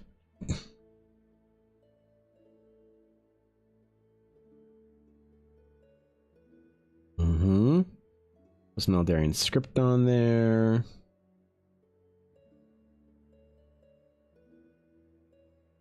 I'm going to draw ancient pictographs. Hieroglyphs.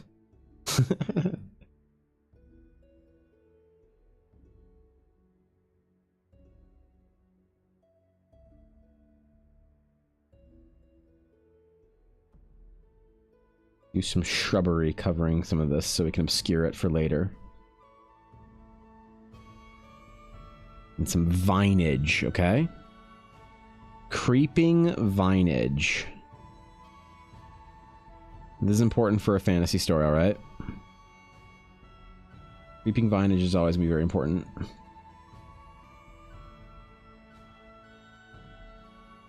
Media streams are always something refreshing from the usual art on here. Gooners and furry artists. Plus, P.S. I love furry art. This stuff can be rather cool. I appreciate that. I'm glad that my stream is a... Palette cleanser is a nice word. Yeah, man. I could be a big art streamer if I, you know, if I started giving the people what they want. Maybe.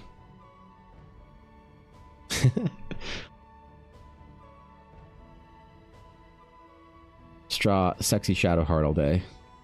There we go. I do still feel a little bad thinking back to Edmonton Expo, hearing the people say that they wanted one very specific kind of art and that I wasn't delivering. To my face, they would say it. Give me sexy Orby Van Blumksorb. Well, we'll see. I mean... Hey, I do have to do the summer swimsuit calendar, though, huh?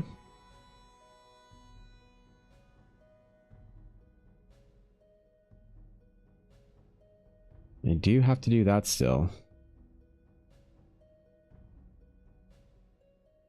So, thanks for my bets, Mr. Pix. I appreciate that.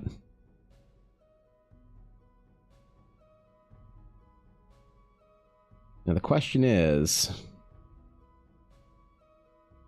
How... attractive do I make our models for this.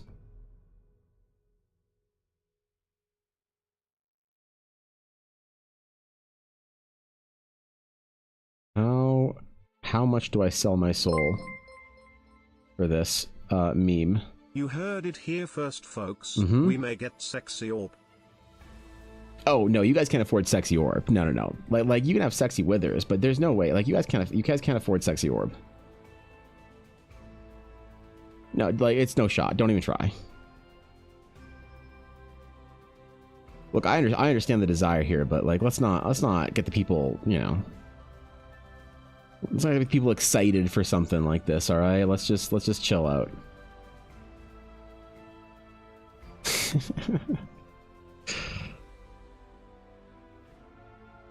Yeah, come on, man. You know better than that.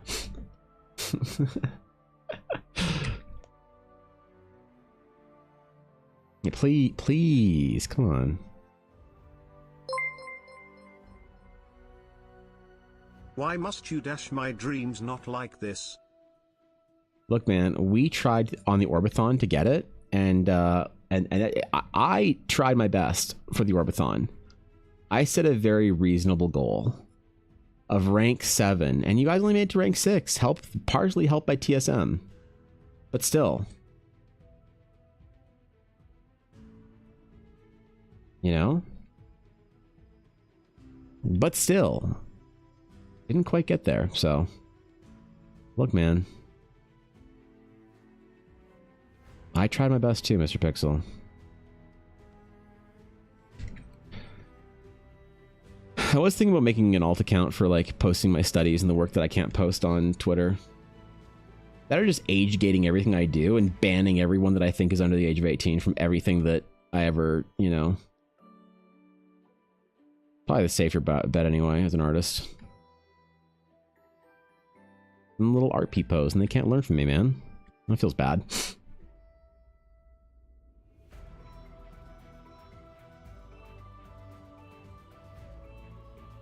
I'll just make the extra count. I don't know. We did best for the Orbathon. We got Ella Taco Bell. That's true. You guys did get Ella Taco Bell at least twice. So yeah, we did do our best, didn't we?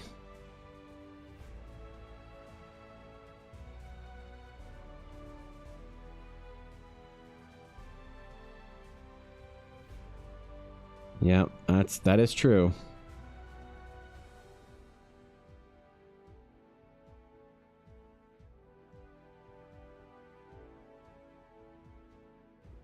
I'm not gonna say that we didn't put our best foot forward and put all of our effort in.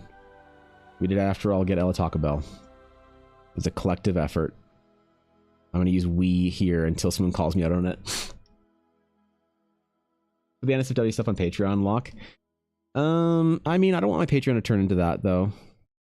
Like, a lot of artists will do that. They'll lock their sexy stuff behind the Patreon wall. I just don't want to do that. That's not the kind of Patreon I want to run. I don't want to attract those kind of people, I guess, that are only there for just, like, hot, like, hentai and shit.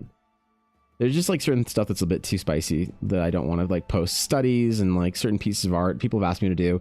There is, like, a pretty high modifier, which I don't think is affordable anymore now that my rates have gone up because it's a percentage modifier. I just don't think anyone will ever pay me again to do an NSFW piece. Who knows, but regardless. Yeah. Who the actual Taco Bell ordering? I think it was Ella. I wouldn't have ordered her food for her.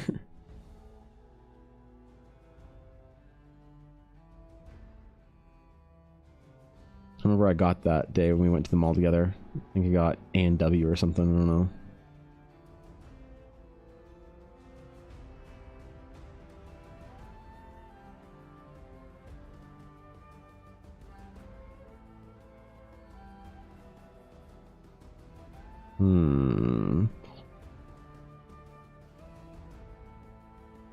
I kind of like this. Kind of like the way it looks.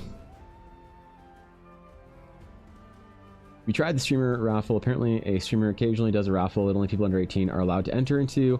Winner gets to do a collab stream and then gets a free X thing, art piece, Roblox gift card, who knows really. And then the streamer just bans people who enter the raffle. That's hilarious. That's funny. I mean, like, I don't know if I want to, like, ever super age get my content for, like, a couple reasons. you know, obviously there's like younger artists that like there's been plenty of artists that like I've written reference letters for artists that were in high school that went to art school twice now. I don't want to like just completely like decapitate the entire that bracket of young up and coming artists. And then also like I don't know, I just like once you get known for doing like NSFW stuff or whatever, it's like not even like artistic anymore. It's just people just like being down bad and desperate, in my opinion. And if you get known for it, then you're kind of screwed at that point.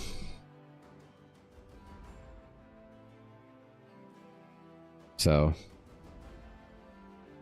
rather hide it up behind a wall somewhere else, like a different Twitter account or whatever.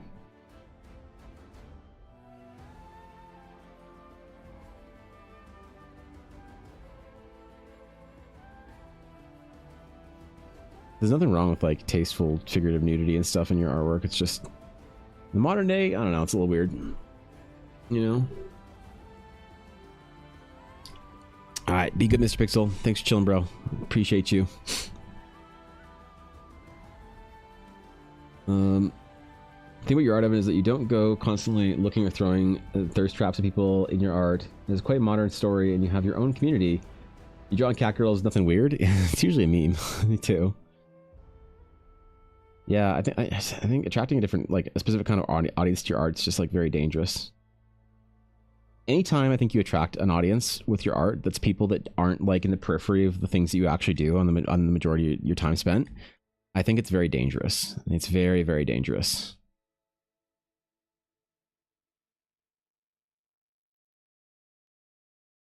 You should definitely be very careful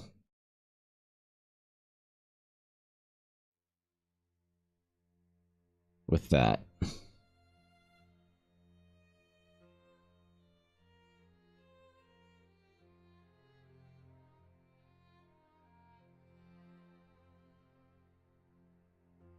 It's how people lose their core group, their core following. Made lots of observations from artists that get known for doing one thing and one thing only, and then it's not what they want to do, and they have to either choose between their career and safety or their like work they actually want to produce.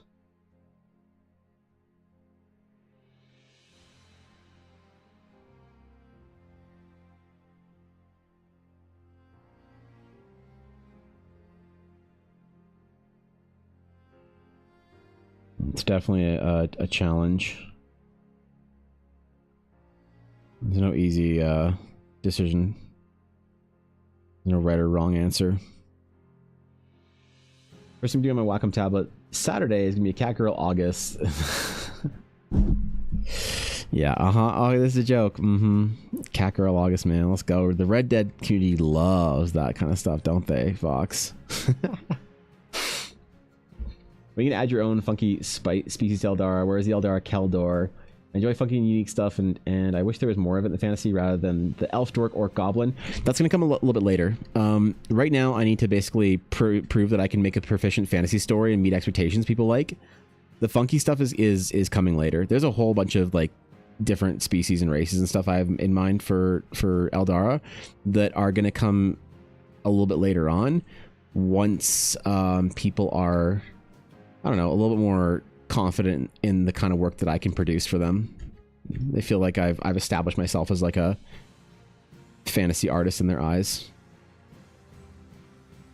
Because right now when you do like weird shit, people don't know what they want, and they don't ask you for things that they don't know how to ask you for.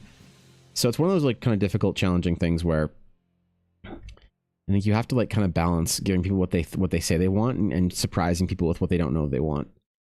And the weird stuff for Eldara, that's the kind of stuff that I need to wait for a little bit until I can kind of prove to the general public that like Horizon's supposed to be pretty safe. So I'm not even using proper words. I use elf and dwarf and things like that, and I don't say Elvari or Rith or Geminos. I don't use any of those words. OVHC65, thanks for the follow. I appreciate it. Welcome in. Get different fish with different bait. Yeah, for sure. And you know, that's the one thing about going to the conventions. Like when I was at Edmonton Expo, I didn't make shit. Like I made back my costs for printing and table and whatnot, but I did not pay for my time that weekend. That was not a thing that happened. And that's okay, because the people that I met that liked what I liked or what I did were really excited, enthusiastic. And it wasn't very many people that liked it. Most people would look at my art and be like, neat, and just like keep walking, whatever. And that's cool. Occasionally people would say the thing that the people who said neat were too polite to say. And I made a TikTok that was basically this interaction I had with this one girl that was really funny. I will remember her for the rest of my life. But she came up to my table and she was like, wow, your art's so good. And I was like, oh my gosh, thank you so much. And she's like, wow, you're so good at art. And I'm like, thank you so much. And she's being really nice. And she's like, so do you just do you have any like fan art? And I was like, nah, it's all original stuff. She looked around. She's like, oh, well, I mean, the conversation was a little bit long on this, but basically she said, oh, why don't you're so good at art? Why don't you make art anyone cares about? I was like, well,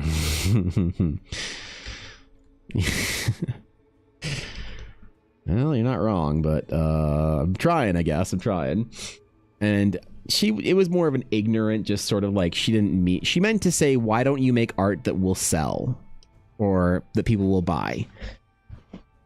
From franchises and IPs that people are interested in. But it came out maybe blunter than would have been, and this lady beside was like so offended and aghast that girl said that to me. But like, hey, in her like sort of just like moment of honesty, she said what most people were thinking. Fair enough.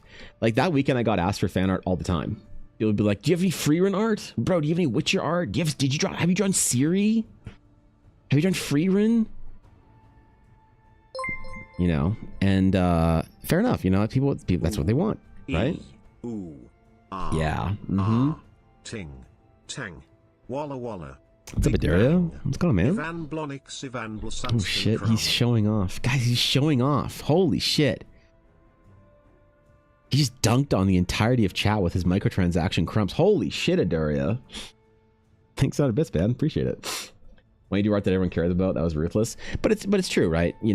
People, for the most part, when they're at conventions, they don't want, what's awesome. Thanks, man. I'm glad you like it. It's not too busy, eh? I mean, it is, but I don't know. I like it. I understood where she was coming from, and people feel that way. They want fan art. They don't want art from some irrelevant fucking project that some irrelevant dude is making on his Twitch stream, unless you've been here for a while. In which case, thank you very much for hanging out on my irrelevant Twitch stream. But it's true, if I really want to make art and get known for something, then I could. But I just find that the fan art is a very safe way. It's a very frictionless way to get a following. And it's fun to do fan art, and I think that every artist should do fan art if they want to. And I like doing fan art.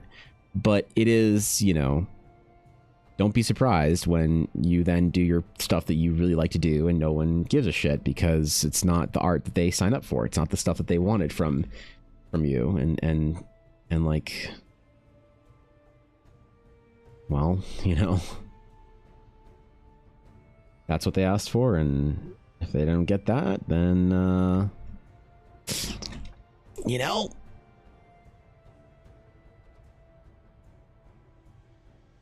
can't expect them to stick around, I guess. Same thing's true if I was doing a whole bunch of, like, hot booba cat girls and shit, and then I'm doing a bunch of, like, dwarves and stuff. They're just gonna yawn at it. And it does do fan art only of your story, right? Right? Finish the read through on Horizon. You're not, no spoilers.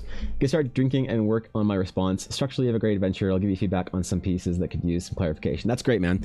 Yeah, I'd appreciate it, Tari. That's one. The beta. Remember, the notes in the beta were first things first is content. Like, lots of stuff is obviously gonna need a lot of help for the adventure, but the first thing is content. What content needs to be added to the adventure or is missing, clarifications and things like that. So as soon as Horizon drops, I'm gonna try and run it for some peoples. Hell yeah, I'd be honored. What's up, Steve? The heck is this? I don't see any tastefully dressed ladies anywhere in this picture. I know, it's adventure artwork for my dumb D&D project I'm doing, Steve. Right? I'll put like a hot cat girl in the background, all right? What's up, Steve? Good to see you, man. Can't confirm D&D projects are dumb, right? Yeah, I mean, I have my adventure coming out in beta. tomorrow. So it's what I'm working on for my personal project for a long time. And I have it actually, so I'm right now trying to like do a bunch of art for it and get art finished for it, because the beta comes out tomorrow on my 5-year anniversary stream on Twitch. That's tomorrow at same stream time. And then I'm going to try and make the adventure really polished with everybody's help, hopefully, and then have a product ready to go for conventions in print or download. So we're going to try, man. This is a pretty important concept piece of a pretty important landscape. I'm just not sure. I'm doing something new right now that I haven't tried before, sketch-wise. And I'm not sure if I'm going to paint it or not, or if I'm just going to do the kind of sketch style.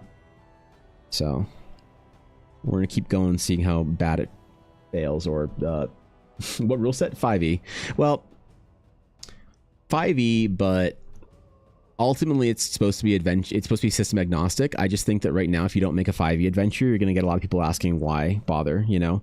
So I'm doing a 5e, and then ideally if the adventure that, like, project I want to kickstart goes well, I'm going to make it as a 5e, a Pathfinder 2e, and a system agnostic version. Because realistically, the actual roles and charts and things like that, none of it matters per adventure system. And I really do want to make my own system for it eventually. So that's like the plan right now. So start with 5e, and then, you know, because that's what people know. And then eventually do Pathfinder as well, so you're getting the Paizo game in there. And then system agnostic is like the ultimate goal. Kacker relief carvings. They had culture back in the ancient Eldarian days. Your stream will be in school at that in that age, right? 5 years ago, man, is when I started streaming. Holy shit, dude. It took me a long time to figure out how to start doing this shit and get my confidence back. I only feel like I've been streaming Guapo for the last like couple of months. Like the last couple of months has been the first time I really felt like I was actually like pushing and actually doing stuff. Fucking Instagram agrees with me. Like, holy shit. Plagiarize your adventure, adapted to my rule set and release product half the size at half the price. Well, considering this is going to be free for the first adventure, I mean, let's fucking go. Let's.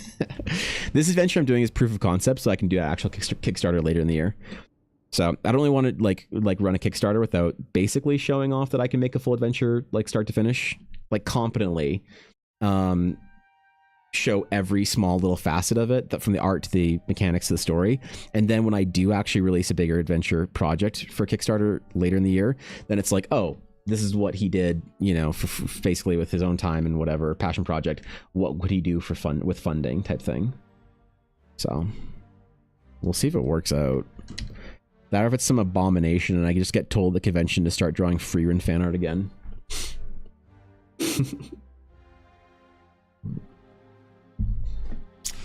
Steve Suckles, wow. Yeah, Steve's a great artist, yo. You should definitely go follow Steve and learn a lot from him. Steve's amazing. There's temples completely covered in smut. I have is the problem. That's the problem, is I know exactly what you're talking about. My dives through history, man, they love their smut. There's like some temple in India or some shit that's like some fertility or whatever temple, and it's just smut. All the walls. I remember I didn't think it was real, and then a friend of mine showed me pictures from when he went there physically himself, and you know, hey, listen, they had a whole thing.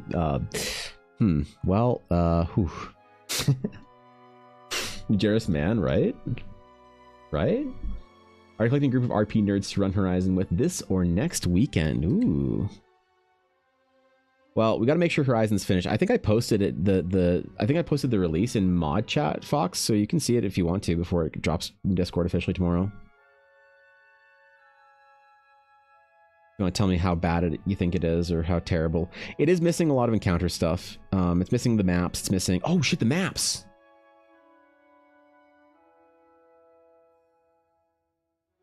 The maps. Fuck, I was gonna do that today, but I'm playing D&D. Oh, damn it. Horizon battle maps. Oh, I only did the one, and it was only what the hell did I just do? Oh god, Photoshop's doing the thing. Okay, let me restart the program. Okay, Photoshop, we'll do this your way. We'll restart the... Okay, alright, Adobe. Yeah, don't worry. We can do this the slow way. Okay. I'm sorry I tried to get you to open more than one... Dude, I need this new GPU. Like, my life depends on it. Anyway, battle maps. Yeah, I was gonna finish the... damn it. I was gonna finish these maps for beta release. Fuck. Well, rip. Rip. Okay, hold on. Let me recenter my extra window here for my recording thing, which I realized I'd never actually hit stop recording on, so I'll have to edit that all out and hope that I kind of get back to the same perspective. Good enough. All right, cool. After you need no sleep tonight? I know, right? Should have stuck with CS6. Dude, I tried so hard to not update anything with Photoshop ever, and then they just told me to get bent at a certain point. I think I spent so much time on like a Photoshop 2017. I think I used 2017 for like 5 years, and then eventually it like auto updated it and told me to get bent. Call me a nerd. So, you know, naps after needing no sleep. I might. I've had a pretty rough week with sleep, so I might try and not fuck around with that too much. So who knows? So many dicks in the museum. You can call them Richards. Wait, what? In that temple? Yeah. Started reading through my lunch break, and so far I'm digging it. Yeah, you like it? I'm glad, Fox. I know for a lot of the feedback, I'm going to get a lot of glasses adjusting feedback from D&D nerds, but the adventure good is also really good feedback too, so I appreciate that.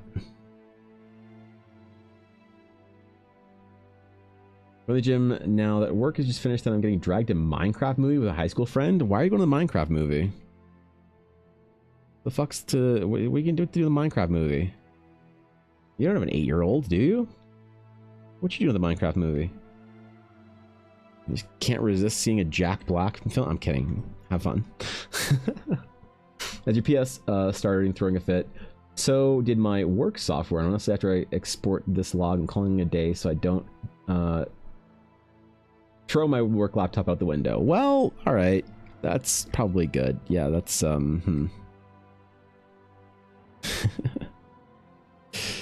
It's probably important, Fox.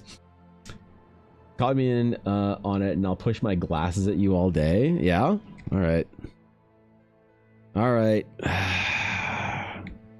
Steve, I'll take your opinions on RPGs more seriously if you grow a substantial neck beard. The glasses adjusting is good, but like I'm gonna need an extra like couple of inches. Just solid neck beard, you know? And if you can smell like body rot and Dr. Pepper, I'll really well, one, I'll feel like I'm back at BlizzCon. You know what? That's the one thing I miss about BlizzCons. BlizzCon, the amount of neck beards per square footage in the Anaheim Convention Center was always very impressive to me.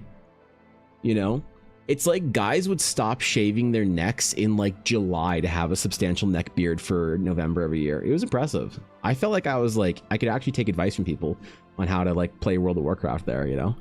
Your wife won't let you grow a neck beard? What? God damn it. How are you supposed to have correct opinions about media? How are you going to point out all the lore inaccuracies in Star Wars TV shows without growing a proper neck beard? Come on, man. God, that's rough. Well, I'm sure I figured it out one way or another, Steve. I'll get there one way. Damn it. Yeah, I don't think my wife would let me grow a neck beard either. I think she'd get pretty upset about it.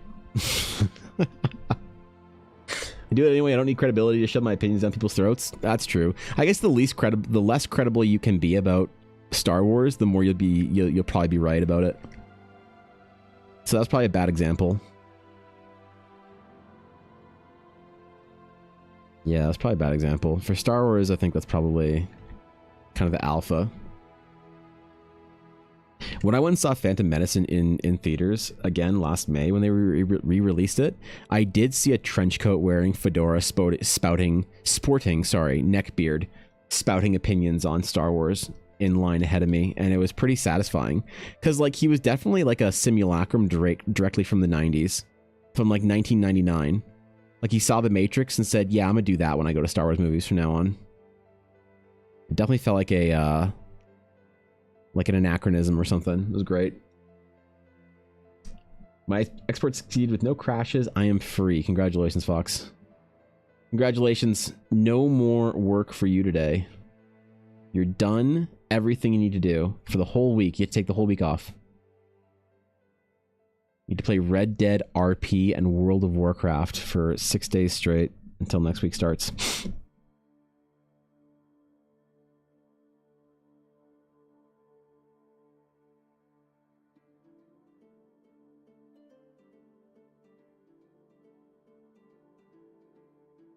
Could be me, but I feel like my hearing in my left ear is improving slightly. Hold on, here's a test. Maybe not. Damn it. Damn it.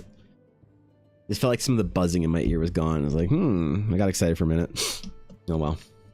Gotta head off, take care of y'all. Thor can be good, man. Be easy, be chill. The Goblin looked awesome, bro. Saw it in theaters, Revenge of the Sith released in theaters. Yeah, I want to see Revenge of the Sith. It's not still out, is it? Fuck, man. I wanted to see that shit in theaters again. You know, I really want to go to one of those like extended edition Lord of the Rings showings because I really, really fucking want to see it in theaters again. I feel like those movies would be really ace even after all this time. You almost killed a paladin 3 times. Congratulations, dude. You almost got him. Wish I could technically start on tomorrow's work, but the software and I are kind of... Wait, the software and I are going to duke it out in the parking lot. What? After school this rate, so I'll take the 2 less hours of doing nothing tomorrow at my own sanity. Okay, well, no entire weekend off then. I'm sorry, Fox. Damn, bro. Is that a veil? Thank you. I appreciate that. The anniversary stream is formally tomorrow, but apparently Twitch advertises that it's your affiliate anniversary up to 24 hours ahead of time, so you're all notified about it today, but the formal stream and the keynote and everything is tomorrow morning. So thank you, Vale. Appreciate that. Imagine I've been doing this for 5 years and I'm still as irrelevant. Can you believe that? Can you believe how embarrassing it is to not be a partner after 5 years? Good God. Good God, man. Who even am I? I put players through fighting General Grievous? Damn, bro. I know, isn't that sad, Avail? God. One day I'll be a real artist like Steve Sketches.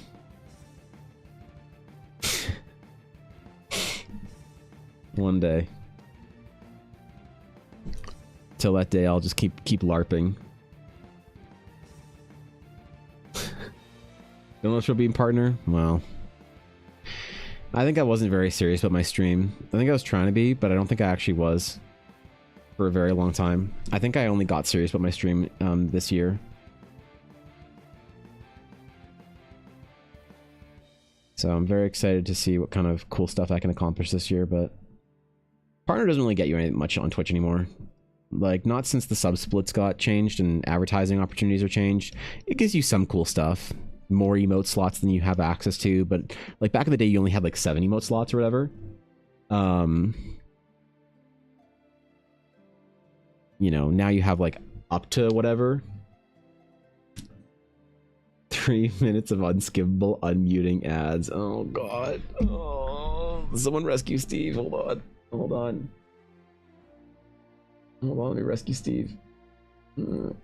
There. Wait, not eligible to make this purchase? Who beat me? God damn it! Right, Fox gifted a tier 1 sub just to hate Steve the Sketches. button, Fox. They have given 47 gift subs Fuck, in you the beat me channel. like 7 seconds, maybe. Fuck. God damn it. Alright, well thank you for the gifted sub to Steve. I appreciate that. Thanks, Fox. That's very kind of you. God damn it. Those are bad ads. What was I getting ads for on my channel? What are you getting ads for? I heard somebody say they got ads for Toyota trucks, Amazon series, and Ozempic last week. I'm always so curious. Yeah, sorry about the ads, dude. That's Twitch. But yeah, I don't know. You don't get a ton with it, Avail. You just get like it does unmute and cranks the volume too, doesn't it? Does it really? Ugh, God. You are too fast. Yeah, you got that August Green reflexes and like that, Fox. Well, thank you for the gifted sub anyway. But yeah, a partner doesn't get you a ton on Twitch anymore, Avail. You get some extra sub slots. You get like opportunities like you can apply for front page a little bit easier, things like that. Partner manager if you're relevant enough. But it's not the biggest deal anymore since you can get a better sub split now, like anybody can. You get a higher bit rate. That's one of the biggest things you can do is get a higher bit rate for your streams, which is great. What else do you get from being partner now? I don't know. You get to make a team. As soon as I can make a Twitch team, I'm going to make the Eldara team. And it's going to be only me and maybe Ella. Maybe Thorkin will join. I don't know. Are we going to do anything? No, absolutely not. But, you know, good enough, right? We'll see. We'll see this year. Because, like, I mean, this year, since I got serious about Instagram, I went from 500 to 10,000 followers in 2.5 months. Right? Bits are 100%. So 100 bits goes 100% to me. As an affiliate or streamer, doesn't matter. Bits are always, because when you buy bits, you pay Twitch the fee for bits. So when you cheer 1,000 bits, that's just straight $10. That's not, Twitch doesn't take anything off the top from bits. So bits are a different conversation. It used to be that if you wanted a better sub split than 50-50, you had to be a partner and you had to be able to negotiate with them. Now it's the plus program. So this month, if all the tier 3s don't fucking cancel their subs, I'll get the plus program for the 60-40 split, which is worth a lot over a year. I'm probably never gonna get well, not never, but the 70-30 split is like you need to have 300 recurring subs in a month or sub points. That's a lot, dude, to get 70-30. So that's a lot harder to do. But yeah, like a lot of the monetization stuff is not really different from an affiliate to partner. So I don't know. Like I'm taking the project and taking my stream and everything a lot more seriously this year, so it might happen at some point in the year. Is PE gonna be part of the team? Project Evangeline is absolutely gonna be part of the team. Yes. Apply to front page. I don't know if I'm ever going to do that. Well, I think you can pretty easily. A bunch of my VTuber friends applied recently and got it. Like one of my VTuber friends that is doing like a Yu-Gi-Oh tournament or something. The other one did like a game night or whatever. I think you can probably get it. Like if you apply, if you're, it seems pretty easy for partners to apply for front page, and like it's cool because you just have like 1,000 or 1,200 viewers or whatever that stream, you know. It seems pretty rad, honestly, to be able to apply front page. I'm pretty sure you can apply. I'm pretty sure anybody can apply for front page, but I'm pretty sure partners are the only ones that have like a clear route through it. I think I could like message a Twitch staff about it or whatever and ask them. I'm pretty sure someone explained to me like that. But as a partner, you have like a actual thing you can go through. You know, care for sketchathons or sometime? Yeah, absolutely, for sure. Thanks a bit, Jacob. I appreciate it. Thanks, man. Yeah, do it. Like it seemed pretty quick. I think Ulner or somebody, I forget who applied. Somebody that I knew applied, and she got like from the time she applied to the time she got told she was getting front page was like 3 or 4 days, and then it's scheduled for like 3 weeks from that time. So it seems like a pretty snappy process, honestly. I don't know how much front page is actually really like good for growth, because it's not like you get, it's not like your view count. I don't think you get served better ads for that or whatever, because it considers it as an embed view within Twitch's own site. So it's not like you're just cruising on 1,000 people ad revenue for the front page day, but it still seems like a cool opportunity, you know? Like, that's some good shit over there. All right, how do we do this canopy? How do we do these trees? Let's do the palm trees first. And I'm not going to overthink them. I'm just going to do what I usually do for palm trees, and we're not going to overthink anything, okay? So that's what happened last time, is I was overthinking it and did not work out. So we don't overthink shit today, all right? Brain empty, speaking in Crayola only. My favorite flavor is blue, and we're not going to worry about it. You should have collected a cent for ads? Really? It should just be in your payout. Are you sure? I get like $100 in ad revenue a month-ish with my streams. Like 80 to 100 or whatever. I used to get like $20. But this year, I guess with me streaming longer and more hours and shit, it was actually substantial. You know? Which was actually pretty cool. It was a interesting feeling to see that for the first time.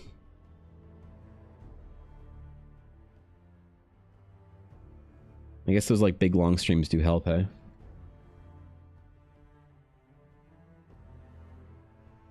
I also run whatever the minimum amount of ads is that you can run to not get pre-rolls, which is I think 3 minutes an hour. I think that's the minimum you can do without getting pre-rolls. And I think that personally, I really think that mid-rolls are way better than pre-rolls for people's frustration. People tend to forgive a mid-roll ad and they just like go do something else or whatever, or just like alt tab for a minute or whatever. But pre-roll ads, I feel like destroy any sort of like new exposure to your stream that I've noticed anyway. So you can run less ads an hour, but you're gonna get pre-rolls then. Never set it up. Must have lost out on a lot of dollars. Well, I mean, I think it forces it does like for a certain amount or whatever, doesn't it? Yeah, I mean, so when you go into your like when you go into your little like panel thingy, there's just like a slider of like how many ads you want, like between like whatever 1 minute or something like that and 10 minutes an hour. And it says that if you do like 3 minutes, this is like the break point where you don't get pre-rolls. And so I just moved it over to here. And that's the lowest amount that I can do without it getting, you know. But like there are some streamers that I know that run like 5 or 6, you know, minutes of ads an hour. And maybe if you're big enough that you could survive off that alone, it'd be worth it. But like the vast majority of my Twitch revenue comes from subs and bits. So it's not like I'd ever worry about fucking pre-roll ads and or, you know, that kind of stuff. Especially frustrating when you raid in, you just get slapped in the face with an ad. Yeah, it's so bad, man. Like I wish that if I had if I could negotiate with Twitch, I would beg them to let me do 2 minutes of ads an hour for no pre-rolls. But I guess they've decided that it's 3 minutes or get bent. So I always just apologize for the ads, and you know, people are understanding though. I think it's fine. I know, like people like to whine about the ads or whatever, and that's fine. It's like funny. And I'll whine about them, but at the end of the day, I don't think it's that distracting, that big of a deal. It seems like most people are pretty okay with it. If I enter stream with an ad before I can even see if I like them, I click out to VH. Yeah, exactly, right? Yep. I think everyone does, right? Like, how long do you stay in a stream if you click into a stream and see a pre-roll? 0 seconds? Right? So you also get pre-rolls depending on how you close to a mid-roll. Oh, how close to mid-roll they join your stream. There were a few times where I joined your stream and got a pre-roll, then go right to the mid-roll. What? The fuck? Really? Jesus. You get $5 from ads? I mean, how many hours do you stream a month, Avail?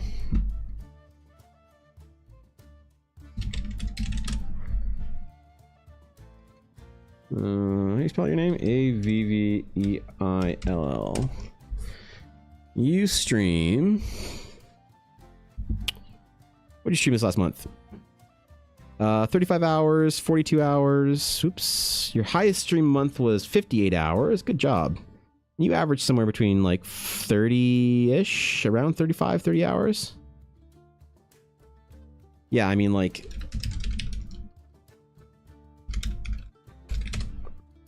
If you look at the time that my like hours streamed, last month might be a little bit down, but I mean, look, this was this year, so like you see, you know, February or April, August, September, October, 35 hours, November, 50 hours, December, 36 hours, January, 123 hours, 102, 110, 109, right? Like, it's up there as far as like this is the change in my stream hours for this year when I decided to like start taking my stream seriously.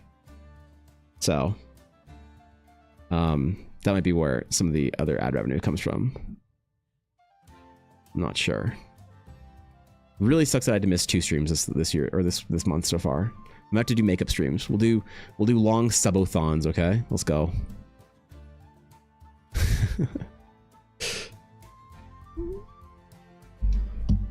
So it probably helps out.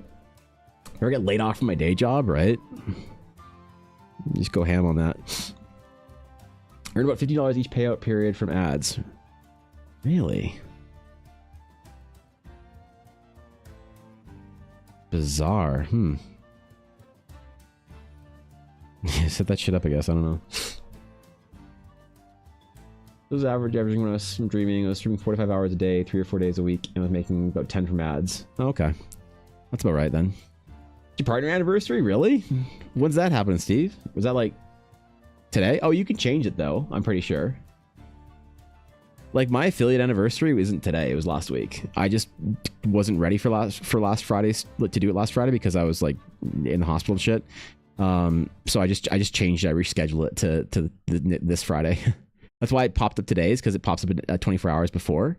But happy partner anniversary, Steve. Congratulations, man. What's up, Finn? Good to see ya. There you go, dude.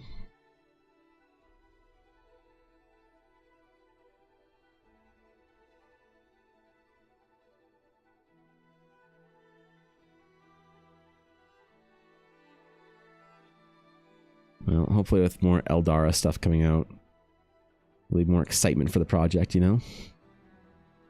I gotta figure out how to leverage that newfound Instagram following into stream attention, you know?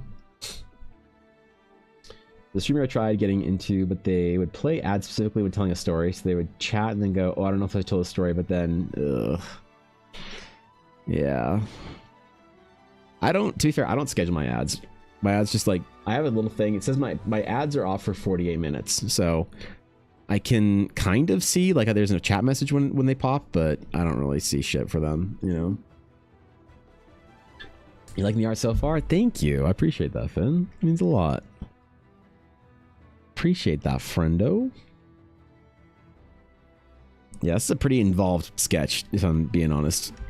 A little bit more intense than I thought it would be.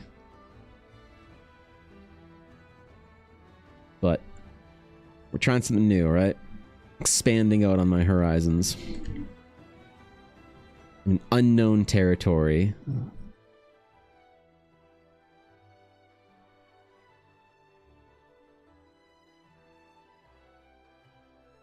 We'll see how it goes. I think I want to like try and leverage that Instagram following into like letting the good people of Instagram know that I actually stream on fucking Twitch. I think I have to do more. I have to upload more stream clips. So I need to do some pirate software style like Q&A to make good clips off of. So I need people to ask me extremely basic questions about art that I can then make some sort of an informative clip out of. You know? That's what I'll do. There you go, man.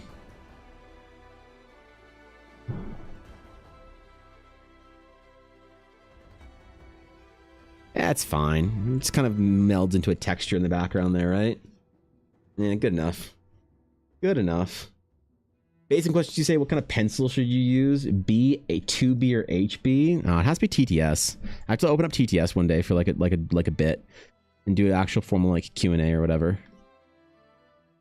It has to start with TTS. That's the way all good pirate software clips start, is with TTS.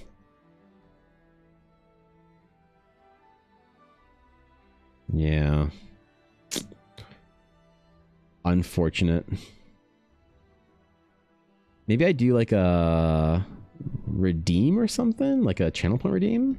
I could do that. That could work. don't want ads for streams because you're such a good streamer. Oh, I appreciate that, Amber. Thank you. As well as the chat here is great about being interactive and on topics. I never miss anything. It's great, dude. I appreciate that. Thanks for being part of it. That's huge. Seriously, that means a lot.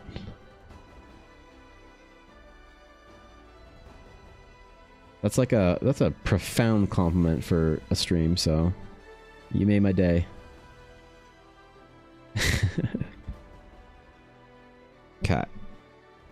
Definitely the palm trees are probably okay, I think. Jacob 5570 gifted a Thanks, tier 1 Jacob. sub to Spring Ember. I appreciate that. They have Ads be given 11 gone? gift Oh subs in shit. the chat. Liberating Spring from the ad hell. So thanks, man. I appreciate that. Real dude.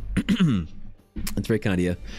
Bringing a member of the guild into the Dragon's Claim formally and saying, here you go. Here's some silly emotes and shit. Thanks, dude.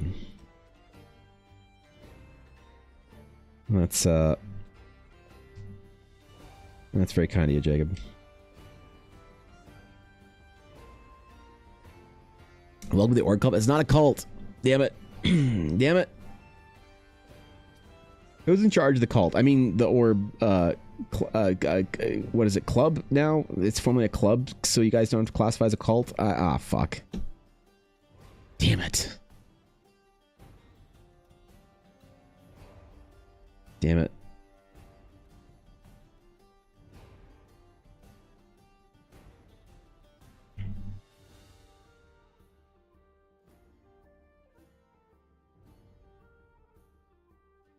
Oh my god, this is taking so long, dude. But it's like, I think it's working out, hey? It's just taken so long to do this style. This is going to be the Patreon piece, though. So, if you want to print to this, this is going to be the $25 print from Patreon this month. And dude, I had to rip open fucking poor Samurai's Patreon piece over there. I had to rip open his piece because I forgot to first edit. And then I was going to mail it and I forgot that I did the changes to Europe. So I'm only mailing Europe every other month or whatever it is to save on shipping. I feel so bad. I have a patron from Turkey and I was like, you're only getting your stuff every 3 months. You're okay with that? He's like, yeah, man, whatever. I'm like, okay. I'm sorry. Shipping is so much to fucking Turkey. Tell me this is my Patreon reward this month. Yep. Yep, this is what this is gonna be. This piece is gonna be the reward for May. Yeah, dude. I'm not sure what the sticker's gonna be or the magic item. But I hope people like this one. I don't do landscape sketches that aren't in color all that often for Patreon rewards. So I hope people like the being changed and flipped up and thrown on its head a little bit. Hopefully they're okay with it. Or does anything I'll get less ad revenue? Evan gets less ad revenue, but it's fine because the sub is worth more than the ad revenue. The sub is worth more than one person's individual ad revenue by a good chunk. So no, I appreciate it, Jacob. Thank you. Guessing you're a DM? I am. Yeah, I am, Finn. I'm a GM and I'm writing an adventure right now. I'm actually releasing the adventure in my Discord in beta tomorrow. And so all the stuff I do, all the art that I make for my D&D games, I use my D&D world and my adventure as an excuse to do it. So besides doing commissions for other people's D&D games, I'm making my own world, my own universe, my own set campaign setting. And I'm really hoping people like it. Why the hell did my light just turn on over there? I'm not gonna worry about it. Yep. Magic item should be a spear that there is a severe lack of cool spear items. You know what? You're right. There is a lack of cool spear items. The problem with doing spear magic item cards is that they're hard to do because the magic item card as it is, right?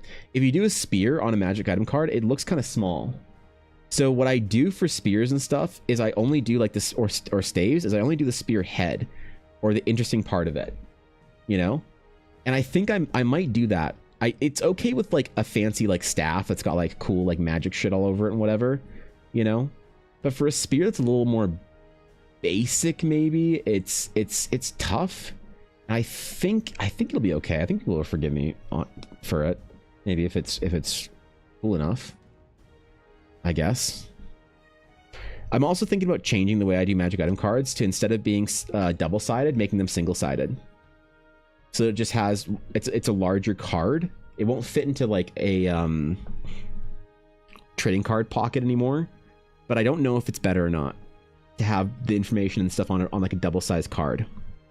I'm not sure. I'm thinking about it. So the magic item cards might change too, but I don't know. I kind of like the flip, just like one side art on the other. I like the way I currently have it. The problem is also the double-sided paper is very, very expensive.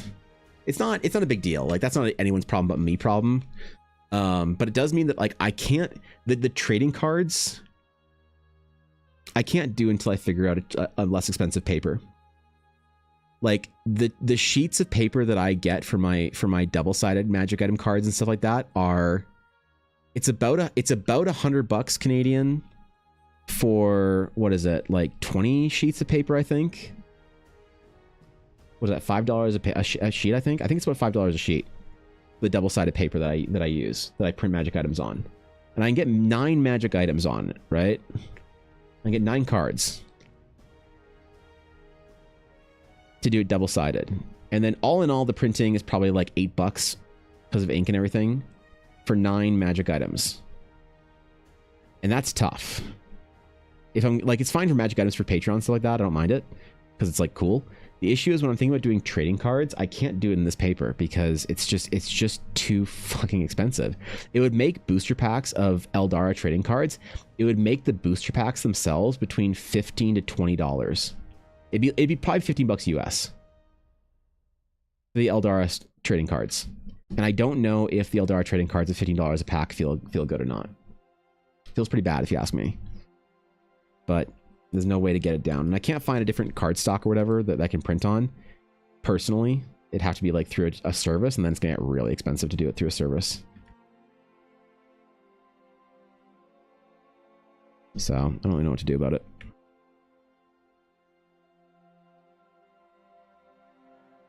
I'm not sure if it's better to move to single-sided, but then how do you do the trading cards?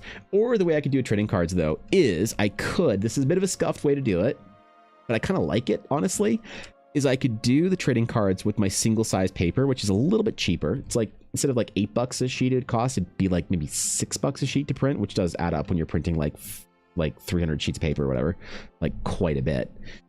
And that's what I do my normal prints on. And it's the same thickness. It's actually a little bit thicker, but it's only single-sided. And then what I could do on the back side is I could get a stamp that says like the Realms of Eldara or whatever, you know, trading card. And I could stamp the back of the cards. And it'd be a little bit more like casual, a little bit more ghetto, a little bit more shitty. But I kind of like it. There's something about like the stamp on the back that seems like kind of cool as well, as a way to do a trading card. And then they'd be a little bit less expensive. So I'm thinking about it. I'm thinking about it. I'm trying to figure out a way that I can make this easier on myself and everyone who wanted to do the Eldara trading card thing. So we'll see. Different styles to be heard, or make it super fancy and ornate. Yeah, I guess if I could like kind of go a little bit further on it, a halberd style. Love that I have a friend that has been trying to make his own adventure as well. Ooh, that's tough. Believe me, I know, Finn. That's brutal. I wish your friend good luck and fortune on their endeavor. You consider doing playing card printing, like going through one of those services, like that print your playing cards or something like that. I have, but it's very expensive. It's very expensive unless you're getting unless you're getting cards printed in the thousands. It's very, very expensive. If you're only getting like if you're only gonna make like 80 or 90 booster packs out of your cards, so you're only gonna make like, I don't know, 10 or 15 of each card. From the sites that I've looked at, it's just not worth it. And then I'm not making it myself. And part of my pride with my like prints and stuff is that I print all my prints myself. Like it's all all of my stuff is like gallery grade, fine art paper, 300 GSM. Like I can't roll my prints. You can't roll them. They're too thick. They're too like whatever, you know? So a lot of like, if you get like real fine art prints done, you can't roll them unless they're massive, right? So like I have the largest fine art print that I have, I don't have framed because I can't afford to get it framed, because it's gonna be like $700 to get it framed. But it's a print that I have, and it was shipped to me rolled, but the print is like 3.5 feet wide, so it can be rolled.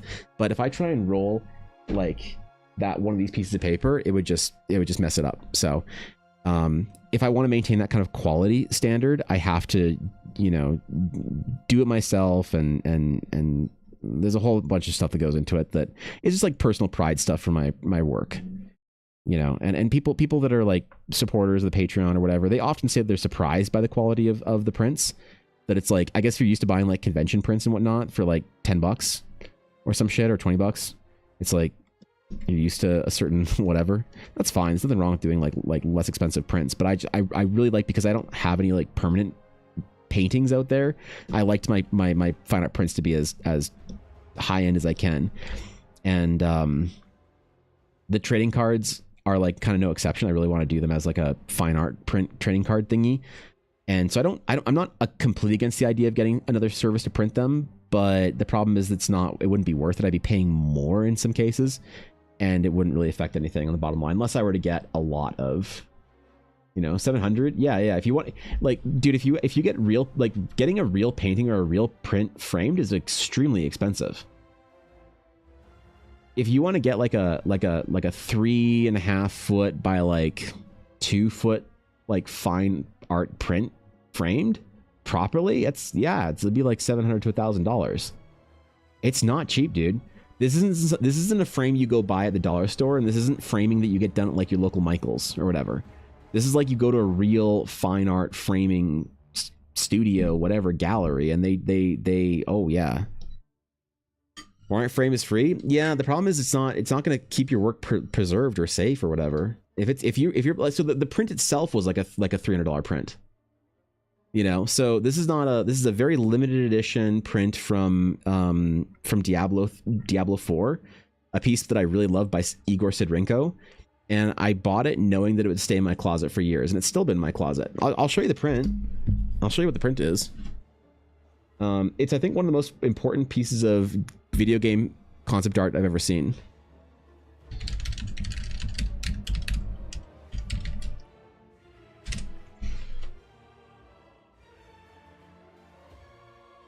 This is it. I'm not sure if they still have the, yeah.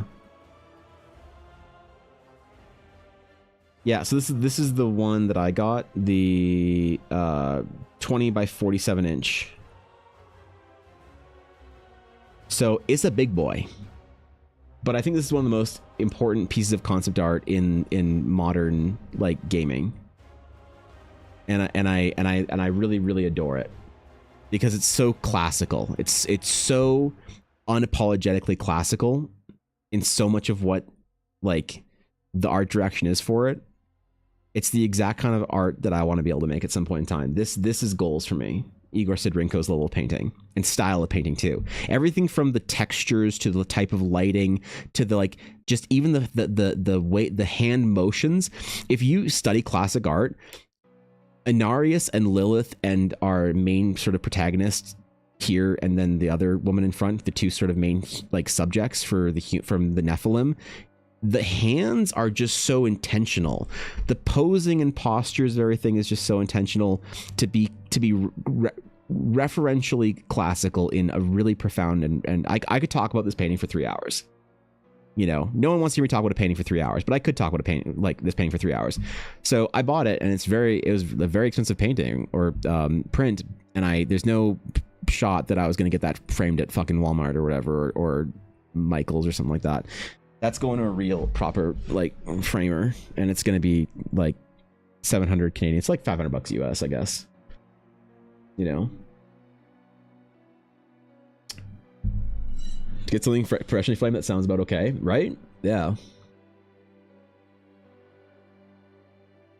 Keeping the curtains, thinking someone's behind Evan. Oh, sorry, dude. they're distracting, I can try and lock them down a little bit. I have 2 foot by 1 foot poster framed with non-reflective glass, glued with special glue on special support material that doesn't deteriorate, was 300 euros. Yeah. I mean, like, on my own print store, like, this is why, what's my fucking thing? Print? There we go.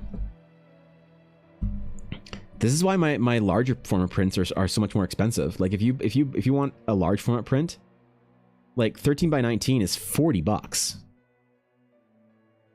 You know, because the paper, like this is the difference between posters and fine art prints. I'll show you. I have one right here.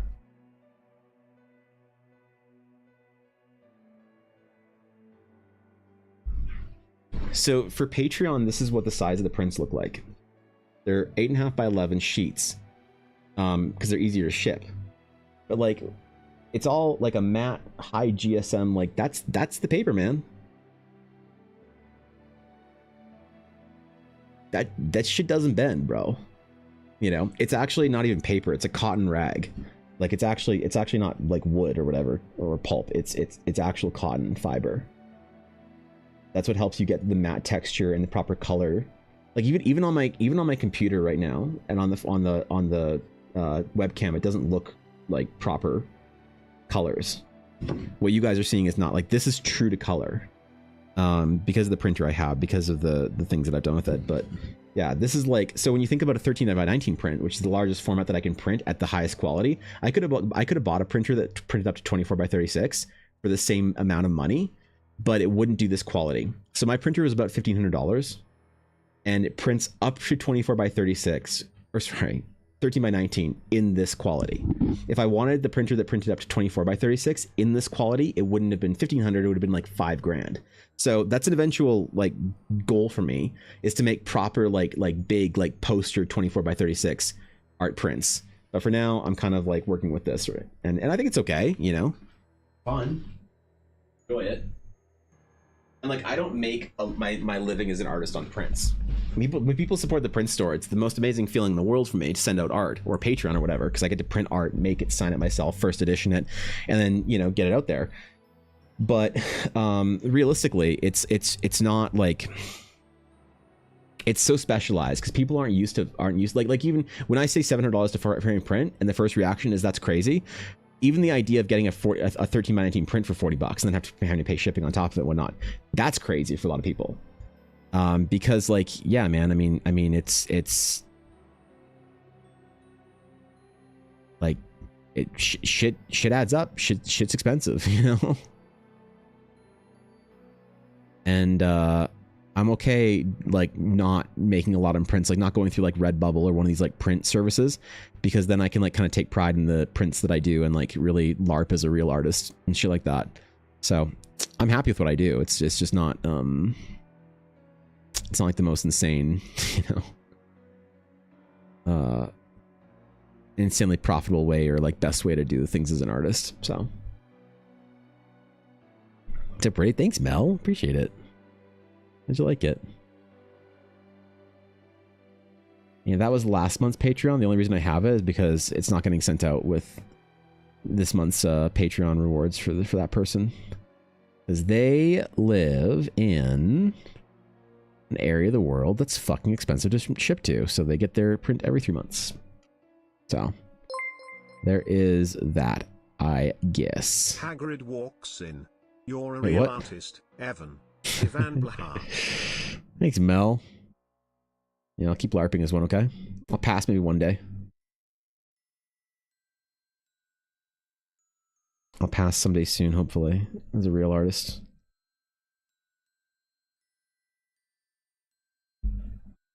I'll be like the Steve sketches of Evan Blair Arts. Wait, shit. It's facing after D&D, so it feels like a jump scare. I just think someone's behind him. Oh yeah, okay, well, as long as it's not too distracting. And you got that D&D brain, you know? D&D thoughts, head empty, only D&D. Jesus Christ, where the fuck did the time go? If you are going to go to the official LARPing school, holy then we shit, need to talk about the tuition for the next 7 years. How the fuck is it 3:45? I had to get off at 3.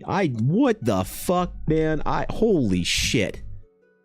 Oh my god. I was like, oh, I wonder how close it is till 3 if I should get off soon. I did not, dude, I've just been in the fucking zone, man. Holy shit. You love us just that much. I do, man. Dude, I've been so stressed out this week because of my dude, I like going to the hospital and emergency and doctor appointments and specialists. It's just been so fucking stressful.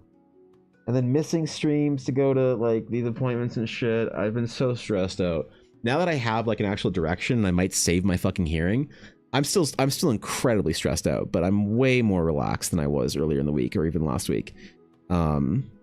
So fuck, man. Yeah.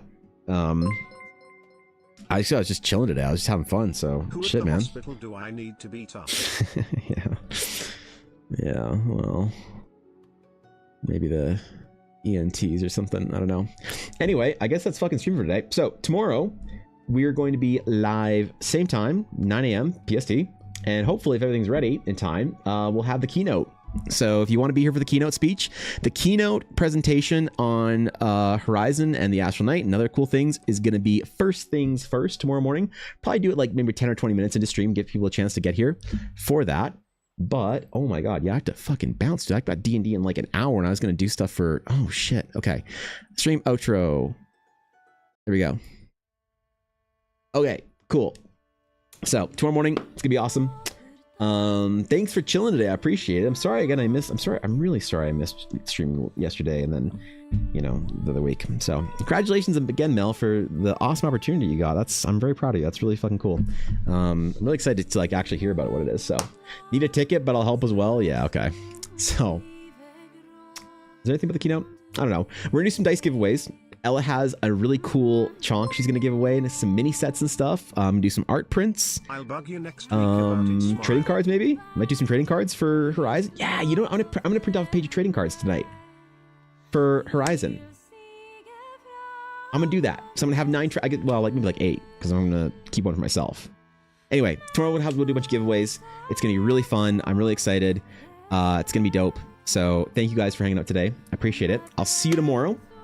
Have a great time if y'all are playing games tonight. I'm going to try my best to play some D&D and relax and chill out. And then maybe like Jacob said, stay up all night and get maps done. But maybe not. So I will see you guys later either way. Until next time, my friends.